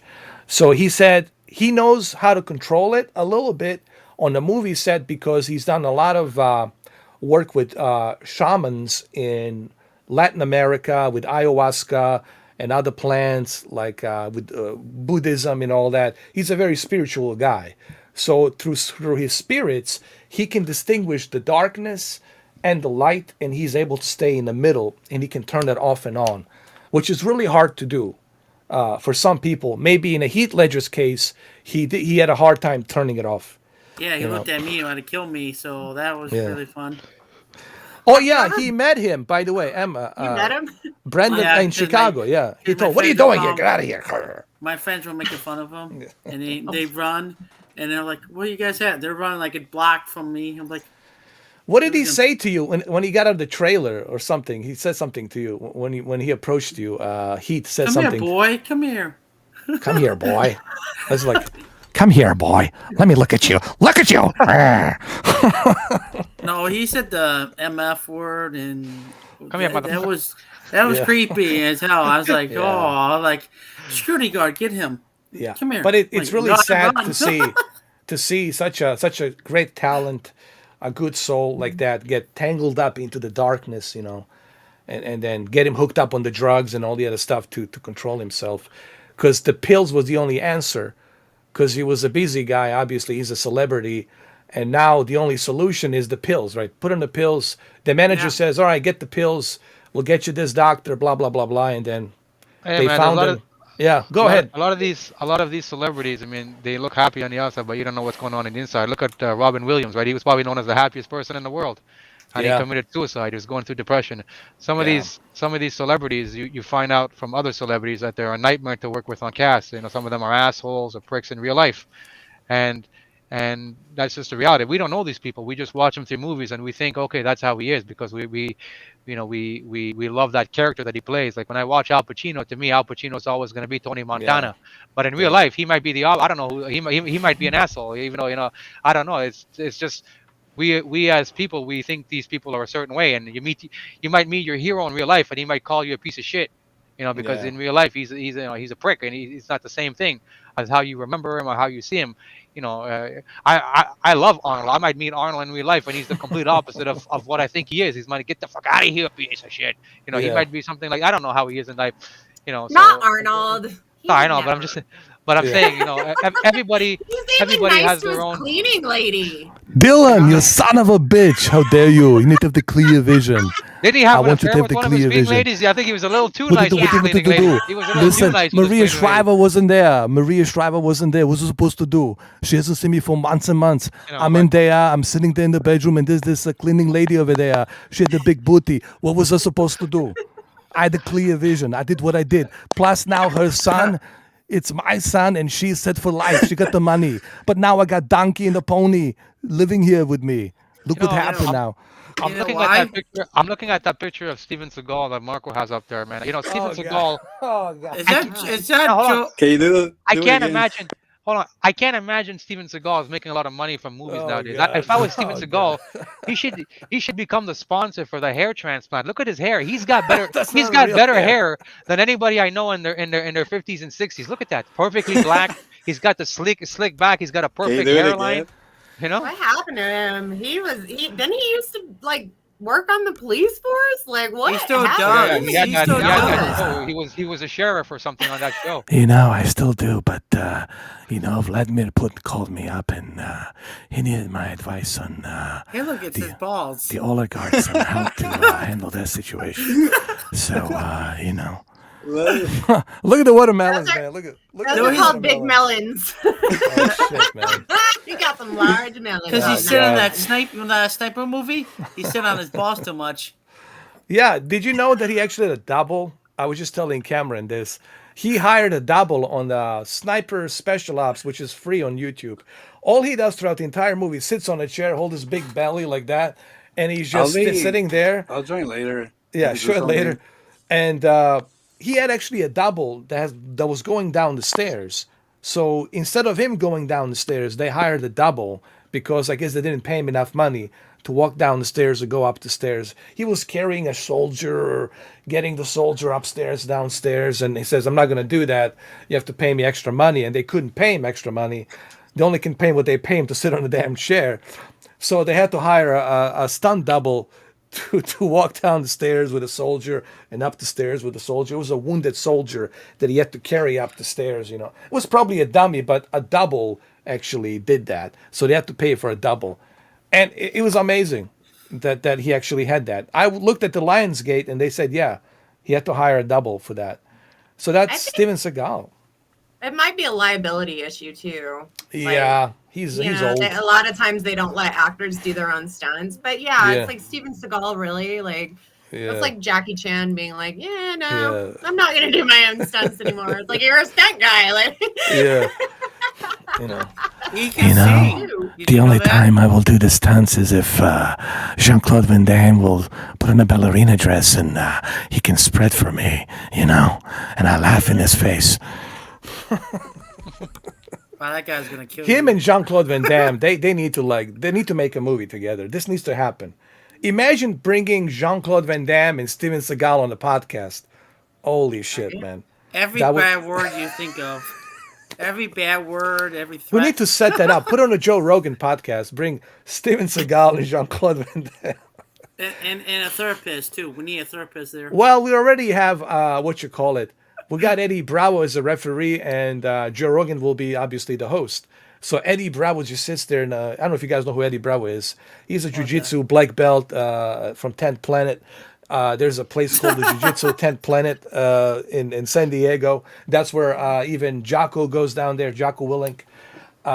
You guys know who these guys are, right? Jocko Willink? Yeah, so they all train jiu-jitsu and all that stuff.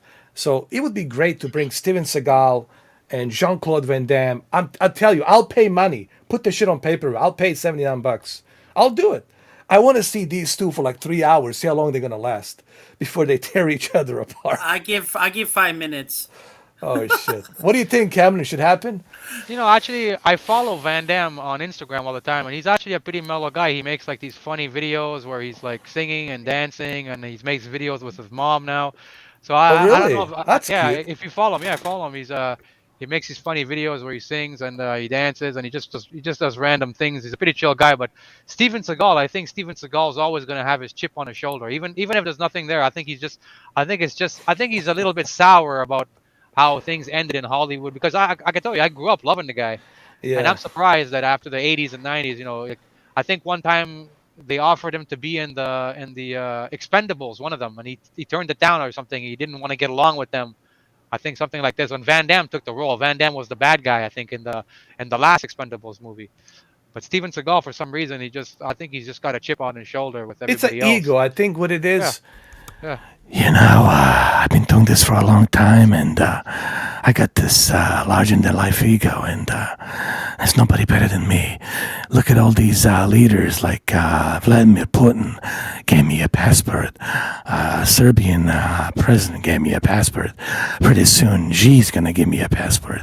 So, I guess they look at me at a great value because I'm me, I'm Steven Seagal.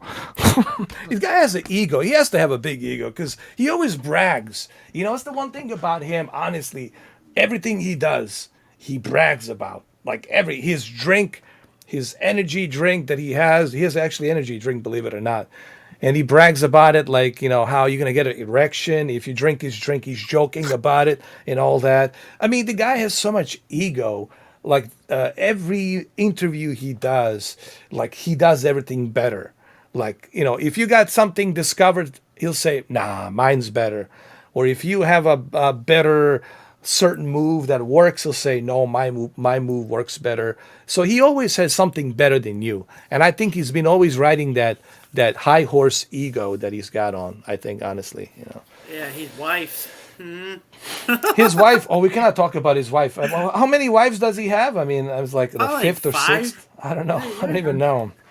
Yeah. I think it would be, I think for a woman it would be a nightmare to live with the guy long term. Like his personality. I mean, if we can see this just from watching him do a couple of interviews, we don't even see him in real life. You can imagine how he would be in real life. Like That's what his from the ex-wife moment, Kelly said. Kelly Brooks. yeah, She says the guy was a total nightmare. yeah, he's got Yeah. he's been divorced 4 Yeah, times. that's So you what she can said. imagine Yeah. from the moment he wakes Yeah. up, his personality. He's probably like an aggressive guy. He probably Control tells his wife, freak. yeah, Yeah, you control gotta do freak. this, you Yeah. gotta dress like that, you gotta say this, you gotta say that, you gotta cook this, you gotta cook that. Like you could tell, like maybe I don't know if he's. I wouldn't even want to be around the guy. Even I'm sure even his friends probably don't even want to really be around him on a regular basis. People probably when they're around him like, okay, it's like walking on eggshells around this guy. We got to watch what we say around this guy. Anything Yeah. can make him flip the switch instantly. And I think he just has this mindset where I didn't get everything I wanted from Hollywood, so he carries that persona with him for the rest of his life. So you know, You know what? I'm I pretty, have a lot to say about John Cena, but I don't even know if I can say it here.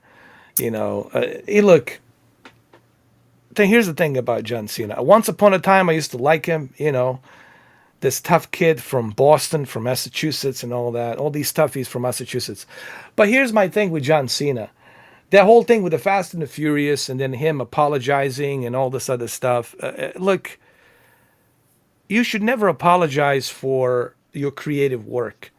That's your creative work. You know, because you're not making certain country happy or a certain dictator happy. Now you have to apologize. I don't know. I just felt it was just like, what was he apologizing for? Like, you're an actor. That's your job, is to present yourself a certain way. The movie director wants you to be presented. So I don't know if you guys knew this whole thing about him and John Cena, what happened in the Fast and the Furious 9. Did you guys hear about that? The whole thing with China. Well, see, I don't even know if I can talk about it because it's so No, sensitive. no. Yeah, I cannot talk about it. But if you guys do some research, John Cena and him making apology, and then kind of like sucking up to China, sucking up to Xi, uh, just so they can get the money, John just like, Cena is one guy. Like I never, I yeah, stopped. The last time I watched wrestling was when Steve Austin fought The Rock. I think that was like 2001. So I'm not a John yeah, Cena was not in my era, but I can tell yeah, because I've watched some movies with John Cena. I've seen him in some interviews. He's in the fitness world, so I follow him there too. I can tell yeah, like John Cena is a guy like Kevin James. Where I can tell you the guy probably seems like in real life he would be a nice guy. Like if you yeah, met him, he seems like a genuinely nice guy. If you meet John Cena, yeah. and Steven Seagal, complete opposite of John Cena. That's what my natural instincts would tell me. Yeah. But it's like what I go back to telling you nowadays. With the celebrities and this Me Too culture, all this stuff, and cancel culture. Even celebrities, they can't say what they want to say because there's always somebody who's going to be offended. There's always somebody who's going to take something they say or that small little Yeah. thing they say and run with it with their own, how they see it, and they get offended about it. So if I Em, was how do John you Cena, feel about this whole situation, Em? I'm curious. Um, I don't drink, but if I could get drunk with Jackie Chan, I would do it.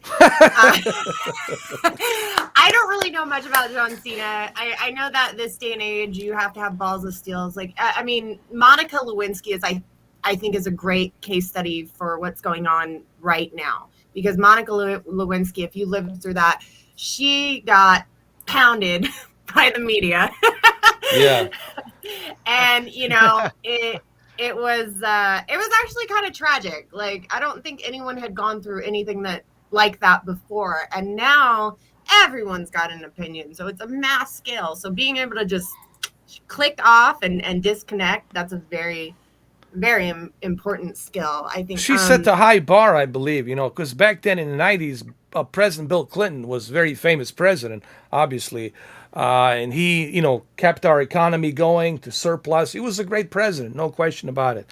It's just this intern, Monica Lewinsky, is just something that kind of was this little stain for him. But it never bothered me, his sexuality, what the president does, and who he goes with, who he sleeps with. It never really bothered me. I think this was just Republicans were trying to get to a famous Democratic president to bring him down back then.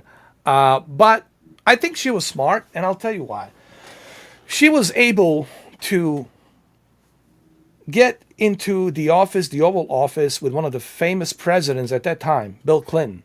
And she was able to work him, she was able to manipulate him, and she was able to get him to do things that she wanted him to do. So you got to give her credit for that. I'm looking this like a devil advocate, You're looking at it from a man's perspective, though. From a woman's perspective, Yeah. many women have been in that position where a man of power, and we can look at Harvey Weinstein, a man of power says, I will not give you this unless you do this, Yeah. And I'm not going to be hard on any of the women who did whatever, because look at Hollywood. It's like almost all of them. Like a casting couch, yeah. We don't know the people who did it, and the Yeah. people who stood up to him, they're B-list or D-list, And so for me at the time, it was the biggest sexual harassment case ever, because that Monica is a Lewinsky, man- right? You're talking about Monica that is a man Lewinsky. of power. Yep. That Yeah. is a man of power versus an intern. Okay, that power structure it's ridiculous. And so I think that Clinton was a good president, but I think that the media tortured her. I think the media framed it in a position where she was the bad guy because the Clintons at the time were untouchable and we didn't want them to look bad. And so they made a villain out of her. And I honestly feel like as a woman, she was the victim. And I think, everyone's going to have their opinion on that. But if you've Of never course. lived as a woman, it's really. Well, it's true. I mean, and this is so true, especially in Los Angeles and Hollywood, from a women's perspective. They look at somebody who is beautiful and hot and attractive. And of course, the Weinstein's one great example. He knows that he's a hotshot producer. He's this powerful figure. And now he feels, I can maneuver this woman, this girl, because like Charlize Theron, right? I can maneuver her. She just comes into this Hollywood now because she needs the money. She needs to start her career. And I'm going to take her and I'm going to manipulate her. And I'm going to tell her, if you want to be successful in this town, in Los Angeles, if you don't want to be on the street, if you want to be a successful Hollywood actress, you got to go through this. You got to do as I tell you, and you keep your mouth shut. And God knows how many of that has been happening since even during Marilyn Monroe, since 1960s. This goes way back. Rat Pack, right? This goes way, way back. This is not something that just happened recently. This has been going on, right, Emma, since 1950s. Oh yeah, and even longer. If you even research, longer than that. But I think also women were protected a little more then because the only jobs we were allowed to have was teacher or nurse. Yeah. Do you know what I mean? And so we were kind of out of that position. But once we were able to actually choose our careers, that's the point where men started to hold power over us. And I'm giving a feminist perspective as a female. Yeah. But I think a lot of men don't see it from this point of view. And although there were problems with the Me Too movement, I think it was good because it made awareness of this. We were all aware of this issue, but we didn't care. Just like we didn't care that Aaliyah married R. Kelly, right? Yeah. We didn't care. It wasn't a big deal. And now this generation, I think, is doing a good thing because in order to be equal, we need to have an equal playing field. Of course, everyone should be, all the rules should be set equally, and no one should be labeled just because they're a certain sex or they have a certain political view. I think we all should look at everyone's points of views and look at those points of views and try to figure out how we can work together. Because, this is a big country, 50 states, you got 300 million plus people. We all come from different ethnic backgrounds. We all come from different ideals and whatnot. And I think we all got to be able to work with each other, respect each other, and create that momentum. But getting back to Bill Clinton, I think you're absolutely right, because yes, he left, like I said, as a Bosnian American, I appreciate what he has done for my country, where I'm from Bosnia. He stopped that war. He made that peace treaty. He sent the troops, peacekeeping troops. God bless them. They rebuilt the cities. They rebuilt the towns. They built the bridges. They brought people together. So he did some positive stuff in Bosnia and Kosovo. And he also left a surplus economy in the States. So he did great as a president. However, he was flawed. He had weakness. And the weakness is, I don't want to say but he was very sexually active. I mean, the guy just loved sex. Some people like sex, some people like drugs, some people like alcohol. He's like a nymphomaniac. The guy was like a nymphomaniac. He always hangs around like a Playboy mansion, playing saxophone, going to all these parties, hooking up with the celebrities, right? He loved that. And sex isn't bad. Let me just say, sex is No, not no. a bad As long thing. as it's not being forced or being It was his used, power. manipulated. Yeah. He abused his power. That's what it is. And then he lied about it. He says, "Oh, I did not have sexual relations with that woman." He lied about it too. So, if she was just some girl off the street, it would be a totally different thing. But she was an intern. You know what I mean? So that's I think where the line needs to be drawn, because it's just, you don't mess with people at work. Right?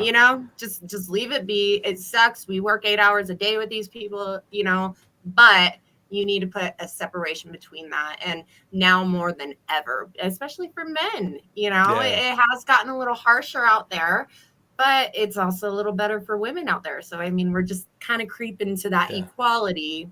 But yeah, I completely agree. I don't think he should be faulted or we should be mad at him for the rest of his life over this, but I also think we need some empathy towards Monica Lewinsky, because I do think that was just, I mean, could we you need to imagine be going through that at 21? Yeah. No, it's so true. We all need to be. We need to like sympathize with that. Hey, I don't know what it's like to be a woman. What it's like to carry a baby and give a birth after 9 months. I don't know what it's like to be looked upon as just like a sex object. I just want to get in your pants or whatever, right? I don't understand that. And that's why we need to be more understanding and respectful, try to listen to everyone's, story and their feelings, because there's no question about women have been, abused by men. Certain creeps out there, whether it's the mobsters or this or that, that's been going on for a long, long time. And it's still going on in some countries.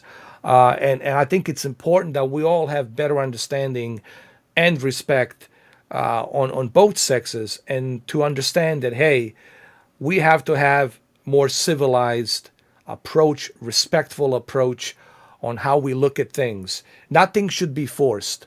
I always tell people, if me and you agree, we're cool with this, we're cool with that, and you're enjoying it, I'm enjoying it, hey, it's all good. But if something's being forced upon you, then I'm against that. If you're not comfortable with something, if something's being forced upon you, then that I'm totally against it. Or in this case, he was the most famous president back then in the 90s. So he's like, hey, I'm the most famous president in the world. What's this intern gonna do? Open her mouth? I don't think so. So I'm gonna maneuver her. She'll do what I want her to do. And what's disrespectful, he did in the Oval Office, which is even more disrespectful, which I don't know why he went that far. And I just think his impeachment, it was like, okay, for lying, like, what about sexual harassment? Like, it wasn't even a thing back then. And we always have to put stuff into perspective. But the thing about the Clintons, like I said, I appreciate what he has done for my country and other countries. But there's so much stuff I cannot talk about here because we're on the YouTube. But he's got a lot of darkness in his history. He was attached to a lot of strange people, to a lot of strange cults, and that's another stain that I will not talk about. Don't you hate when like your heroes are ruined? Like, I'm so It hurts sick of my me. heroes being ruined by this internet. You don't know how it hurt me when they find out his painting, cross-dressed painting, in a Palm Beach Island, in that house where what's his name, Epstein lived, that big mansion in Palm Beach Island, which is not far from Mar-a-Lago. that they found that painting of him crossing his leg in a blue dress. You never seen that? No. Oh God! You see, I cannot talk about. I'll get myself in a strike too. I'll get a strike too. Am I allowed to am I allowed to hit my vape on here? I don't know. You know what? It's can fine. step off. It's fine. You know, as long It's as legal. yeah, I mean, I see a lot of YouTubers use a vape. I don't think it's a big deal. You know, we're not here promoting vaping or anything like that. You know, so I'm not sponsored by a Okay. vapor or yeah. I think you'll be fine. I You'll be just figured fine. I Yeah, asked because yeah. Because the other guy, GC, was smoking actually weed, and that they slide that through. But that was a bit tricky because he was smoking, cannabis big time. But vape, it's fine. You can go to the store and get one, buy it. Different filters. So yeah, it's all good. Yeah. I'm not trying to glamorize it. Neither am I. But YouTube is so weird. They're just because here's the thing about YouTube, and my biggest problem with the YouTube is, I said to them when I spoke to them after I got the strike, I said, I'm looking at your community guidelines, and there is really no list of things I'm not supposed to say. Like, I don't know what your guidelines are. It's kind of innuendo. They're talking in innuendos. Here's our rules, but we're going to talk in innuendos. Like, I understand, you cannot show certain things, sexuality or some other, garbage stuff and whatnot. And you cannot talk about, certain discrimination. You cannot discriminate. I get that. Those are common sense stuff, right? But, like, there's so many things you don't know. Like this, you can't talk about that. You cannot even mention certain names. And so it's like you don't really know what's allowed these days. So I don't know. why did you get banned? Because I've known you for a long time, and we've said a lot of shit on the channel. We've swore a lot, we've joked around a lot. So I can't what was it something specifically that you said? Okay, here I'll explain, Cameron. Here's what happened. It was the episode 5, and episode 5 podcast. I put it on the Twitter. People can look at it if they want to. When I do these podcasts, I really have no idea which way it's going to go. What happened is Anthony Bishop, you met him. Anthony was here. He had a friend of his by the name of Demon, and he's a microbiologist. So he has better understanding of pharmaceuticals and how these vaccines are created and how they work. So what he basically did, he came in on podcast to educate people and tell people how they work. Now, whether you gonna catch a virus or not, he doesn't know that. But he's just trying to explain how they work, like the science behind these vaccines and how they work. And he tried to dissect them and try to explain how they work. Now, YouTube didn't like that because it's classified as misinformation, medical misinformation. Yeah, I see Facebook doing that too. Yeah. But when I look at some other YouTube videos, like these doctors trying to tell you what kills, what doesn't kill, like, how COVID works and how it doesn't work. So why aren't they being, punished? This guy's a microbiologist, and this other guy that has 20 million views, it's a doctor, but he's given a green light to talk about COVID-19. So it's a double standard, it seems to me there, Or it seems like they want you to basically talk in a certain way that goes along with what they're trying. But here's the thing: he was was telling people it's safe to take these damn things, while the other guy was saying don't take it. He was telling people it's safe to take these things and get a higher dosage and all of that. But if it doesn't come from CDC or WHO or NHS or any other company out there, Pfizer, Johnson & Johnson, it has to come from the source. Basically, that's what YouTube is saying. You cannot bring some doctor or microbiologist or pharmaceutical director. Basically, what they're saying, Cameron, is it has to come from CDC or Mr. himself, Fauci. Yeah.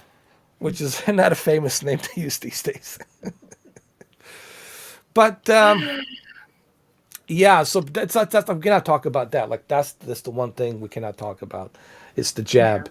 The jab. Well, then let's not. Let's move on. Let's move on. No, I don't want to talk about it. But that's why I got canned. I got canned because of that. It's And I tried to talk to him, and I told him, "Can you guys tell me exactly, where did he misinform? Because But why would everything." they ban you and not just take the video down? You know what I mean? Like just remove the video instead of banning you. It doesn't usually they got to give you like three strikes three strikes and then they ban you or something like that. There's somebody on the YouTube probably doesn't like me. I said, I'm tired of this Mr. 4K. He must be a MAGA man or some shit.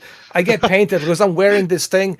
They think, oh, this guy's a hunter. He's a MAGA man. He's got a fucking big truck, Come on, boy. Oh no! Get on that big Am pickup I, truck now, boy. So am they I going think to be associated with you now? no, I'm not. I'm not a MAGA man. I'm not MAGA. I'm not a MAGA. You never know what I might be. I'm a libertarian.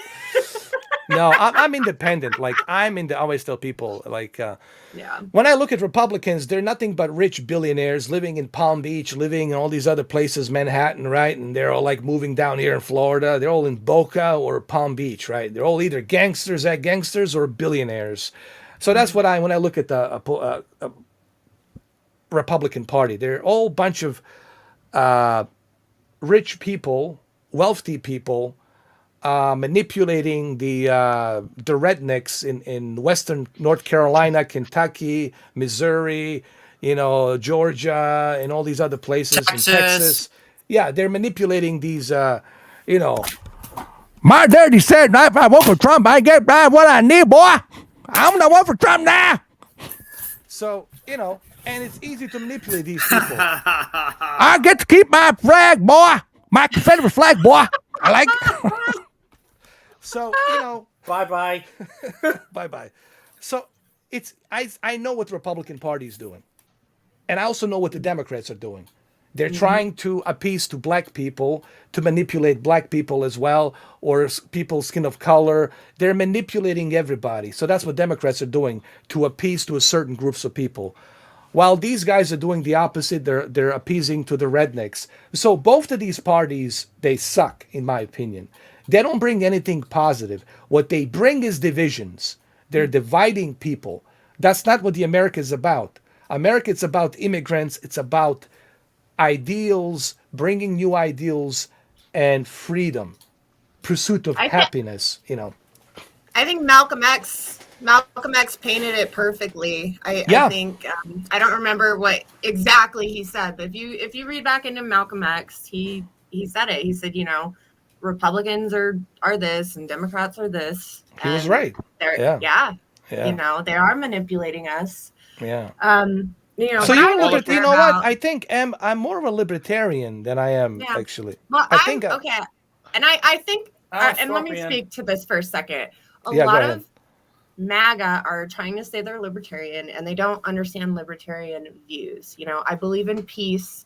I believe cops have too much power and are oppressive. I believe we live in a police state. I believe in legalizing and decriminalizing marijuana. That's already done here in Toronto. That's already everything. We shouldn't have doctors prescribing opiates to people and then police arresting them for taking the pills that their doctors prescribe or trying to withdraw off of these pills that their doctor. It's such a racket, and I don't think people realize what a police state we actually live in. Unless they've dealt with the police.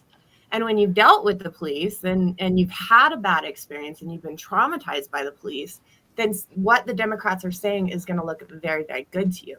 But you kind of have to stay kind of in the center. Libertarians were the first to be like, defund the police. But when libertarians said it, they mean decriminalize a lot of stuff and quit giving the police so much power over us. We're supposed to have freedom. And we're supposed to be able to take care of ourselves. We have too many restrictions, like what you're trying to say. And yet, they care about our well-being, right? They care, all of a sudden, the government cares about our well-being, right? They care about my health. But yet, why aren't we taken care of? Why do we need a health insurance? Why don't you just put it with the taxes? Each year, you pay a tax that comes out of the taxes, right? They're spending $300 million on an F-22 Raptor airplane, but they cannot take the portion of that to take care of people's health. In Canada, in other countries, it's included. It's like you're a citizen, you are taken care of. You don't need a job. like you are taken care of, your daughter's taken care of, your children's taken care of, you are covered, you are a citizen, you don't have to worry about whether you have a medical or not, you have it, you are a citizen, you can go to any hospital, any Yeah. specialist. And Yeah. that, it blows my mind, guys, that we're living in this most powerful country on the planet, but you don't take care of your citizens, but they care about, Yeah. they care I think about they're this. I think they're caring about that a little too late. I think that vaccines Yeah. are a really good thing. I was from a military family, so I understand the mandates. I get Yeah. it. I get the patriotism behind it. But I think that too little too late. I remember Michelle Obama tried to fix the school lunches, and she got so much crap for that. It's like she was literally trying to get our kids to be healthy and learn to eat healthy. Yeah. And you guys are mad, and it was the lobbyist with the food companies, I'm sure, right? If we had, I'm going to say marketplace healthcare saved my life. If I had not had that when I got sick, I would be bankrupt. I'd probably be on the streets. I mean, I Obamacare, wouldn't you mean, have right? been, The Obamacare, right? yeah, Yeah, Obamacare. Obamacare, yeah. I wouldn't have been able to start a business. I had a very successful business while I was sick, sitting in bed, with my computer, because I was able to get healthcare and I was able to become a healthy person again. If we have a workforce that's unhealthy, how productive is that going to be? Yeah. So it is a problem, and I think that the pandemic has shed light on it, and I hope that more Americans see, because we should not be going to GoFundMe to get our medical Yeah. expenses paid for. And it's true that, yeah, people will buy an iPhone instead of buying health insurance, but we Giving need them to the account checks, yeah, you're right. we need to account for human nature, and we need to account for the cost of medical now, because This is why we're never going to I be was. able to pay for that technology out of pocket. It's just, Yeah. it's just not going to happen. But through taxes, But see, that's what I'm telling people. This can work like they do in Canada, in France, and other countries, because we pay a lot of taxes as it is. And through taxes, they can take a portion of that, like 1 billion a year. And 1 billion a year, it's more than enough to cover a lot of the health expenses. Trust me. And if you do the math, if you like look at it, if you kind of like do the whole financial budget of what we spend yearly, we could easily have everyone insured. Trust me. But it seems that there's these profiteers, these lobbyists, like, no, no, no, no, no. Wait a minute. What about us? How am I going to make my billions of dollars? I need to have profit from people's diseases. Cancer's good for me. I make money off of it. You know, people with the lung cancer is good for me. I make money off of it. And that's the nasty part about what's going on in this country. At least my point of view, is that there's these lobbyists that have crippled. They have crippled this country because they want to make money off of people's pain and suffering. Look at the cancer. The treatments for cancer here, 50,000, 60,000. Chemotherapy, 20,000. You spend 100,000 in a couple of months, and you don't know if it's going to work or not. Now they have improved a little bit. I listened to Cameron. They improved technology, but here in America, it's going to cost you arm and leg. Oh no, that's the thing. I tell people the story, Ed, because I remember a long time ago you told me when your father had cancer, Yeah. you guys, it was like 75,000. You had to take a loan or something like Yeah, that, for right? a colon cancer, he had a colon cancer. Yeah. It So was stage 4. Yeah. I tell people like Canada may not be the greatest country, but when you get sick, they take care of you. My brother, he had cancer. I had Crohn's disease, and my friend right now, Tony, he's 59. He has stage 4 spine cancer. And I tell people, my friend Tony, he had to have triple spine surgery, and then he had to live in the hospital for 8 months. He had to live in a hospital. They fed him, they bathed him, they fed him 3 times a day, and he lived there for 8 months. Now, how much do you think that would have cost if Canada didn't cover it? A bill like that, cancer, and then he has to do chemo. He's doing chemotherapy for the next 9 months of his life, and he has to take 90 pills a day, 90 pills a day. And they told him you have to do this until June. But Wow. they told him, in the beginning they gave him a 2-month life expectancy. But for some reason, my friend Tony, he's always been a hard motherfucker, tough motherfuckers, and they told for some reason, because in the beginning they told him, listen, we don't want to waste time with the chemotherapy and giving you the medication if you're gonna die. It's not worth it. We'd rather give that to somebody else because this is expensive. But for whatever reason, they told him, we think we can fix your spine that's been busted for your whole life. It's gonna take 3 major surgeries to reattach your spine, and then we got to give you chemotherapy for the next 9 months of your life. So it's going to go until June. You got to do it 4 times a month, and you got to take all of these expensive drugs. And then because of the spine surgery, he couldn't walk, and the chemotherapy made the surgery worse. So he had to live in the hospital for 9 months. He was just released 2 weeks ago, so I visit him every day, and I was taking care of his apartment while he's in the hospital. But That's nice. I always tell people, how much do you think that entire process that Tony did would have costed him if he wasn't in Canada and the government of Canada paying for that? Do you think he would be alive today? No, because No. there's no way he could afford that, right? So think about that. For you to live in the hospital for 8 months, they have to have people every day bathing you, coming and changing your bed for you, feeding you, because he couldn't even move his hands anymore, feeding you, doing all these things. You basically, if you weren't in Canada, and it goes to show you, like I can imagine people in other countries who don't have free healthcare, and they have something much not even as bad as cancer, and they can't afford to pay for it. What it must be like. And people say, you live in the greatest country, or we have all this money, or we have so many celebrities, but then when people get sick, you can't even fix them, you can't even help them because they can't afford it. It shouldn't be like that for in any country. Once you get sick, it shouldn't be a matter of I can't afford to be healthy. It should Yeah. never be like that. That's the problem with the world today. It is sad. It is so sad. And even not just the healthcare, but you look at the homeless people.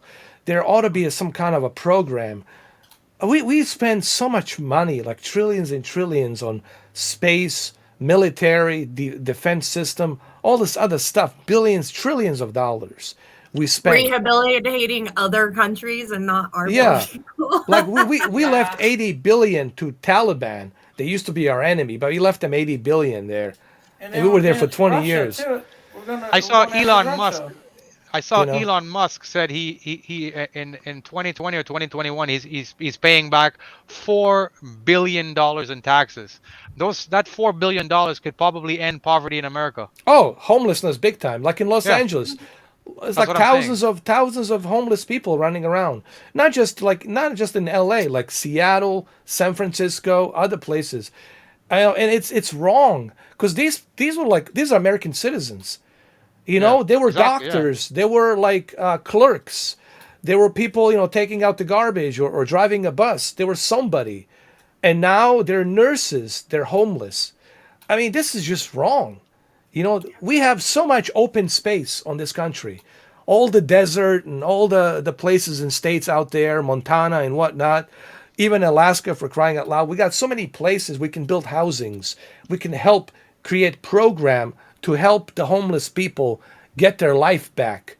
Okay, what is your passion? What do you want to do? What are you good at? Here, you can pursue this, right? There's so many good things we could be doing with that money, but no, let's build these rockets and these bombs so we can bomb somebody else out there we don't know. You know, it's just, Even for people to go to school and become a yeah. doctor, most people cannot afford that. Like when I used to work at my job, I would see people in the warehouse, and they would tell me they have to work 3 jobs because they want their kid to go to medical school, and it's going to cost them 50,000 for the year, or whatever. And I'm thinking, Yeah, like, these are jobs designed to make the country and the world better, having doctors and nurses and all these things. But they make it so unrealistic for most people to be able to attain these jobs unless you come from a wealthy background, right? Because yeah, think about it, if we made these areas in life more affordable to people, there would be more people pursuing these type of jobs. There would be more doctors and absolutely. nurses every year. But now these jobs are on a decline because a lot of people can't afford them, or even if they can somehow find a way to afford them, they have to be paying back these debts for the next 10, 20 years of their life, right? Which people are saying, no, Student I'm not going to do that. I student can't do loans that. are indentured servitude. That's Yeah. exactly Yeah, what they are. They are the new yeah, slavery. And it's sad because if we were to make our workforce healthy, make our workforce educated, where would we be right now? oh yeah, It's sad. It's really sad. I think and I could be wrong. I need a fact checker here. I think it's India that sent like pretty much everyone to school. That's why India, you have all the tech support in India. They took over our jobs like that. And doctors too, all the doctors from India as well. Even Yeah. Middle East, parts of Saudi Arabia, they're all like doctors, engineers, right? Architects and whatnot. And that's the problem. It seems to me we're only investing into military technology. Like, just join the army and then you'll get all the benefits and everything. Just join this military thing or join the subcontractors like Lockheed Martin, Northrop Grumman, right? Join these organizations and you'll get all the benefits and everything. If it's not military, then they don't care, basically. And I think that's wrong. We can do better than this. I mean, we're spending money building other countries, and then we're destroying those same countries we rebuilt around the world. But we don't have any. We don't even healthcare is broken. We have no housing for homeless, and then we got all these activities on the streets and whatnot, poverty, crime. It's Don't you think sad. crime would go down if people could afford stuff? Of course, of Yeah. course. Look, no one happy. I'm gonna say this as okay, and I think of me as an idiot. Nobody happy living a good life with a job that they like, career, family. No one's gonna go out there and join a crime because they're already happy. No one happy is gonna do something crazy because they're already happy. They're loving the life. They want to help out, right? But if you put them in the situation where they have no choice, on the gridlock, then what do you want them to do? Of course, they're gonna go vandalize. They're gonna steal. They're gonna join this drug dealer or that pimp or whatever. They're gonna go out on the street and they're gonna do what they have to do to survive. Not that they enjoy doing it, but you're giving them no options. And when you don't give them any options, that's what happens. Survival of the fittest. They have to survive. And survival's a natural trait. Yeah. You're not gonna just starve to death Hell because no. you might break the law. And Yeah. no, it's not good to break the law, but at some point you have to say, okay, our system's broken. If we have more people in prison than any other place in the world, And it's for wrong. what? For this. For a little bit of this. For a little bit of that. Right? I know. That's wrong. I know.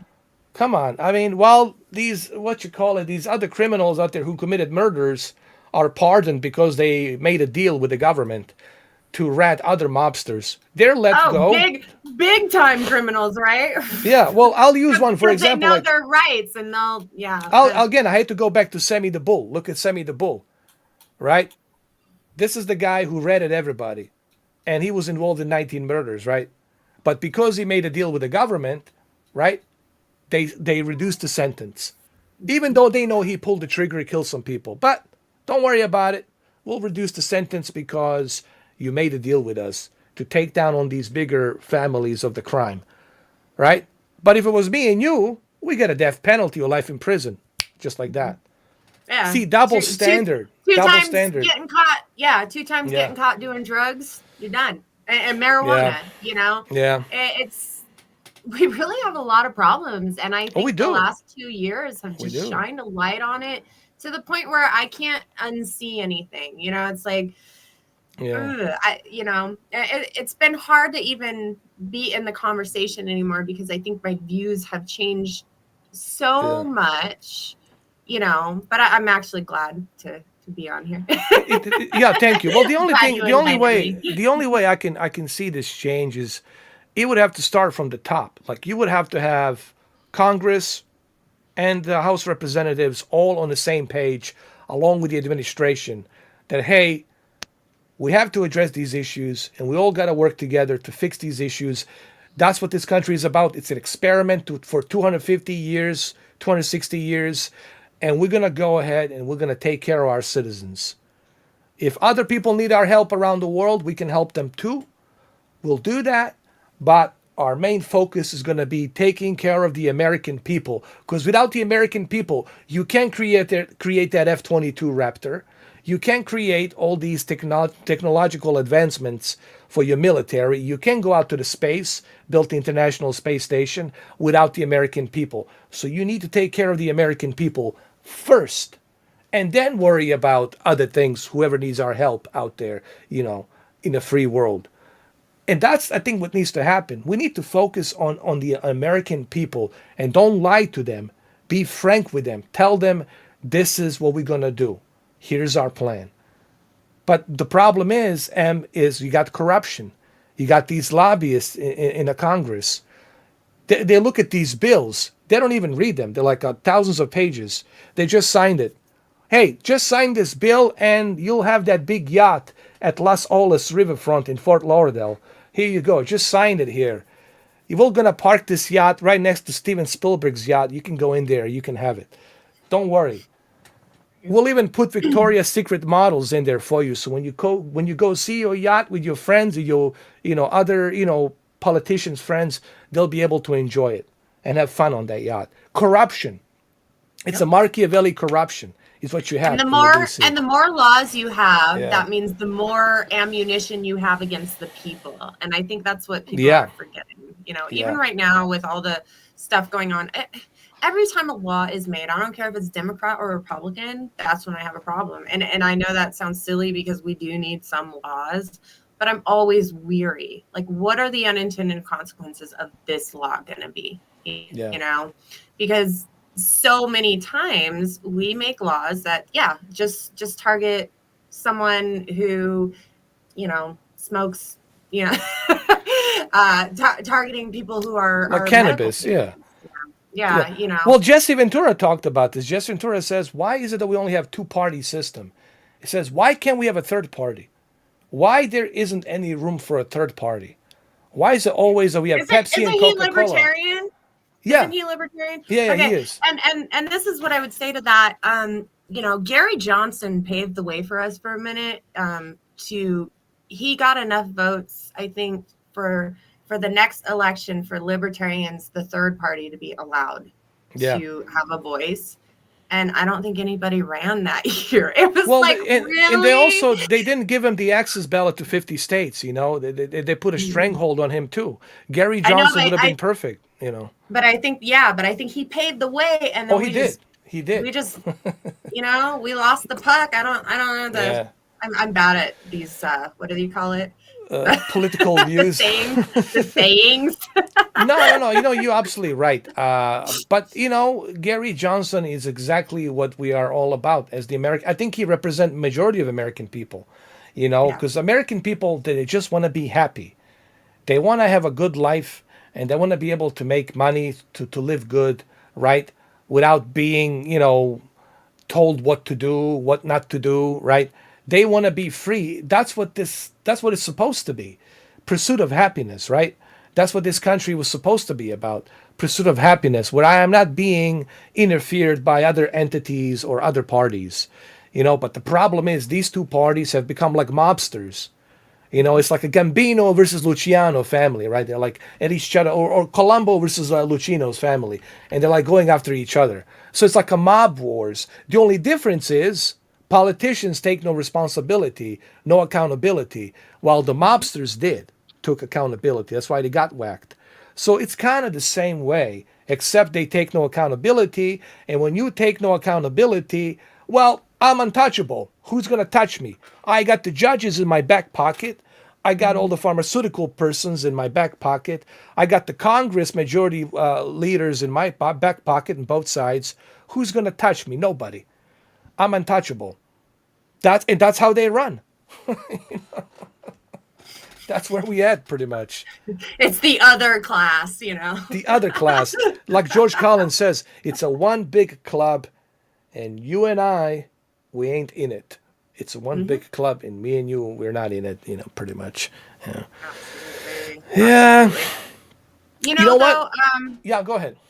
I will say, though, if you are having medical problems, like paying bills and stuff, actually check. I know with what's going on, it's probably a long shot right now, but you can check and see if your hospital has grants to help you with your medical costs. So always look into that, Yeah. And that marketplace.com, that's Obamacare. It Yeah. really is. Like you It can take a really is short term. better It than doesn't have to nothing. be a long term. You can take a short term. I know that there's a certain timeline for you to get the HMO and PPO, but currently, right now, they only have it's a short term. But it's better than nothing. I always tell people, I think it's January 19th and then November 19th when you can go ahead and go to the marketplace and try to get the something better like a PPO, Yeah. an HMO. Yeah, an HMO. But at any time, if you've lost your job or something, or your income's changed, you can go ahead and reapply for marketplace. So Yeah. and I just really promote it because, like I said, it saved my life.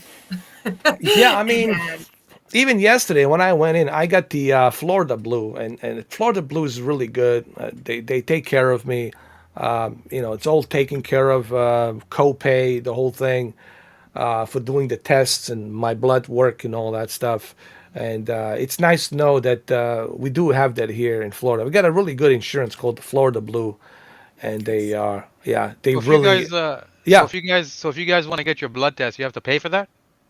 No, it's covered actually. Here it's Okay. covered with the Florida Blue, which I have. Is the PPO, which is the PPO. I can choose any doctor. I can choose any but that's only if hospital. you Yeah, have insurance. yeah, yeah. If If you you have don't have insurance, insurance, yeah, you pay for it. yeah, you Sure. have to pay for it. Yeah, and let me tell you, without insurance here in this country, You're there's no screwed. way. Like, well, no, you done. The bill comes in, it's like 11,000, 12,000. You can't pay. There's just no way. I mean, you have to steal some money from somewhere. Go in the bank heist or some shit. I think if you're like if you're older and you already got a home, you already got a car, Yeah, then whatever. Who cares? But yeah, yeah. Or if you're on yeah, disability, if you're they like a might take it disability, from you though, yeah, right? They might take it from you at a yeah, certain point. disability I thing. got AARP Oh, for you got a my disability. disability, right? AARP. Yeah, Oh yeah. yeah. That's a Medicare, I right? was thinking of getting that. Like, Mm. well, is that the one you pay for to help you if like you can't work because of Yeah, your that. disability? No, I have a learning disability, focus, Asperger's. I have a lot of disabilities. It Nice. just gives you my Me too. it gives me my copay is $25. Oh, it's not bad. Not bad at all, man. I need to think of my disabilities. Well, my disability will be Mr. 4K, you piss off everybody, so you have no disability. You got ability. You got ability to piss off people, Mr. 4K. We looked at your 6,400 videos. You have ability to piss off people, rattle their cages. Even Joe Rogan got into trouble because of you. He did? Yeah, he Wait, did. what? Well, he had this professor come in onto his podcast, and this professor was telling people how dangerous, the is, and that people shouldn't, do this. And he got a strike, and now they want him off of Spotify. People are signing petition to get him off of the Spotify for misinformation. So Joe Rogan is fighting back with Dana White, Dana White, the UFC representative, Yeah. because he was promoting this medicine, this horse medicine that helped him when he was tested positive, and he said he worked for me. Maybe it will work for other people. So other people, maybe they should give it a try. But of course, the big pharma doesn't like that. Big pharma wants you to go with what they want you to go with, because what is this new shit? What, ayahuasca? No, no, no, no. We're not gonna. These shamans will not get rich. Only us, pharmaceuticals, Johnson and Johnson, and Pfizer will get rich. We're the one that are gonna make the money. So Let me play devil's advocate a little bit though. Let me play devil's advocate. go ahead. When I was sick, vitamin companies became very, very predatory towards me. I had a friend who was selling vitamins. When I told her, I said that those vitamins aren't working for me. I can't use them because I have to pay for my medication that does work. She stopped talking to me.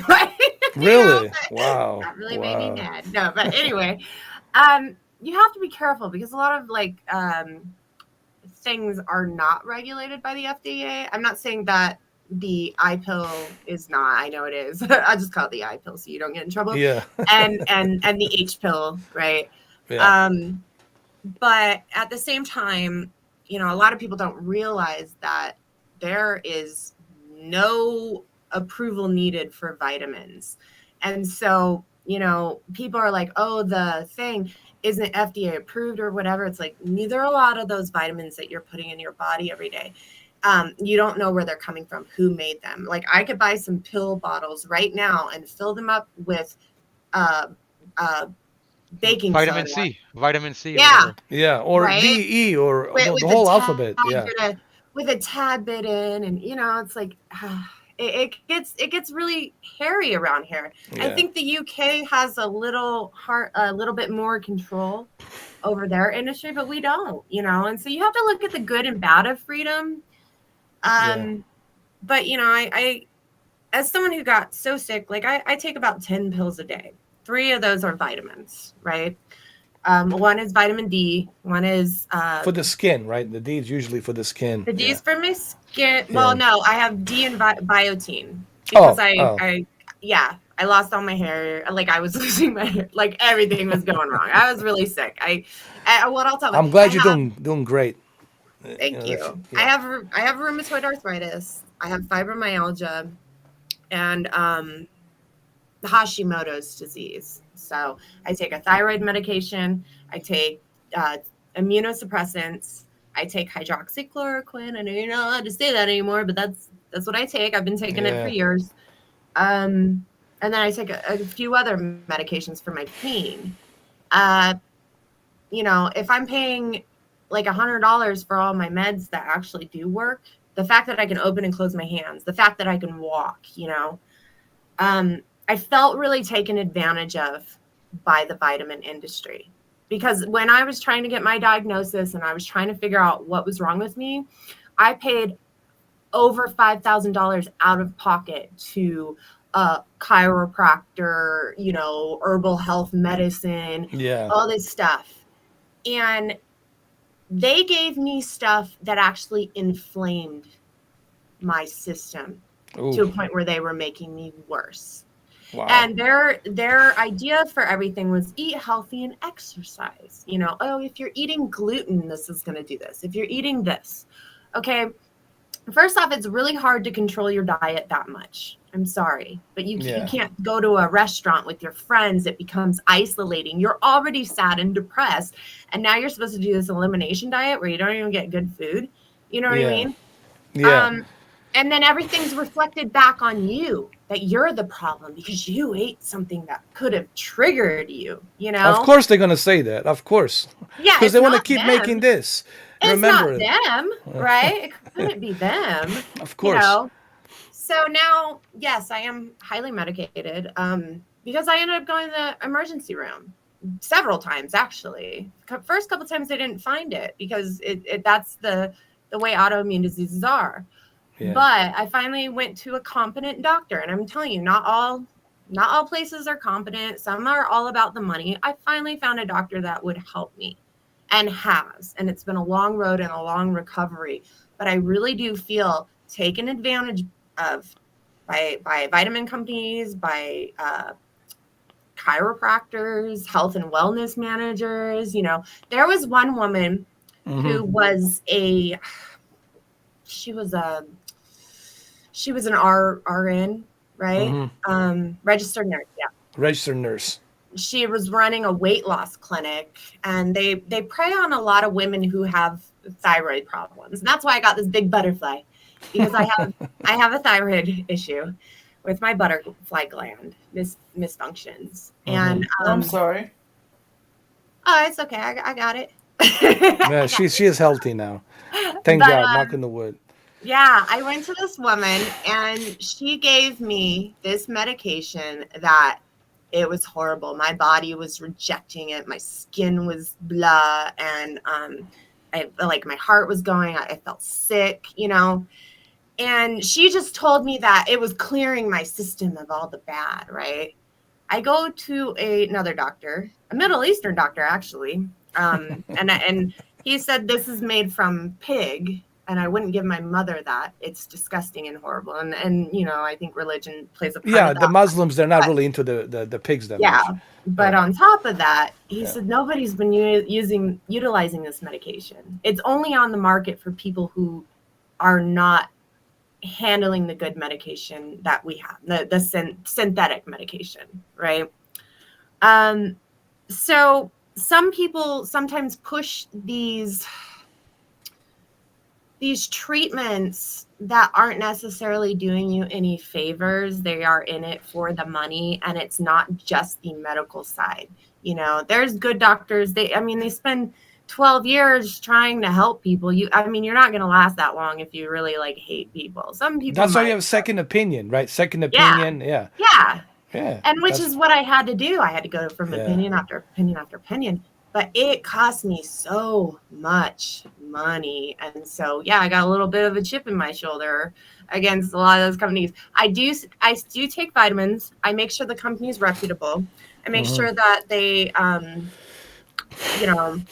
have studies, because it could be anyone off the street selling you whatever. Check the Better Business Bureau. Definitely, I definitely see your connection here between Joe Rogan and why people have to be careful when they start promoting. This guy has about 20 million, viewers weekly. He gets 20 plus million viewers, so he's approaching to 20 million viewers a week, and people will see that. And now, if you get a doctor, some kind of a professor doctor, telling you that you should take this medicine that hasn't been tested properly, go ahead and get this and you're going to feel better. That's the wrong way of doing it too, because you don't know how that medicine is going to react. Like you talk about the vitamins and how it screwed you over, so we have to be very careful on what's being promoted. That's why we have FDA, there has to be tested properly by the federal, Department of Health, and they need to go through that, and they need to test it to see how it reacts to our immune systems in our bodies. Because UK is so much better about that. They got a higher life expectancy, and you're absolutely right. Regarding the Joe Rogan, I think you're absolutely right. Like, he has to be careful how he, just because something worked for you, Joe, it doesn't mean it's going to work for other people. Because we're all different in a way, He has a lot of power, and he needs to learn to use that wisely. You know what I mean? Just like we go back to Bill Clinton, right? Yeah, responsibility. It comes great responsibility. I've got some things for Joe Rogan, but I won't go say there. it. No, it's okay. I like listening to the conversations, but I already said some things about Joe. I'm already in the hot waters with Joe. Me and Joe, we got to do a fight together. That's it. It's going to be a celebrity match. I'll be the referee. We got to do it. Impression match. You should do it. Here's what happened. I have a problem with Joe because, I always tell people I'm an avid believer in a Bigfoot. Ever since Bob Gimlin and Roger Patterson video that they filmed in Northern California forest on that Bluff Creek. You see that hairy creature, running and all that. Like, was that really a person in the suit? And did these guys, these cowboys, these ranchers had enough money and resources to put somebody in a suit like that? Even by today's magic, it's difficult to create a suit like that, to work like that. So I'm an avid believer in Bigfoot, and I don't try to sugarcoat it. I never seen one, but I believe that there has to be something out there. Now, my problem with Joe Rogan is this. Joe Rogan said something when he did this TV show called Question Everything. They went to Washington State, I think Washington State. Yeah, Washington State. And he met with all these hunters and Bigfoot believers, trappers, trackers who are out there in the woods, right?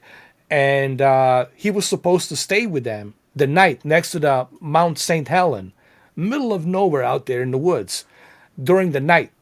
And they told him, okay, we're going to set up a tent. We got everything we need here. We got the cameras. We got the sensors. If something shows up, we'll be able to see it, right? Guess what Joe did? he bailed out. Joe said, him and his friend Duncan says, no, we're going to go to Seattle. We're going to hang out in Seattle hotel, 5-star hotel. And then we'll come back in the morning to see if you guys caught anything. And this is the same guy who said that these people are full of shit. These are the unfuckable white people, unfuckable white dudes. And he was making fun of them. And I'm like, Joe, these unfuckable white dudes, they have more courage. They have more toughness than you will ever do. Because they stayed the night, middle of nowhere. They don't know what the hell's out there, but they stayed the night there. While you, this tough guy, Mr. Black Belt, took your sorry ass with your friend to a nice hot tub in a 5-star hotel in Seattle. And then you came back and you said, oh, you guys didn't find anything? Okay, bye. And then he talks about the pyramids too. He said how he loves the pyramids. He wants to go to Egypt, Giza Plateau. He wants to see how beautiful these pyramids are. But he's afraid to go to Cairo because he's afraid if he goes to Cairo, someone will kidnap him. This is my problem with Joe. This is exactly my issue with him. That's what he said. Oh my God. That's Joe for you.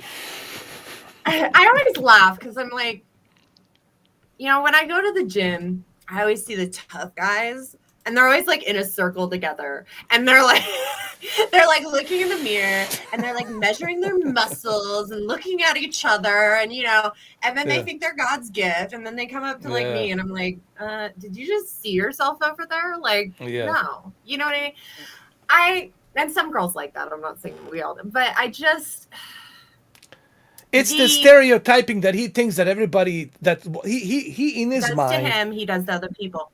That's the problem with guys with egos. And he's like a Steven Seagal, another ego guy. He has ego, obviously. And you can see it, the way he talks to his guests. Like, if you're not smoking pot, if you're not smoking cannabis, what the fuck's wrong with you? You're not smoking cannabis? Like, well, not everyone's going to smoke cannabis. Not everyone's going to fucking drink. Doesn't mean like that you're better than him or he's lower than you. Like, he likes to downgrade people because they're not living a lifestyle that he's living, right? Because he got lucky in his career somehow, and he got all the luck through, UFC and comedy, and then now he's doing this podcast very successfully. And he likes to have this ego that he knows everything, that he's above everybody. And that's one of the issues that I have with him, because if you have a different opinion than him, he's just going to treat you like shit. And you see it on his podcast, the way he treats people if they disagree with him. And he's supposed to be this guy that's supposed to be, hey, I'm all about people, bringing people, respecting each other's opinions, right? But he's totally the opposite, That's Joe for you. My biggest issue is he told Kanye West, I'm gonna hold this, like I'm gonna be so mad going after Kanye. He told Kanye West that he could fix his bipolar disorder, a very serious mental disorder that is like close to schizophrenia. He told Kanye West that he could control his bipolar through exercise instead of medication. Ever since he's been on that Joe Rogan story, he's got a divorce. He went to that shed, got all crazy. Now he got a domestic violence incident going. It's like, I hope he didn't quit taking his pills, but Joe Rogan literally said that he didn't have to take his pills because the pills were making him fat and that he could just exercise and it'll go totally away. Irresponsible for someone to say such a thing like that. And bipolar disorder is a very serious, schizophrenia is a very serious problem. It's a terrible disease to have. People who have it, it's a terrible disease. And for him to be so irresponsible with 20 million people watching to say such a stupid thing like that, that shows you everything you need to know about this guy, Joe. Yeah. That was when I was like, I can't watch him. Yeah. That's when I kind of dropped off, and it was before all of the jab stuff, Yeah. But it's not the first time he's tried to give medical advice. And, Alex Jones just got in a lot of trouble. And Alex Jones tried to go behind the cover of I'm a Character and blah, blah, blah, and that didn't work out for him. With free speech, there is restrictions and there's responsibility that goes along with that. If you're selling your your fans things that's going to hurt them or make, or you're coercing people to do bad things, like you're responsible for that. That Of freedom of course. speech doesn't cover that. And people, Especially it's when you're I this could go this on all this day. big figure, this huge figure with millions of people watching. What you say definitely resonates, and kids who are in colleges and high school, they're watching you. There's millions of them watching you, right? And they're going to be the next police officer, they're going to be the next doctors, they're going to be the next whatever, and they're watching you, and now they're getting indoctrinated by what you are saying because they look up to you. They look up to you. They look up to Jocko Willink. They look up to all these individuals like Jordan Peterson, right? So they look up to all of these people. And what you say echoes in eternity, pretty much, because they're listening to what you're saying. And you got to be very careful what you say and what you actually are selling out there, especially if it's a misinformation. That's the worst part, you know. Katie says I shouldn't move to Mars then. Why? But if you find Bigfoot, I mean, you could bring him home. you know, people Or bug you me can kill about him. people bug me about this Bigfoot thing. I noticed I believe something. you. I Yeah. believe it. I believe in Loch Ness Monster too. Oh, that's good. I'm That's glad. me, See, you Money know? Penny doesn't believe me. Money Penny doesn't believe me. She doesn't think that there is such a thing. She needs proof. What? Well, how do you feel? Because Cameron, you're out there in Canada, man. Because if we talk about Canada, Canada is like the capital, especially British Columbia, Alberta, even outside of Quebec and Ontario. It's like a mecca of Sasquatch sightings. So, what's it like in Canada with the whole Sasquatch situation, man? How do people feel about that? Like, because you live up there, you live your entire life there, like Cameron. I'll be honest. I live in Ontario. It's not British Columbia. Like British Columbia is probably Yeah, where that stuff is. Probably where the people talk about it more. yeah, But out here, I don't know if anybody really talks about the Sasquatches and so forth. But I mean, we do have a lot of mountains, a lot of forestry up here. So I mean, there's nobody that could scientifically discredit it, right? yeah, There's nobody that can say it doesn't exist, right? So you never know what's out there, right? Because I mean, yeah. we just Because look at, haven't we just haven't found it yet. yeah. That's why we say it's not there, right? Just because, here's the thing. Look at British Columbia. Like, here's the thing.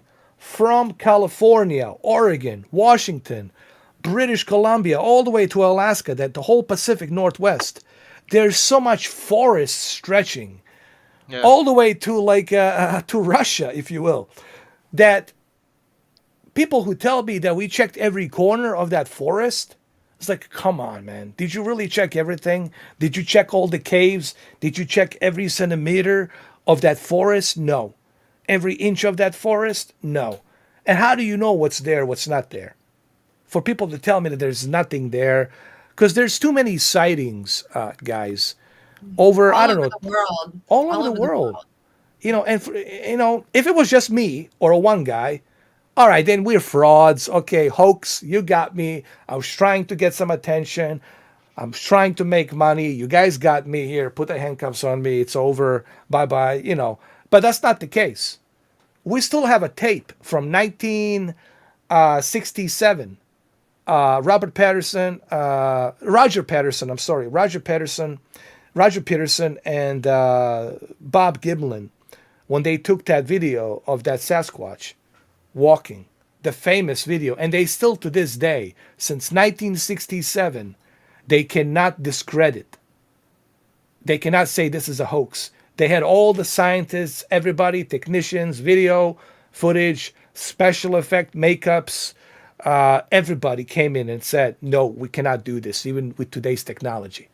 Like, can you recreate this? They couldn't recreate what was filmed with these two ranchers, Roger and Bob, Roger Peterson and Bob Gimlin. And these are two ranchers just going out in the middle of nowhere out there in some kind of bluff creek out there in California, Northern California. Like, they have money, special effects to build this suit. Come on, man. full special effects team, and but on top of that is we're still finding new species of animals daily. You know, so it's not. You know, he could have gone extinct around that time. He or could maybe they still be out survived. there and just really good at hiding. They could hibernate for 12 years. We don't know. Yeah. We don't know what that's about, you know. They could be like locusts. and if they're so smart, you know, which I'm sure they are smart, then they know how to cover their tracks. They know how to stay, you know, for centuries. They're if they are probably aware of our presence, and they learn how to evade us, how to avoid us, and that's why they're so good at what they're doing. Because nothing walks in those woods without them noticing, and they're probably more in tune with nature than we'll ever be. And they'll probably smell you like 20 yards, 30 yards. They'll know you there, you know. But according to Joe Rogan, there's nothing there. It's just people with a suit, gorilla suits, and a bunch of unfuckable white dudes. Yet they have the entire family out there building ranches and you know, cutting the woods, like a huge family of 12 kids, 13 kids, you know. So they're all unfuckable white dudes from Oregon all the way to British Columbia. Unfuckable white people. Does he have kids? Does he have kids? He does. Joe Rogan does. Has like Oh two my of god, them. those kids are brainwashed. 2 daughters, I believe he has. But his wife, it's secrecy. You cannot talk about her. I don't know. She's some kind of like a secret prima donna. You know, you're not supposed to like show her face or whatever. You know, we can see a Tom Brady's wife, but we cannot see his wife and whatever. Why, is he Bigfoot? Could be. She could be a There was Bigfoot. some interesting things going on there. Yeah, she could be a Bigfoot. You never know. Trying to distract you. Yeah. Thank you, electrical engineer. Appreciate it. Oh, Money Penny's hiding. Money Penny believes in Bigfoot. I know she does. Mm-hmm. She only believes in the Bigfoot if the Bigfoot. Hold on. Jesus Christ. So Ed, what do you think about Microsoft spending 68 billion for Activision? What are your thoughts on that, man? That's a lot of money for it to spend on a company, right? Well, 68 billion. I heard they haven't even made back the 7 billion they spent on Bethesda. They haven't came close to making that back yet. So I mean, the way I look at it is this. I'm not a huge fan of Monopoly. You know me. I don't like Monopoly. But I think what this is doing, it's creating a competition. So now Sony is going to try to do the same thing and create their own, you know, service like a Game Pass. I think we're going to benefit from this because if I can play these video games and I don't have to pay all this extra money for them, you know, because they're so expensive, right? Then that benefits us, you know, because they're super expensive, especially if you have kids, right? And they want to play these games, you want to buy them a game, they're like $70 each. I think this will really benefit to create more competition from Sony, from Nintendo, from other services. So it will benefit us as the consumers. Go ahead, Emma. It's going to benefit us, I think. Do you think instead of Xbox forking out 68 billion to buy Activision. Let's be honest. Activision, it's mostly what the Call of Duty is the biggest game. I don't think anybody really cares that much about Candy Crush and the other games. I think Call of Duty is the big game with the Activision, right? And like I don't play Call of Duty. I mean, I think it's a great game. It's just not my type of game. But I did some research and it said that 80% of the Call of Duty players are on PlayStation. So that would essentially, if Xbox decided to say, you know what, we're gonna make this game only on Xbox, that's a big blow for the PlayStation fans, but it's also gonna be a financial blow to the Xbox because they gotta make back that 68 billion. But I was thinking, wouldn't you think instead of spending 68 billion on Activision, don't you think it would be better if they invested it into making some great exclusives for the Xbox instead? Like I mean, like the PlayStation has the God of War, they got the Spider-Man, they got the Uncharted series. I would like to see Xbox come out with their own exclusives, you know, like high quality exclusives other than Halo. You know what I mean? What do you think? Well, You got to remember, Phil Spencer, I think he said on one of his interviews, he said that our our main goal it's not for exclusivity, even though we do like to have our exclusives. Yeah. Their main goal is to create this platform called the Xbox Game Pass, and Yeah. that's all they want you to do. They Yeah. want you to attract you to be on their platform with any means necessary. So that's why they're buying out everybody because they Yeah. want you to come to their platform. Again, that's a monopoly. I don't know how else to call it other than monopoly. So Yeah. Yeah. Yeah. I I see I that. don't think they were really, to be honest with you, I don't think their focus was never exclusives, Yeah. Cameron. That was always the PlayStation, field.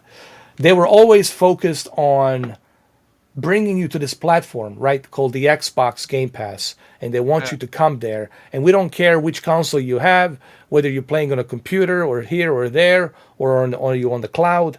So they just want you to be part of their service, kind of like Amazon. Amazon doesn't care if you shop food on their platform or if you shop for the clothing on their platform.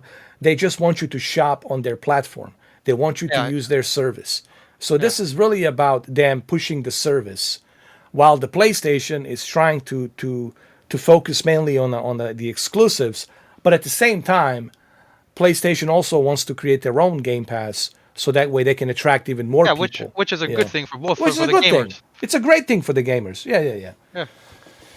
Yeah, so that's pretty much how I feel about that. I think it's good for us because, with this economy and everything, I mean, video games are like, what, $70 each? And this is ridiculous. Like, plus tax, $75 for something that you're going to maybe rent or play for about maybe, I don't know, like a few days. You finish it and you're barely going to touch it again.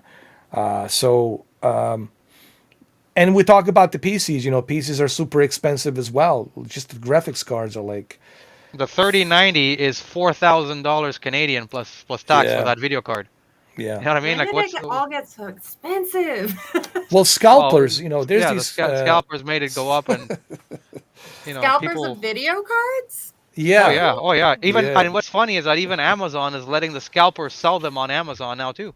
If you go on yeah, Amazon, the video card like the 3080, 3090, they're like $4,000 Canadian plus tax just for the video card, right? yeah, yeah. Jeez. It is. Yeah, it's becoming ridiculous. It's not just the video cards; it's also the Everything. cameras. The cameras, the microphones, the lighting equipment, and they're everything they can get their hands on that people need. Like working from home, right? A lot of people are working from home, so they need Yeah, the so the webcams, cameras. yeah, so the webcams have gone up. Yeah. They need a lighting equipment, like they're charging it like triple amount than what the regular price is. So let's say you want to get a camera that's like a $200. Now you have to pay a 600, 700 just to have a camera, a bloody camera, right? Just so you can do what you need to do. And yeah, it's really, and here's the problem: there is no law put into place that will stop them, and they're not going to stop as long as there's no restrictions or laws put into place. They're not going to stop. They're going to say, hey, we can do this all day long, make money. It's And not what going they to do, stop because it's yeah, not going to stop because at the end of the day, PlayStation and Sony, whether you buy the console or a scalper buys it, they see it as a yeah, sale. They see it as a yeah, sale. It doesn't matter who buys it. They see it as a sale. That we sold it. It's like a car dealership. We don't care if a drug dealer buys it or if a grandmother buys it. To yeah, us, we still get paid. It's the same thing. So same. So there's no reason. If anything, Sony and Xbox, they want the scalpers to buy it because the scalpers are buying 5, 6 consoles in one shot, yeah. right? So to them, it's better that way. But for the gamer, It the gamers, sucks. the guy For getting us, screwed sucks. Yeah. because I play every day with a team of guys online, and Hmm. a lot of them still tell me I'm still with the PlayStation 4 because I can't find a PlayStation 5 yet. My buddy was even telling me, man, I got like 4 kids and I got a PlayStation 4 and I'm so desperate for the PlayStation 5 after waiting a year Good that I'm luck. thinking about I'm thinking about going to a scalper. He's like, I'm thinking about going to the scalper now, right? And Fifteen even hundred my bucks. yeah, There you go. even my buddy who lives across the street from me, he's been my friend for 30 years. He's telling me that, man, I've been waiting a year. I'm thinking about going to the scalper. I'm buying the PlayStation 5 because I can't wait. I can't wait anymore. It's like it's taking forever. I thought it Yeah. was only gonna be like a few months. You It's know? just sad what's going on because at the end of the day, that well, the gamers actually have to stop actually pre-ordering these games. I think they're making a mistake by pre-ordering these games. But then again, the parents these days are busy. They don't have time to look and tell the kids, hey, you shouldn't pre-order this. Here's the thing. Me and Pickle Ninja talked about this yesterday.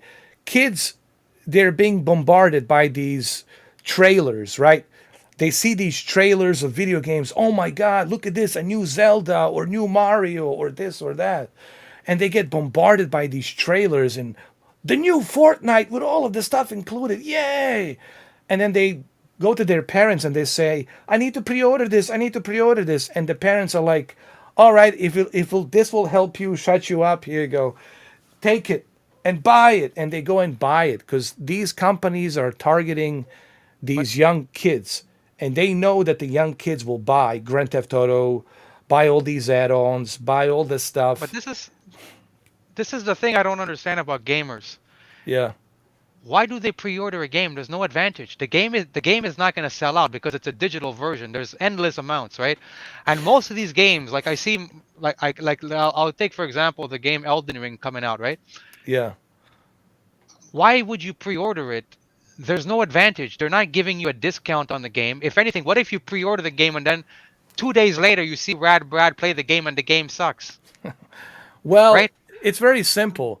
All you got to do it's like have a very highly detailed character in the CGI that looks super realistic, and Yeah. then tell them like this is how this game's gonna look like. Look at the character. Look at this world. And then what they don't know is that's a CGI heavily Yeah, created yeah, by a supercomputer. And then when they get the game, they find out it's a crap. yeah. It's like playing It's a Candy Chris Crush or Farley. something. Yeah, yeah, yeah. No, but that part I understand. But I'm saying, for me, when I think of the word pre-ordering, there has to be some benefit for me to pre-order it. Like if you're telling me, okay, let's say God of War Ragnarok 2 is coming out, right, in September Hmm. 2022. Let's say now, Santa Clarita says if you pre-order the game, it's going to be $20 or $30 cheaper. Then I have an incentive to pre-order it. But if you're telling me the pre-order is the same price as the day one release, then what is my incentive to pre-order the game? If anything, the game might suck, and then I'm screwed with the game, Yeah. right? So what I'm seeing with the gaming company is that they're not giving gamers an incentive to pre-order it, but yet the gamers are pre-ordering these games for what reason? That's what I don't understand. It's not like they're saying we're giving you a $30 discount if you pre-order it now before it comes out. Then I understand you have an incentive to pre-order it. But none of these games are giving you an incentive by saying we're giving you a discount to pre-order the game. No, we're charging you the same price whether you buy it now or you buy it a month later. I You know? think it's some kind of a pandemic. We have so many pandemics these days. And of course, an addiction, it's one of them. You could be addicted to anything, right? You could be addicted Yeah, to video games and you just, whatever comes out, I need to have it. Like, ooh, exactly. today they released this DLC on a Fortnite. But do I really need it? No, I don't need it. But I gotta have it because if I don't have it, I'm not gonna be a cool kid, It's or like I'm a not gonna be bragging this right, cool right? guy, right? I gotta Like a have this bragging shit. right. Yeah. Or if I don't have this Fold Z3, Samsung phone, I'm not going to be a cool guy. So I got to have it, even though I don't need it. Nothing wrong with what I have here, but I got to have this, 1700, Fold Z3 phone. And then next year, I need to get another one, number 4, which is the same shit, just different packaging. It's a disease. It's like a fight club. The perfect analogy, it's a Fight Club movie with a Tyler Durden, where Brad Pitt tells to Edward Norton character, which is his imaginary friend. So yeah, Yeah, another thing is, your apartment blew up, your apartment got in caught the fire, you lost all that furniture, you lost all that equipment. So what now? Jeez, what do we do I now? think I think I think you're right. I think a lot of this is just you want to tell people you have it and you have it before everybody else. It's like that's your way of like reassuring yourself that you're always with the best. It's like cell phones. I'm still using a 2-year-old Android cell phone right now, and you know what? It does a trick for me. And then I see people every time there's a new Android or a new iPhone, they Yeah, have to upgrade. And I ask people, why are you upgrading? They're like, oh, I want to exactly. this one. This one has this spec, this spec. I'm like, okay, first of all, I tell people I make videos all the time. I put videos on YouTube on not YouTube, on Facebook all the time. So I'm always using my phone. I know how to use the camera. I know how to use it. But you never use your camera whatsoever. Yeah, you might take a picture, but you never use the camcorder. You never record videos. You never do anything. So why do you care about having a $1,500 phone that tells you they have this bit rate for the camera when you never use it in the first place? I'll tell you, Cameron. I'm going to answer this question with just one line, and that line is from the movie Fight Club. The things you own end up owning you. Yeah, that's true. And that's pretty much what's going on. It's the consumption of materialism. There's half the stuff here that I have that I really don't need. Like this big ass monitor here. Do I really need it? No, I don't. Probably I should give this to Emily because she probably have use of it, painting on it or whatever. Like there's a lot of stuff that I like see in my house that I'm in. Like there's a lot of stuff I don't need, but why do I have it? It's that disease of consuming the stuff that you think you need to be a hip guy or whatever to fit in. It's a disease. It's a really how do I say this? Very addicting disease that people get sucked into it. Yeah. And then sometimes when you get these things, you think it's an upgrade. You realize, Yeah. it's not an upgrade. It's actually worse than what I had before. It's this thing, this new device or this new whatever I thought was going to be so much better. It's actually I have to spend more money to make it function with my setup or whatever. And you realize, wait a minute, it's only giving me 5% benefit, but it's actually taking away 20% of what I was doing before.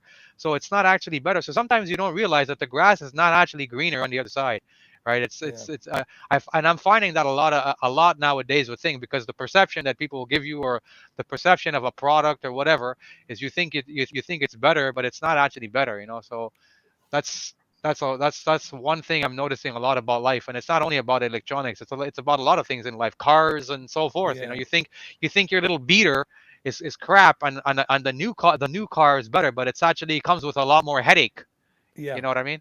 Yeah. How do you feel about the not Money Penny, the how do you feel about the consuming material and all that? Like, do people really get owned by their own technology, their own stuff that they bought? That like they need to like make some kind of an excuse, like some kind of a reasoning to have a reason to live. Like, okay, I have this fancy car, I have this house, I have this equipment, and now I can actually have a reason to wake up in the morning. Like this consumption of stuff. We are such a materialistic society. I mean, you can look, what's the number one killer? Obesity, heart Yeah. disease, obesity. That's up there. Yeah. Hoarding is an American problem. Tell me about Buying True. video games instead of health insurance. Yeah. We have such a problem, but it's not all our fault. And the reasoning I'm saying this is because I study marketing in school, and do you understand that every time you log into Facebook, every time you log into YouTube, Google, anything, even when you're not logged in, you're just walking and it's your phone, they are tracking everything you do. And Oh, yeah. with that information, they are figuring out how to sell stuff to you. So we're bombarded constantly to the point where no human being could resist everything. There's no possible way. And so to kind of counteract that, I've just been throwing stuff away like you wouldn't believe. And it feels really good. Like I told you, I just get rid of my text messages now. Yeah. I Stuff think you I don't need. deleted Yeah. things that aren't going to benefit your future moving forward. And a lot of times, like crafting per se, like you guys do Yeah. gaming, maybe crafting. You get too much stuff because you're going to do this project. So you buy all the stuff for it. You never do it. It sits there. It becomes a clutter. It becomes a mess. Then it stresses you out because you're like, well, I was going to finish that, and maybe I shouldn't do anything else because I told myself I'd finish that. But that's not what I want to do anymore. So I'll just sit. Your mind is literally playing mental gymnastics, staring at that crap in the corner to the point where you can't move on. And so I think, to be a better person, you just have to start letting go. That's what I've learned along the way. My life is not what it was before. Why am I holding on to this stuff? I'm going to tell you what I did. Oh my God, this is kind of sick in the head. and I didn't realize I was doing it. Mm-hmm. I had little things from ex-boyfriends, like not like their picture. I had like something this guy gave me, or something that guy gave me, and it would spark a memory. Ex-boyfriends is the worst example I can think of, but I had stuff from like family member or whatever for Memorabilia. memory. Yeah. And I thought about it and I was like, what is wrong with me? Why am I holding on to ex-boyfriends? Like, really? I didn't even realize because they're just objects, at one point. But I'm like, every time I look at this thing, it's a bad memory. And here I am with a memorial of ex-boyfriend crap, So letting go and moving on and realizing that you're being targeted, man. Like, Yeah. But that's what life is about. It's about really moving on, letting go of things and growing and evolving. Really, that's what it's about. There's a tons of stuff you don't need, and people buy all these things to I don't know, to give some kind of like what's the word I'm trying to use, a validation, like to validate themselves. That's the worst thing that can happen to you. I need to buy this, and that. I need to keep this, and that to validate my existence, right? Because if I don't have these things, then I don't have no validation to wake up in the morning. It's this is why I wake up in the morning. Yeah. I gotta get going. I'm sorry. You got a dinner, right? Dinner. Nice meeting you. Dinner. Thank you, Brendan. You and Carl. Nice seeing you, Brendan. Right? Yeah. Good to see you, Brendan. See you. All right, brother. Take care. Hopefully, you can get that thing fixed with the bank. So hopefully, it works out. Oh yeah. Yeah. All right, brother. Yeah. So it's so true. I have been really. I used to do the same thing. I used to basically do the exact same thing like others were doing, buying stuff I don't need, doing things like that. But then you realize, like, I don't really need this stuff. Like, there's so much stuff. Like, what do I need this for? Why do I need all these monitors? Like, sure, I'm using some of them, but like, why do I need that big 50-inch ultra wide screen monitor? What am I doing with that thing? Just sits there. Or like, what am I doing with that? That 3D TV just sits there. I barely watch it. Just sits there. What am I doing with this other thing? Or whatever it is that I have. Like, I'm like, I don't need it. Anymore. I don't need that stuff. Because it consumes you. And it becomes hoarding. Yeah. Yeah, the more stuff you have, the more stuff you have to take care of. So every time I buy something, I'm like, okay, well, how much is this going to cost me to take care of it? How much time is it going to take me to take care of it? Or do I have space for it? I ask myself a bunch of questions before I buy anything. And that helps my wallet and my cleanliness of my house, Yeah, but, not only that, like, you're right. Like, even like a car, like, do I need all this extra goody on this Honda Accord Sport? Well, just let me get a basic one, just with whatever it has on there. It's like you ask yourself, like, what do I need? To me, the car. You happy, not everybody else looking at you. Like, who cares? Yeah, like, okay, to me, the car is just a transportation, gets me from point A to point B, right? A house is a place for you to stay, so you can have somewhere to stay and sleep, right, and eat, and that's it. But only buy things that you need. You don't have to buy stuff you don't need, honestly. And if people did that, I think they would be, they could avoid going into poverty because, like, they'll have money left over. Say, okay, I'm not wasting money on stuff I don't need. I'm only using it for what I need to survive, or to live. Now, that's not to say you can't treat yourself once in a while. Sure. Go on a trip, go on a vacation or whatever, right? To do other things, to enjoy your life. But the problem is there's a lot of bad influences. Marketing, you just mentioned something, M. It's the marketing. It's so bombarded. And that's why I use the Fight Club as a reference. Because that's what we're being bombarded. You look at the magazines, you're being bombarded.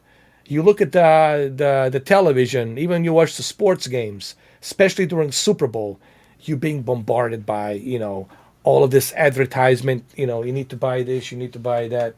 So you're constantly being bombarded. Psychology-wise, like, people want to get the nicer thing, the more expensive thing, even if it's not better. Exactly. We're convinced the colors, the psychology, the color of something tells us if it's better than the other. You know, the style of the font, the packaging. Oh my God, the I just got Oh an yeah, iPad and the packaging is like insanely amazing, right? And that's their brand though. I mean, the of packaging course. in the United States is insane. There's so much packaging with like, you know, everything is in like a box you can't open, like, you know? But there's serious psychology around it, and we're not aware of it. Most people are not aware of it. Like they know there's an advertisement on the TV, but they don't realize how much they know you. And I think something fun to do. I've tried this on, you know, I just made multiple accounts on the internet with fake names, and then I look up certain stuff, and then I see who it tries to predict that I am, you know, and it is Well, we all fun. do that. I do that sometimes. I have some disposable emails, fake accounts that I go with, not just on YouTube but on other things, and just to see like the algorithm to see how the Google and you know Amazon and all these other places will actually bombard me. And they will bombard you with a bunch of stuff. You know, you need to get this, you need to get this device here for that, you need to get the accessories for this or that. So there's always a algorithm that's going to pick up on what you want actually. Like what's his name? McCaffrey. What's his name? The guy who passed away, who McPhee. I'm sorry, the guy who created Yeah, security yeah, yeah. McAfee, internet. McAfee. McAfee. He said, what he asked question to this interviewer. He says, "Why do you think Google is free for you to search on the engine? Why do you think the Facebook is free for you to sign up and search on the engine? Why do you think the Bing it's free for you to type in and search on the engine? There's a reason for that. The reason they're not charging you because they are following the cookies, they're following your keystroke every time. They call the keystroke that follows your tracks of everything that you visit or everything that you search. And they collect that data and they use that data and they sell it to a third party. And then the third party actually comes in and starts calling you. It's almost AT&T, like, yeah, yeah, go ahead. AT&T does the same thing. Like AT&T phone companies, they do the same thing.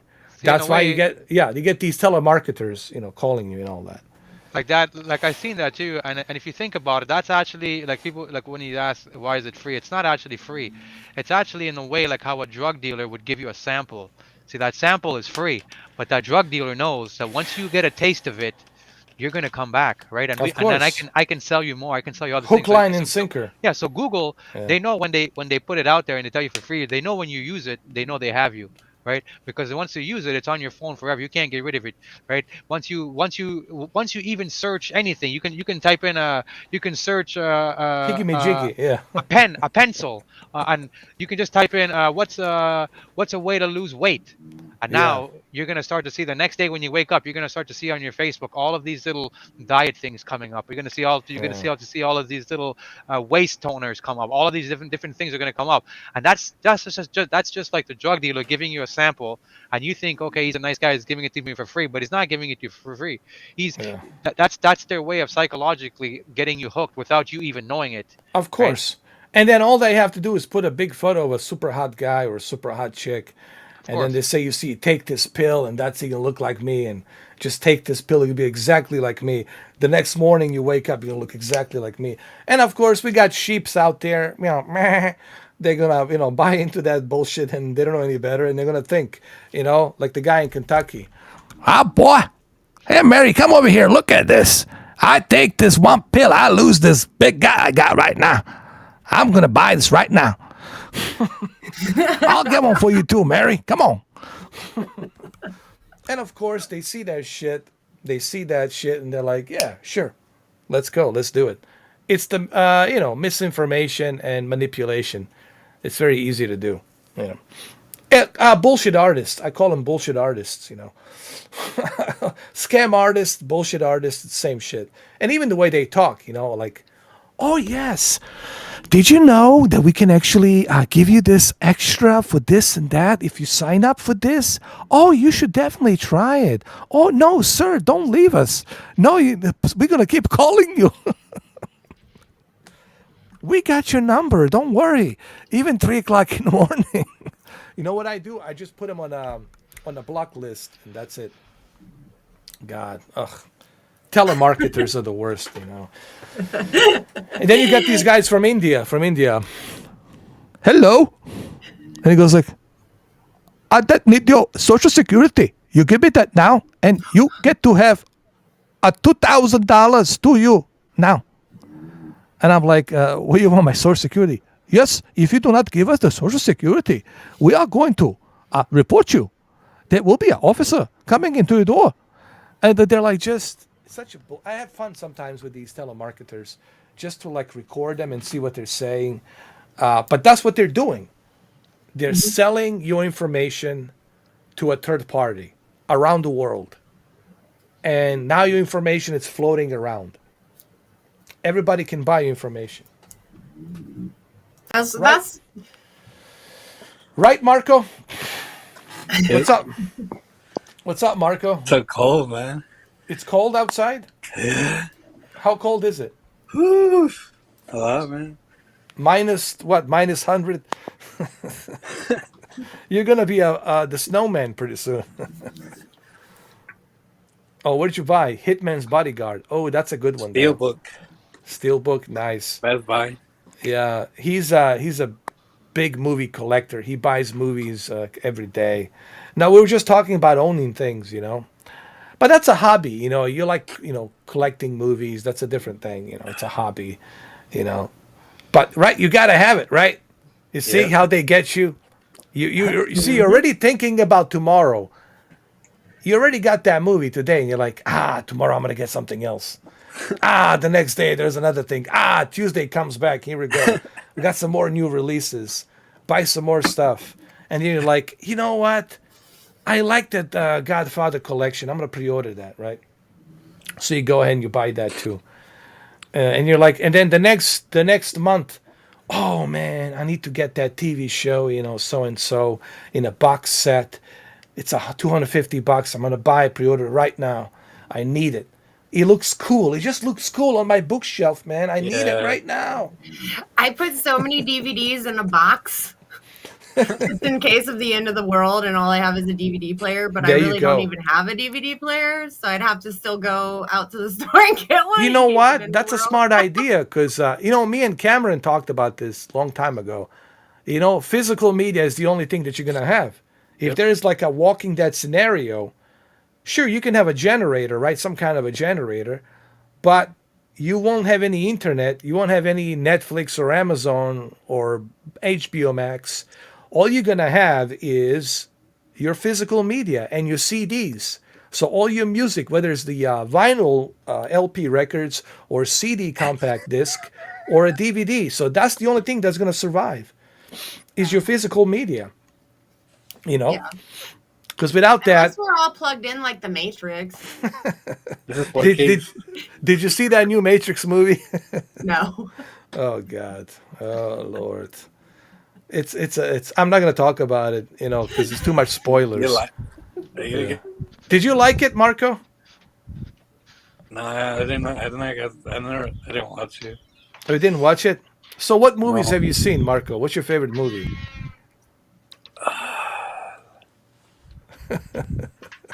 Spider-Man, yeah, Spider-Man No Way Home. Spider-Man? The No Way Home, right? No Way Home. Yeah. Yeah, it made over $1 billion. Yeah. Me, it's 2001 Space Odyssey. That movie is just such mystery. I just love mysteries, you know? I like the stuff that it's not explained. It, like, makes you wonder. It's like a lucid dream. Like, we're trying to feel, like, what is this monolith all about? They found this monolith on the moon, and what does it mean? What does it do? Does it create the new planet? Does it give birth to a new galaxy? What is it? So the whole mystery really got me intrigued as a little kid, you know, watching that movie, you know. And now everybody's getting high watching that movie. Mysteries. Yeah. Unsolved Mysteries. Huh? Oh yeah, the TV show, right? Yeah. I think they brought it back, but like I don't watch the new one. I just like that old voice. It was so creepy. Yeah. Twilight Zone was my thing. Or how about The Outer Limits? There's nothing wrong with your I television. never did alien stuff too much. There's nothing wrong with your television. Don't switch the signal. You're experiencing another dimension, going into a third density. Stay put and enjoy. And it's always somewhere like in a forest in British Columbia, right? It's always somewhere out in the forest. There's some shit happening, you know. Can't we have a creature like in the desert or somewhere else, like or a nice, beautiful, exotic island? No, it has to be in a forest with a bunch of fog because of the creepy settings, you know. You know what? What about the chupacabra? The forest, it's such a creepy way to get people scared, especially at night, right? It happens all the time. I don't care how tough you are. I always tell people, I don't give a damn if you're like, what's his name? Brock Lesnar. You're going to get that weird feeling, right? You get to these narrow roads, like especially like in like Western Virginia, going up to the Morgantown. I swear to God, there's these narrow roads. It's nothing but a thick forest for like a 50, 70 miles. And you're like, oh, the next rest area, 72 miles. Holy shit. No reception, no cell phone. Oh my God. And the only thing I can think of is like all those, like Deliverance. The only thing I can think of is like, Burt Reynolds and Deliverance scene. Squeal like a pig. Boy. Isn't it so funny that we're so scared of not having signal now? Like we used to have to use payphones and like no one would hear from us for a day. Like, if we decided to whatever. Now we're like, oh my God. No signal? So we're going to die. Yeah. But there's something about the forest. Like you're right, even jungle and forest. I think it's embedded into our DNA because, our ancestors obviously dealt with all of these elements in the forest. Oh my God. This is how I train every morning, and it really gets me going, and I've been losing a little bit of pounds every day, but what do you think? Not bad, huh? Look at those moves. Can you do this, Jean-Claude Van Damme? Come dance with me, boy. Come dance with me, boy. Oh, Steven Seagal. It's never ending conclusion. Yep. Yeah. Yeah. Speaking of forest, there's this detective called David Pilatus. David Pilatus, and he's actually did a research since 1950s about all these cases of missing people since 1950s, 60s till today, and he wrote a bunch of books called Missing 411 series of books. And these books are dealing with people who are missing. And some of them were alive and some of them were found in a very strange way. Like, for example, there was no evidence of any foul play or of an attack or no evidence of hyperthermia or anything that would indicate on how they died. And it's such a big mystery that they would find some of these people in conditions like middle of nowhere out there. And these are individuals, they have no skills of climbing, rock climbing, moving through the forest. And they were found like these middle of nowhere places out there. And this guy is trying to figure out what the heck's going on in these forests that people are missing. And some of them that were found are found, and they were found in the weird elements. Like they would be found like 24 miles from where they were missing. And they would be like in good conditions. There would be like nothing wrong with them. They would be like healthy and everything, and they would have no recollection of what happened to them. They said, I thought I was missing for about a couple of hours. And they were missing for 3 months or 4 months with 7 feet of snow. And they were able to survive. And it's just strange. Do you think it's aliens or the Yeti? Well, that's what the theories are going. They're saying that some people believe it's 3 things. Either a Bigfoot, aliens, or some supernatural entities. Mother Nature, forest, whatever. Yeah. Or the government. Could be the number 5. Number 5, of course. Or Steven Seagal. Yeah, it's probably me, I'm I like to keep them in my, I have a lot of caves in the North American forest, and I was very spiritually connected to aliens and Native American tribes, and, they know how good I am, so they know that I need to have my subjects put in the caves so I can train them Aikido, They wake up with a super ninja skill.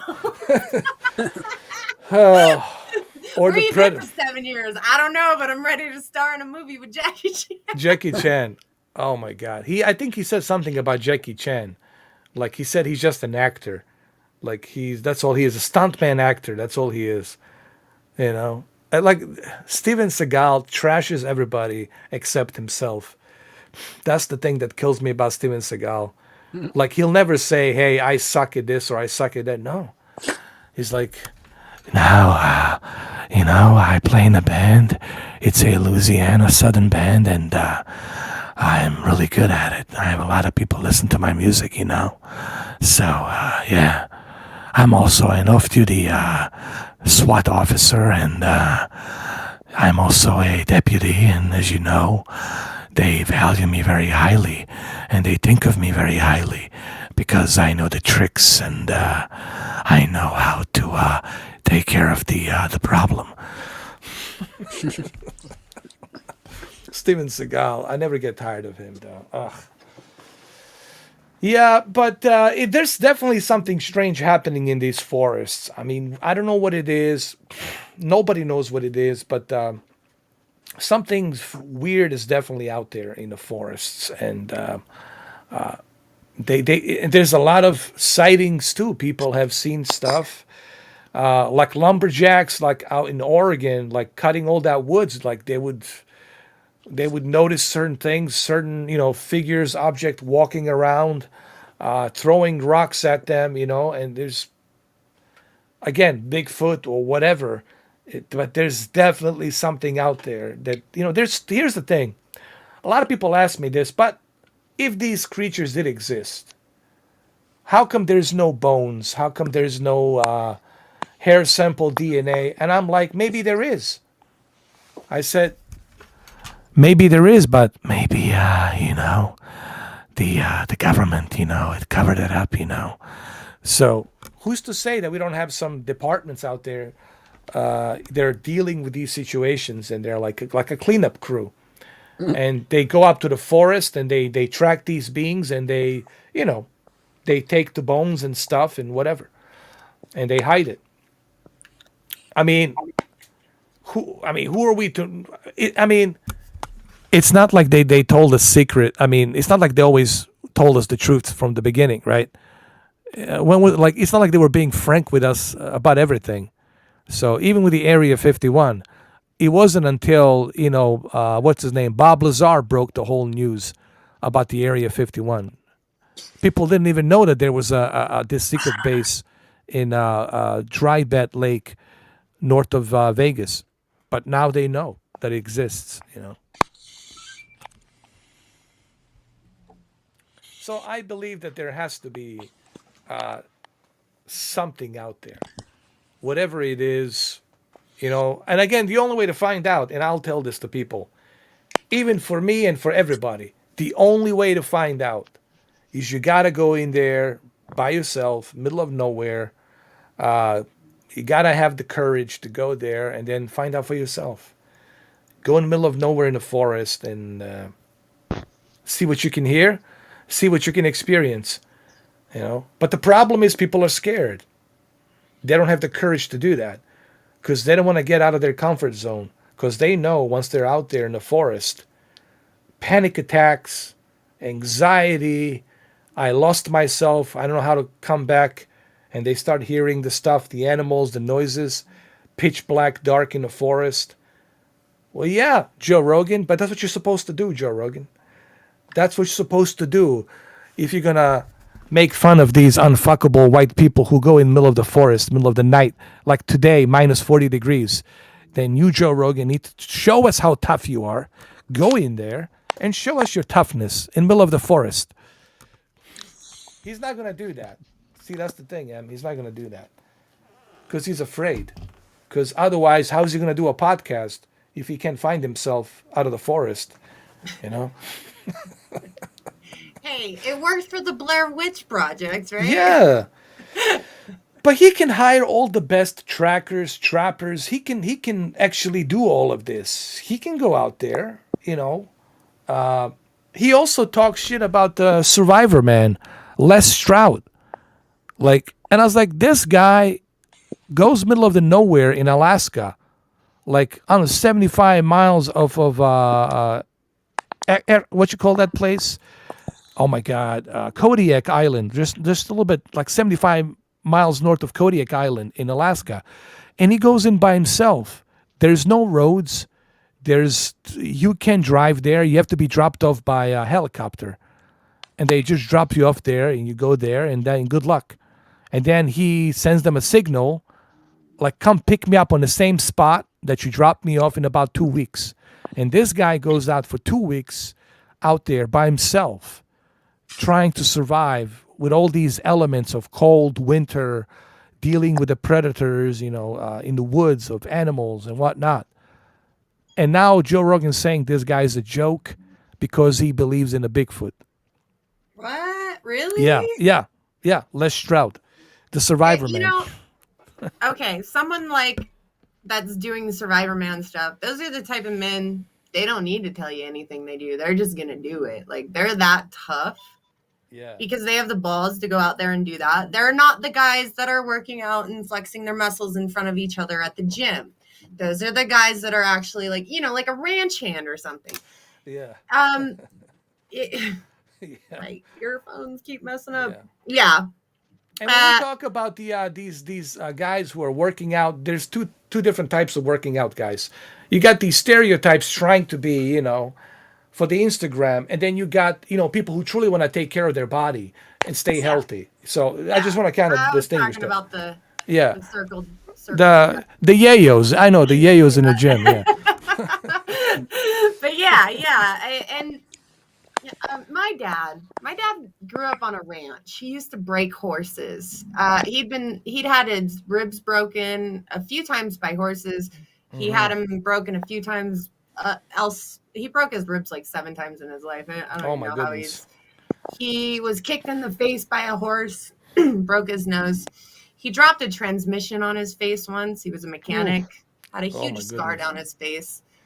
My dad was tough. He didn't need to have huge muscles. When he talked, people listened because they knew that this guy had experienced life and you know, in ways that we couldn't imagine, you know, the pain he got through. But on top of that, working on a ranch, training horses, training animals takes so much patience and so much, you know, understanding and of behavior. So when you're out in the wilderness, you have to understand nature. That takes a lot, you know. It's not just okay, here I am, you know. It's not just about survival. There's so much more that goes into it. So if I had to choose someone to listen to between the two, you know, if I'm thinking of like street smarts and how to become a television host or whatever, I'll look to Joe Rogan. But if I'm thinking about manliness and surviving in, you know, in the outdoors, be your father for sure. Yeah, it would be. I would look up to your father absolutely though, because that's somebody who lived his entire life, you know, in the woods and the outdoors. Was he an avid hunter too? Your father? Not an avid hunter. Like, I know he did rattlesnake hunting when we were living down south, and when we lived in a different country, he actually they did like little shark coral reef hunting. I don't know. It was like way back in the day. I don't know what they were doing. But we, you know, there was sharks and fishing and big fish. I think he liked fishing more. So he was more like an outdoorsman. Yeah. Like an avid outdoorsman.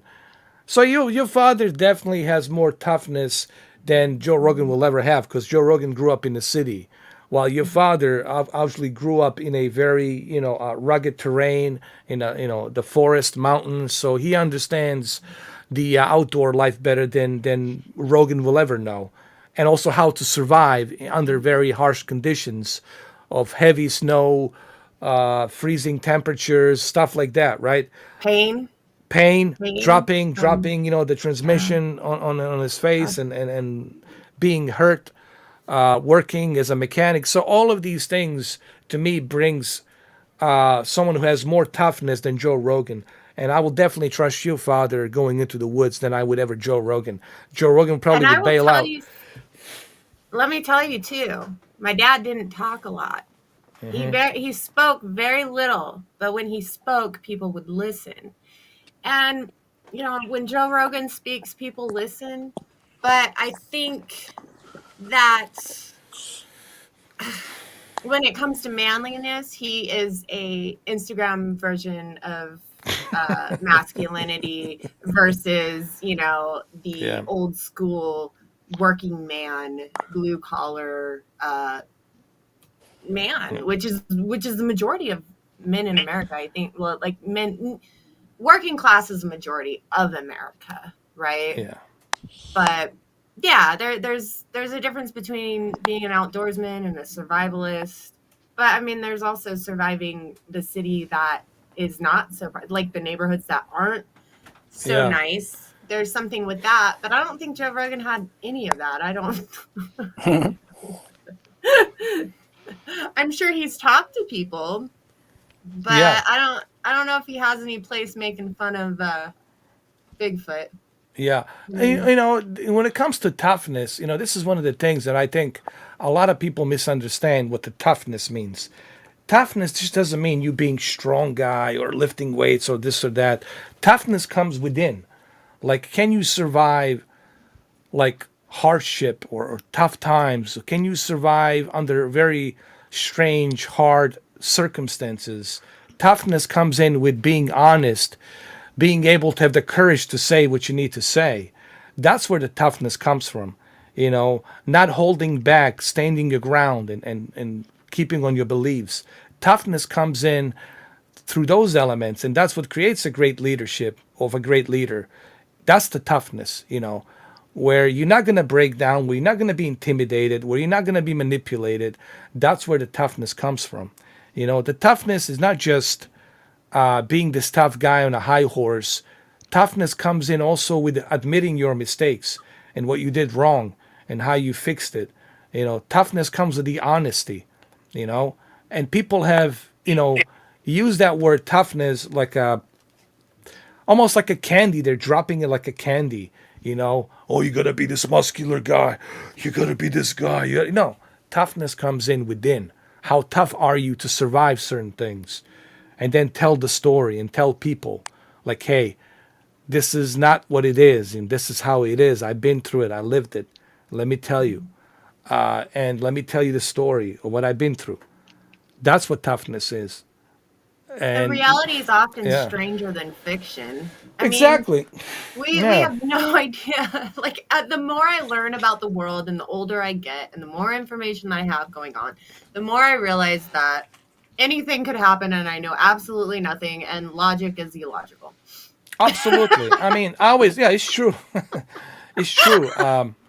We don't have any answers. Even this entire life is like, what is this all about? What are we doing? Why are we here?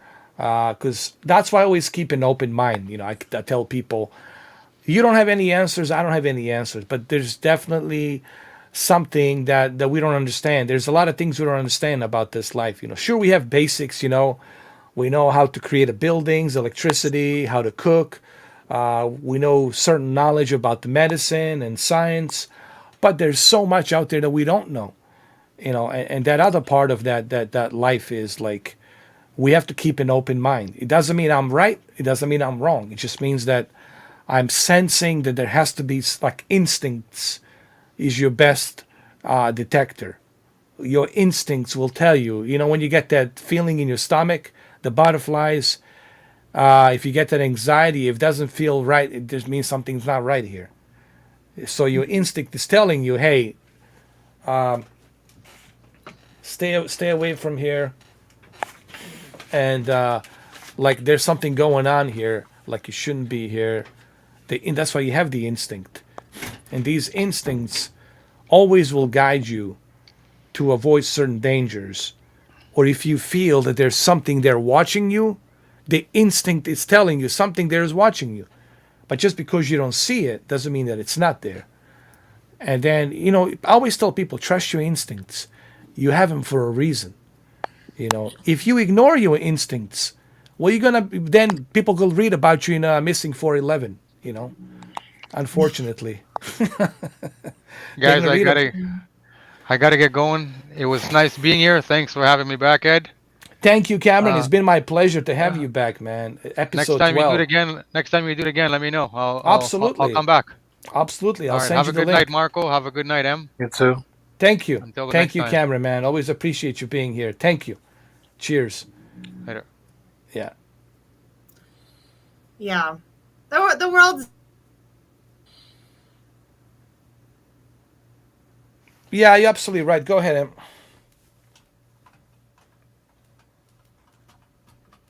I think you froze. Yeah, M frozen. She'll come back. So what do you think, Marco? Marco's like, I don't know what to think. I really can't think. Marco's like, I don't know, man. Anything's possible. Do you believe in the Bigfoot, Marco? Oh, yeah. I think. You don't know? I mean, honestly, what is like your opinion about the Bigfoot?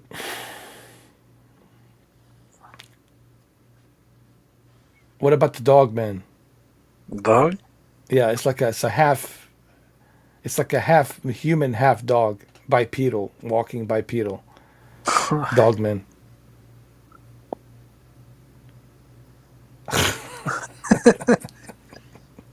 No answer. I love it. You're the best. You're like one of those guys taking the fifth. Your Honor, I'll take the fifth on that one. Yeah. But yeah, man, I'm so glad we did this. The episode 12 for 6 hours. I can't believe it's been 6 hours on this episode. Yeah, it's crazy that we did it for this long. And like I said, we talked about so many things today. We talked about the mind of the serial killers, and we talked about the video games. We talked about Steven Seagal. What's that? Spider-Man? Yep. Yeah. My friend ordered it for me from Amazon. Oh, he did? He did? Yep. Oh, that's coming out pretty soon? It arrives March 7th. Wow, already? March 7th? I can't believe that. That's pretty fast. Yeah.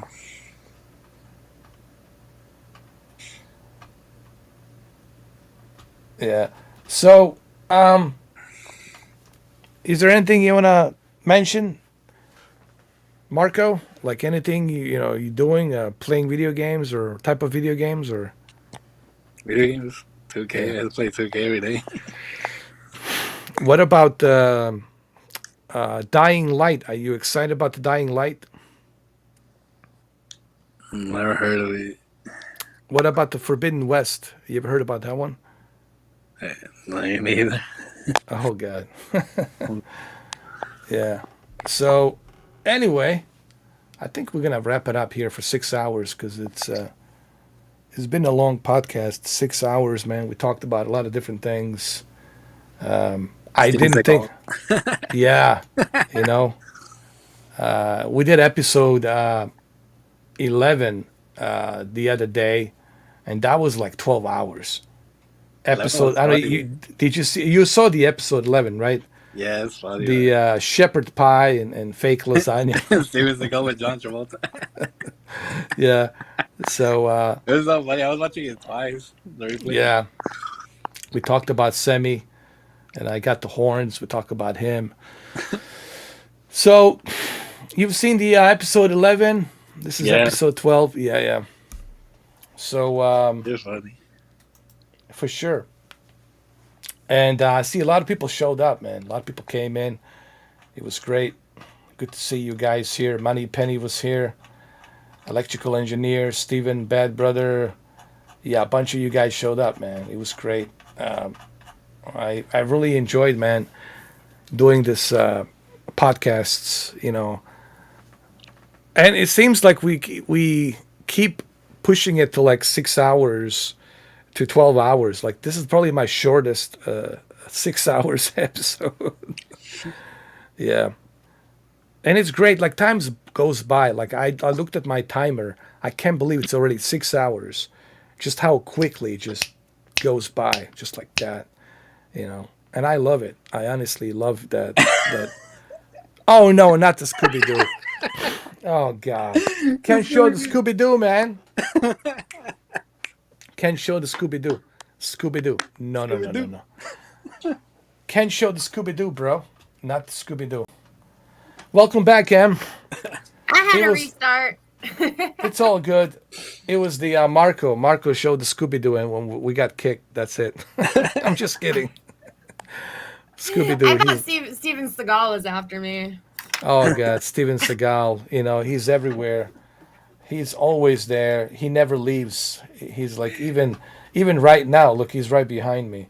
Look at him. Hold on. There he is. He's eating something.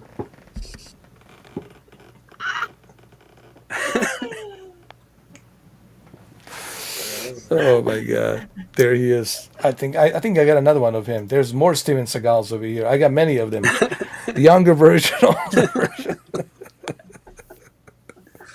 Steven Seagal is everywhere. He never leaves. I think I have one more of him somewhere out there. God, I think I do. Oh yeah, this one right here. There he is, right there, with his orange sunglasses. I wouldn't even recognize him. Like at all. Yeah, he's but that's because people say they don't recognize me, but that's because I got a little bit bigger. But even with my size, I can still Aikido. A lot of these big guys, you know what I mean? Because I'm Steven Seagal. Even Brock Lesnar, he's afraid of me. When he sees me, he says, I don't want to mess with this guy. So, yeah, I know how to do it. Oh man, Steven Seagal. It's never ending. He could be a great wrestler, I'm telling you. They should put him in WWE. Steven Seagal in WWE as a as, let's say, him and Brock Lesnar, like they're going at each other, they're fighting each other. That'd be so great. I mean, I'll watch it. He would make a lot of money, actually. As a matter of fact, if they bring Steven Seagal and Jean-Claude Van Damme for a wrestling match, that's a huge, like, SummerSlam pay-per-view.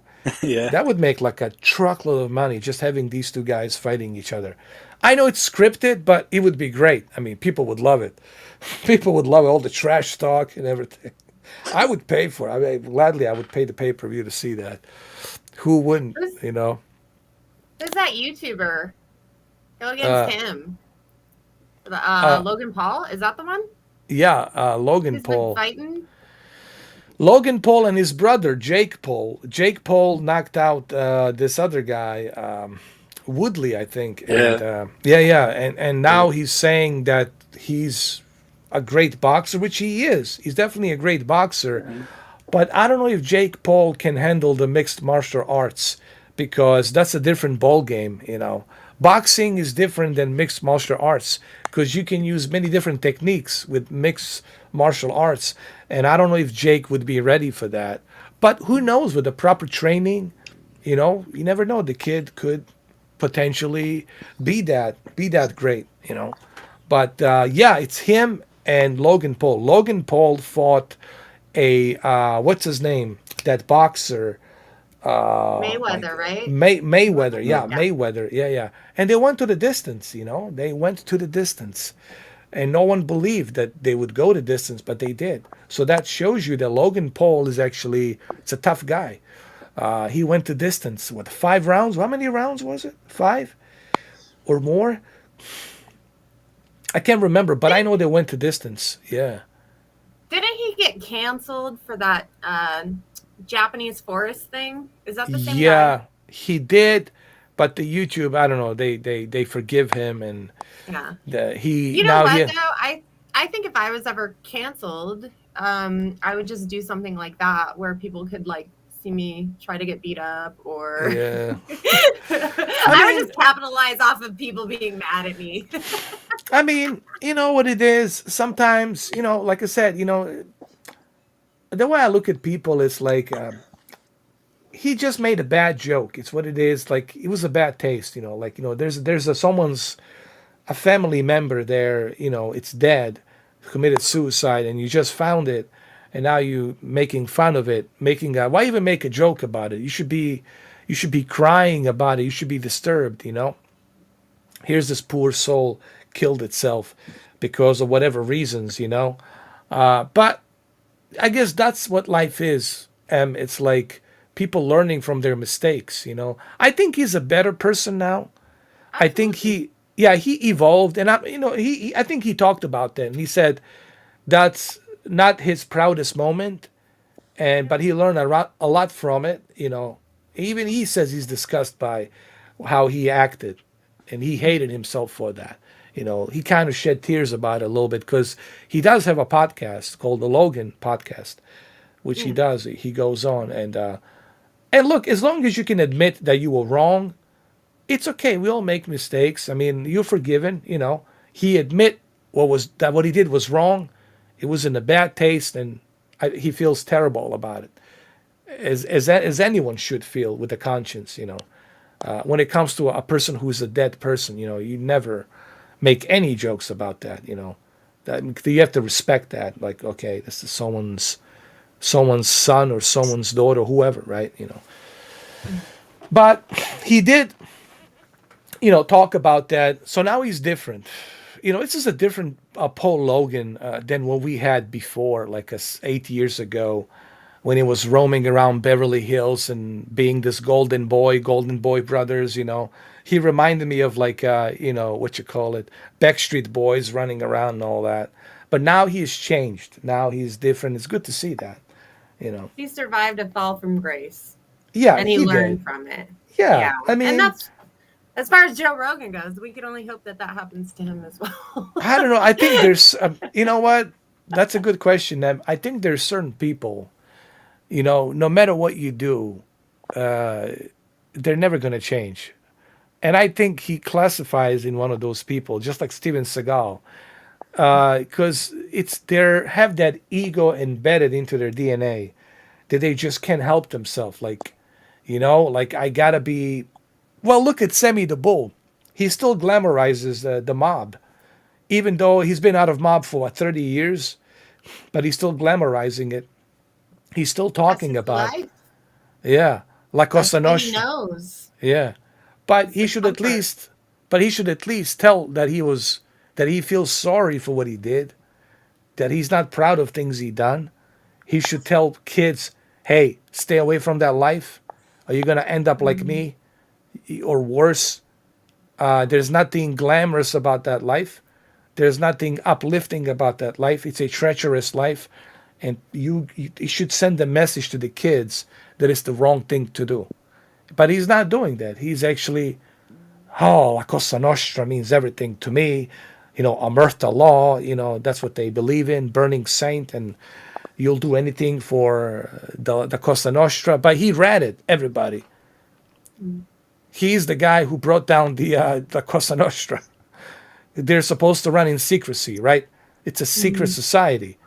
But, you know, sure, John Gotti being flashy, you know, running around with the media, telling, you know, how he is this bigger and larger than life guy. Sure, that also was a problem. That really that's, I think, what broke the camel's back is the John Gotti. He exposed Cosa Nostra, the secrecy of Cosa Nostra, and made it easier for the law enforcement and federal government to track what they do and bring this RICO law to bring them all down. But this guy, who was his underboss, Semi the Bull, he's glamorizing that shit. He's saying that he has no regrets. How could you say that? Like, if you were involved in 19 murders and now you're saying you have no regrets, how could you talk to these families whom fathers you whacked, whose sons you whacked, you killed? How could you come in and say you have no regrets? I did what I was ordered to do. Well, you didn't have to do it. You could have had some courage and be a tough guy and say, I ain't doing it. So pull the trigger on me. I ain't doing it. But again, Semi, it's all about Semi. And it's like that's what I'm saying. Some people will never change. Some people will always manipulate. Some people will always look at themselves first, and they will manipulate you. They're gonna walk you around and tell you how much they care, when in truth, they really don't care. They always care about themselves. It's just some of them are good manipulators. Some of them are really good at hiding it, and you can't see it. But deep down, they only care about themselves, and they're never going to change. I have friends like that, that have never changed their life, even though they had opportunities, but they never did, because they just can't.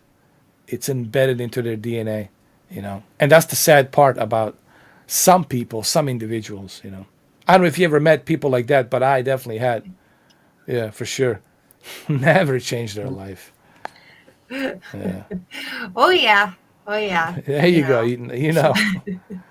What about you, Marco? Have you met anybody like that who have never changed their life? Or is it just Steven Seagal?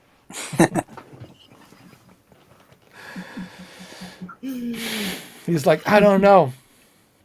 Marco's like, I don't know. Suddenly Steven Seagal's knocking on the door doing a raid. He's like, Now, listen to me, Marco, you seem like a nice kid, and, so, remember, don't say nothing bad about me, because, I do have things with my hands, with my Aikido movements, so, say good things about me, and, I will actually show you, my gym, and, I will show you some Aikido moves, so you can protect yourself, you know what I mean? So, yeah, don't say anything bad about me.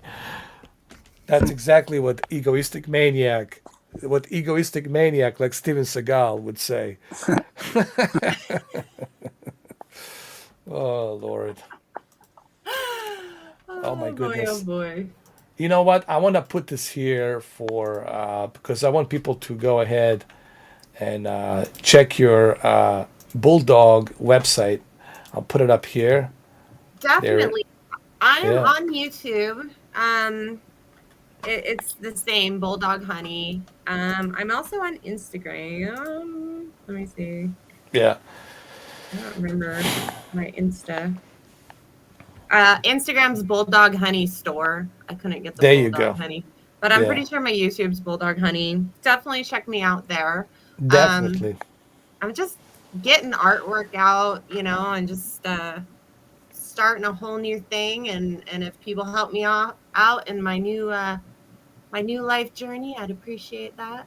I'm sure they will. I love these things, though. I love these bulldogs, And pretty soon, people are going to start, you have to start thinking about the hats, like the bulldog hats, like the T-shirts, the mercs, the merchandise, even some bracelets and whatnot with the bulldog, because I think people are going to love that stuff. And I know there's a lot of bulldog lovers out there, animal lovers, and I'm myself, I love dogs. I had a German Shepherd. So, animals are always my, recipe for healing. To me, animals are the greatest healers, and I love animals. I had a German Shepherd. My German Shepherd, Gato, I mean, he was like, the cutest thing ever. And I remember him always waiting for me. Every time I would come back from work, he would be there like waiting for me. And he would know once I opened the door, he would jump on me and everything and give him a hug and pet him. Yeah. They love. They don't know. They don't know anything else. Day. So they know. I've been drawing. And look at that with the reindeer. Nice. Yeah. The reason I'm doing this is because A lot of these are printables, so you can Nice. just print them online. Uh, Farts. I this love you is the lots. first one I made. So I'm trying to refresh my art skills because when you don't draw for 3 years, I mean, you gotta kind of kick it in, and just drawing the same Exactly. thing for a year is just gonna help me get better. And I'm having a lot of fun, and hopefully I'll get more merch up. But it's just one bulldog at a time. I've got the blog going on, so definitely check that out. Subscribe. You get 10% off if you subscribe on my website, and definitely check out my YouTube because Absolutely, though, people should do that, and believe me, man, having these little stickers of bulldogs, you can put them anywhere, and then, like I said, the t-shirts, it's something that I could see you definitely go for the t-shirts and the hats, like the bulldog honey with a hat, like these little hats would be great to wear that, or the what you call it, the hoodies. Have one of those hoodies with a bulldog, that'd be great too. All of that, and this how it starts slowly but surely. It's gonna pick up. People are gonna start looking into it. This podcast, like I tell people. People can share. They can put it on their YouTube channels. You can even put this on your YouTube channel and record some of the segments of this, put it out there, and share it. And people will see this, and they will definitely look at this, website. They're gonna check you out, and they will definitely, most likely, become, the members, and they will buy it. Because I know I have a lot of dog lovers who follow me, and they love dogs. I mean, who doesn't love dogs? Who doesn't love animals, man? It's the cutest, especially the bulldogs. And I'm glad that you're doing this for the bulldogs, because in the past, the bulldogs would get all of this bad rep, that they're aggressive or they're this. Oh, look at him, so cute. Oh he my just god. he How snorts a you lot doing? and he farts a lot, but he is Oh, such a look at him. good Thank you. boy. Yeah. It's a photo. It's a photo. What? Froda, Fredo. Froda, Fredo. Froda. Fredo. He's such a good boy. And Oh. yeah, bulldogs get a really bad rap, but they're such a loyal breed. I mean, this guy will do anything for me. I've never had a dog this just so much a companion. I I know. mean, I know. And he just the love, the love. Let me tell you this story. I had a dog yeah. for 19 years. 19 Uh huh. years. She just recently passed away. Oh, I'm sorry to hear I that. I got her at the age of 22. So she lived with me when I lived on my own, my whole entire adult life, and she was a lot like him, different, but a lot like him. Very, very like, just in your face all the time. Love you, growl at you, mad at you, very expressive. And she passed away just a couple months ago. And this guy cried, and it was Oh. almost like she passed a torch to him because Oh he my god. cried all night. It was the weirdest thing. I have video of it. His eyes got so like swollen and puffy, and he was like, Oh god. That would just like the emotions of that. It's the heart. It's like a family member dying. It's like so hard. You But she know. had a good life. I feel Yeah. good because she had a good life and she had a good death, That's and good. it was, and she passed the torch on to him, and Oh. it's just like, wow, Look at him. Oh. buddy. Look at his smile. It's like yo. He's I like, it's think. me. It's all about Yeah. me now. I think Steven Seagal wants to tell him something. You know, I love dogs, and I think you've been my bulldog, my sidekick, While I'm running on my high horse, you can take care of the bad guys for me. You know what I mean? I have a gray collar called the Seagal collar, and you can wear it. I love him. He's so cute. Look at those eyes. On Oh that my. note, me and Frodo better get out of here because we gotta make dinner. Frodo. We got Yeah. lots Yeah, to me too. do. I can't believe it's been like a 6 hours and 21 minutes. It's been 6 hours and a half. I That's, got here like halfway through, but it's been so yeah. fun. No, it was great. Like I told you, like it's so much fun. Like we always bring a lot different guests and different people, and we talk about different things, except the jab jab. Yeah. That's the off We even did limits. that a little bit. Yeah, but we just like kind of mention it like an elephant in the room. Yeah. We didn't like misinform on anything. We just like mention it like it does exist. It's there. You know. But it was so great. I mean, to have you here, Em, and to talk about what you're doing right now with this bulldoghoney.com, which is the website's down below, and also to hear your perspective on life, on other things, talk about your father and toughness and just to hear your perspective. And I think when people watch this, they learn more about you. They can see your perspective. They can get more sense of who you really are. And I think that's the beauty about these podcasts. People can get to know and learn about us and find out who we really are as a people, because people always like to paint us in a certain, label, but they don't really know what we are, behind that label, and I think having this podcast, it's something that I want to do to bring positivity to people, bring the positive message of a nice little community.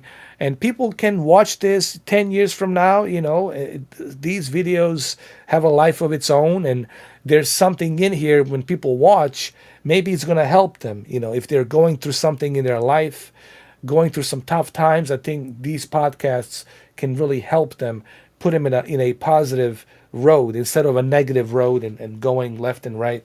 So it's a total pleasure to have you here, to be on this podcast. And you can always come back anytime you want. Anytime. I'd have a great time, definitely. Anytime.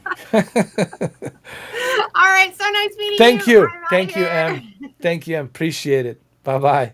Have a good one. Take care. And Marco, you're still here.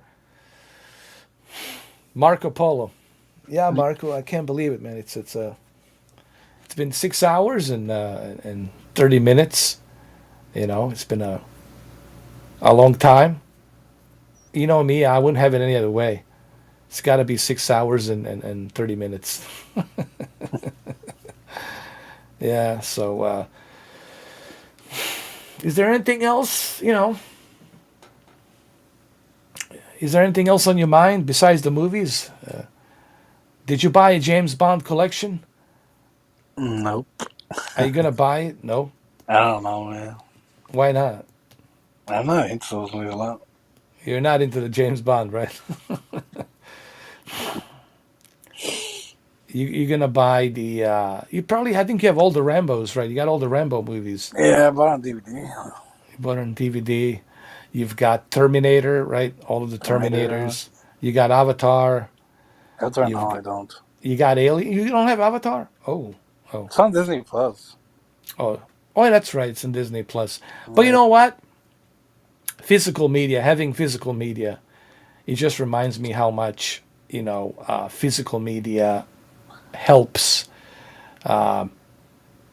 in terms of like collection. Because these movies on the Netflix, they don't stay too long, right? They go away. And the whole idea of putting a disc in and just watching it anywhere you want to watch it, it's just, you can't change that, to me. Yeah. You know what I mean? All right, so we had a great podcast, and I got my oatmeal. Can you believe it? I got my oatmeal. I haven't even finished it, bro. It's still here. My Steven Seagal oatmeal, believe it or not. You know what I mean? So,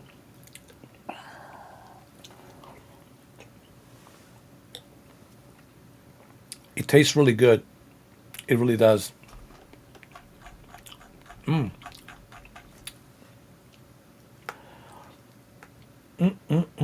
ever tried the oatmeal? The one with the strawberry? Kellogg's strawberry? Yeah. All right, so well, we got this episode 12 wrapped up pretty good, man. 12 hours. I mean, 12. What was it? 6 hours and 30 minutes. Well, We talked about so many different things. talked about the video games. We talked about other stuff, and it was great to hear everyone's perspective, even on the Bigfoot. It's good to see that we do have a lot of Bigfoot believers, you know. And I think I need to remove this Steven Seagal before it's too late. Hold on. Here we go. That's it. Here we go. This is much better. Or this right here. Here we go. There we go. Yeah. So tomorrow, I don't think there will be any podcast tomorrow because I'll be busy throughout the day. I got some things I got to do. But come Friday, we're going to do an episode 13, which I can't believe we're already on episode 13. Believe that? Yeah. Yeah, episode 13, man. I can't believe it. It's already there. We started from small little thing for this big thing right now. So episode 13, we'll have that on Friday. Episode 14 on Saturday, and episode 15 on Sunday.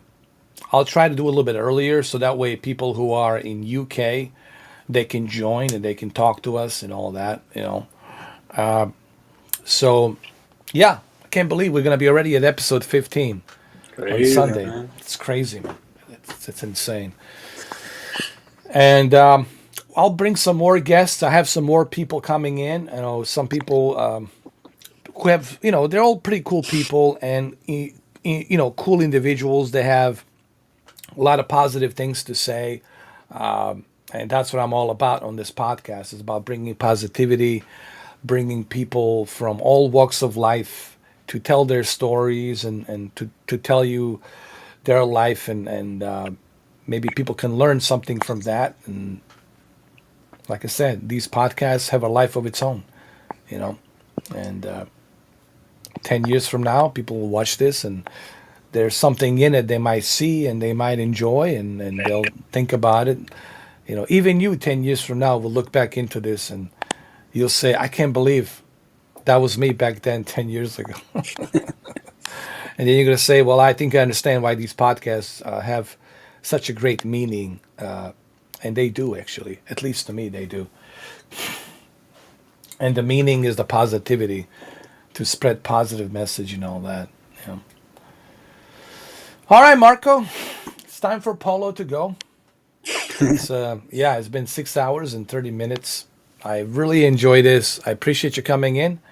I appreciate everybody coming in. It's good to see Cameron. Cameron came back. Good to see.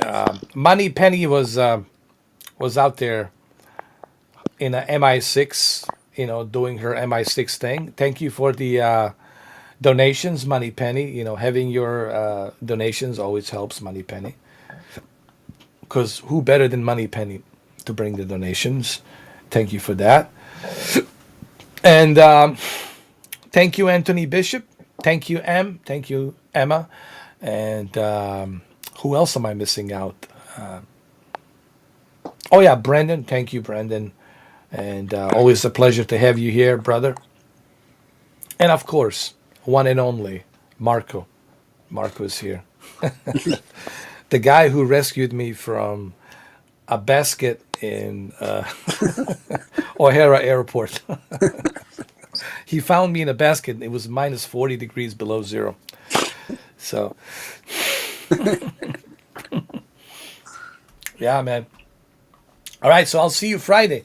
Okay. Friday we'll come in. We'll have some more guests. I got some more people coming in, you know, and I'm just trying to see when they can do it, when they're available. But I got more people coming in to be part of the podcast, so it's great. You know, like I said, I like to learn about other people and their stories, and you know, all of that stuff brings more perspective on life and other things, you know.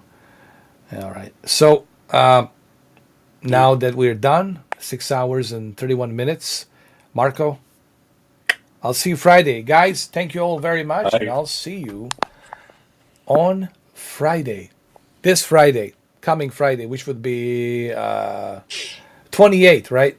Friday the 28th, I believe. Yes. So I'll see you guys on Friday. I'll try to do it early. Episode 13. Can you believe it? Episode 13. Unbelievable. 13. All right, guys. See you on Friday. Cheers. Peace and all that good stuff. Bye. And all that good stuff. Bye-bye.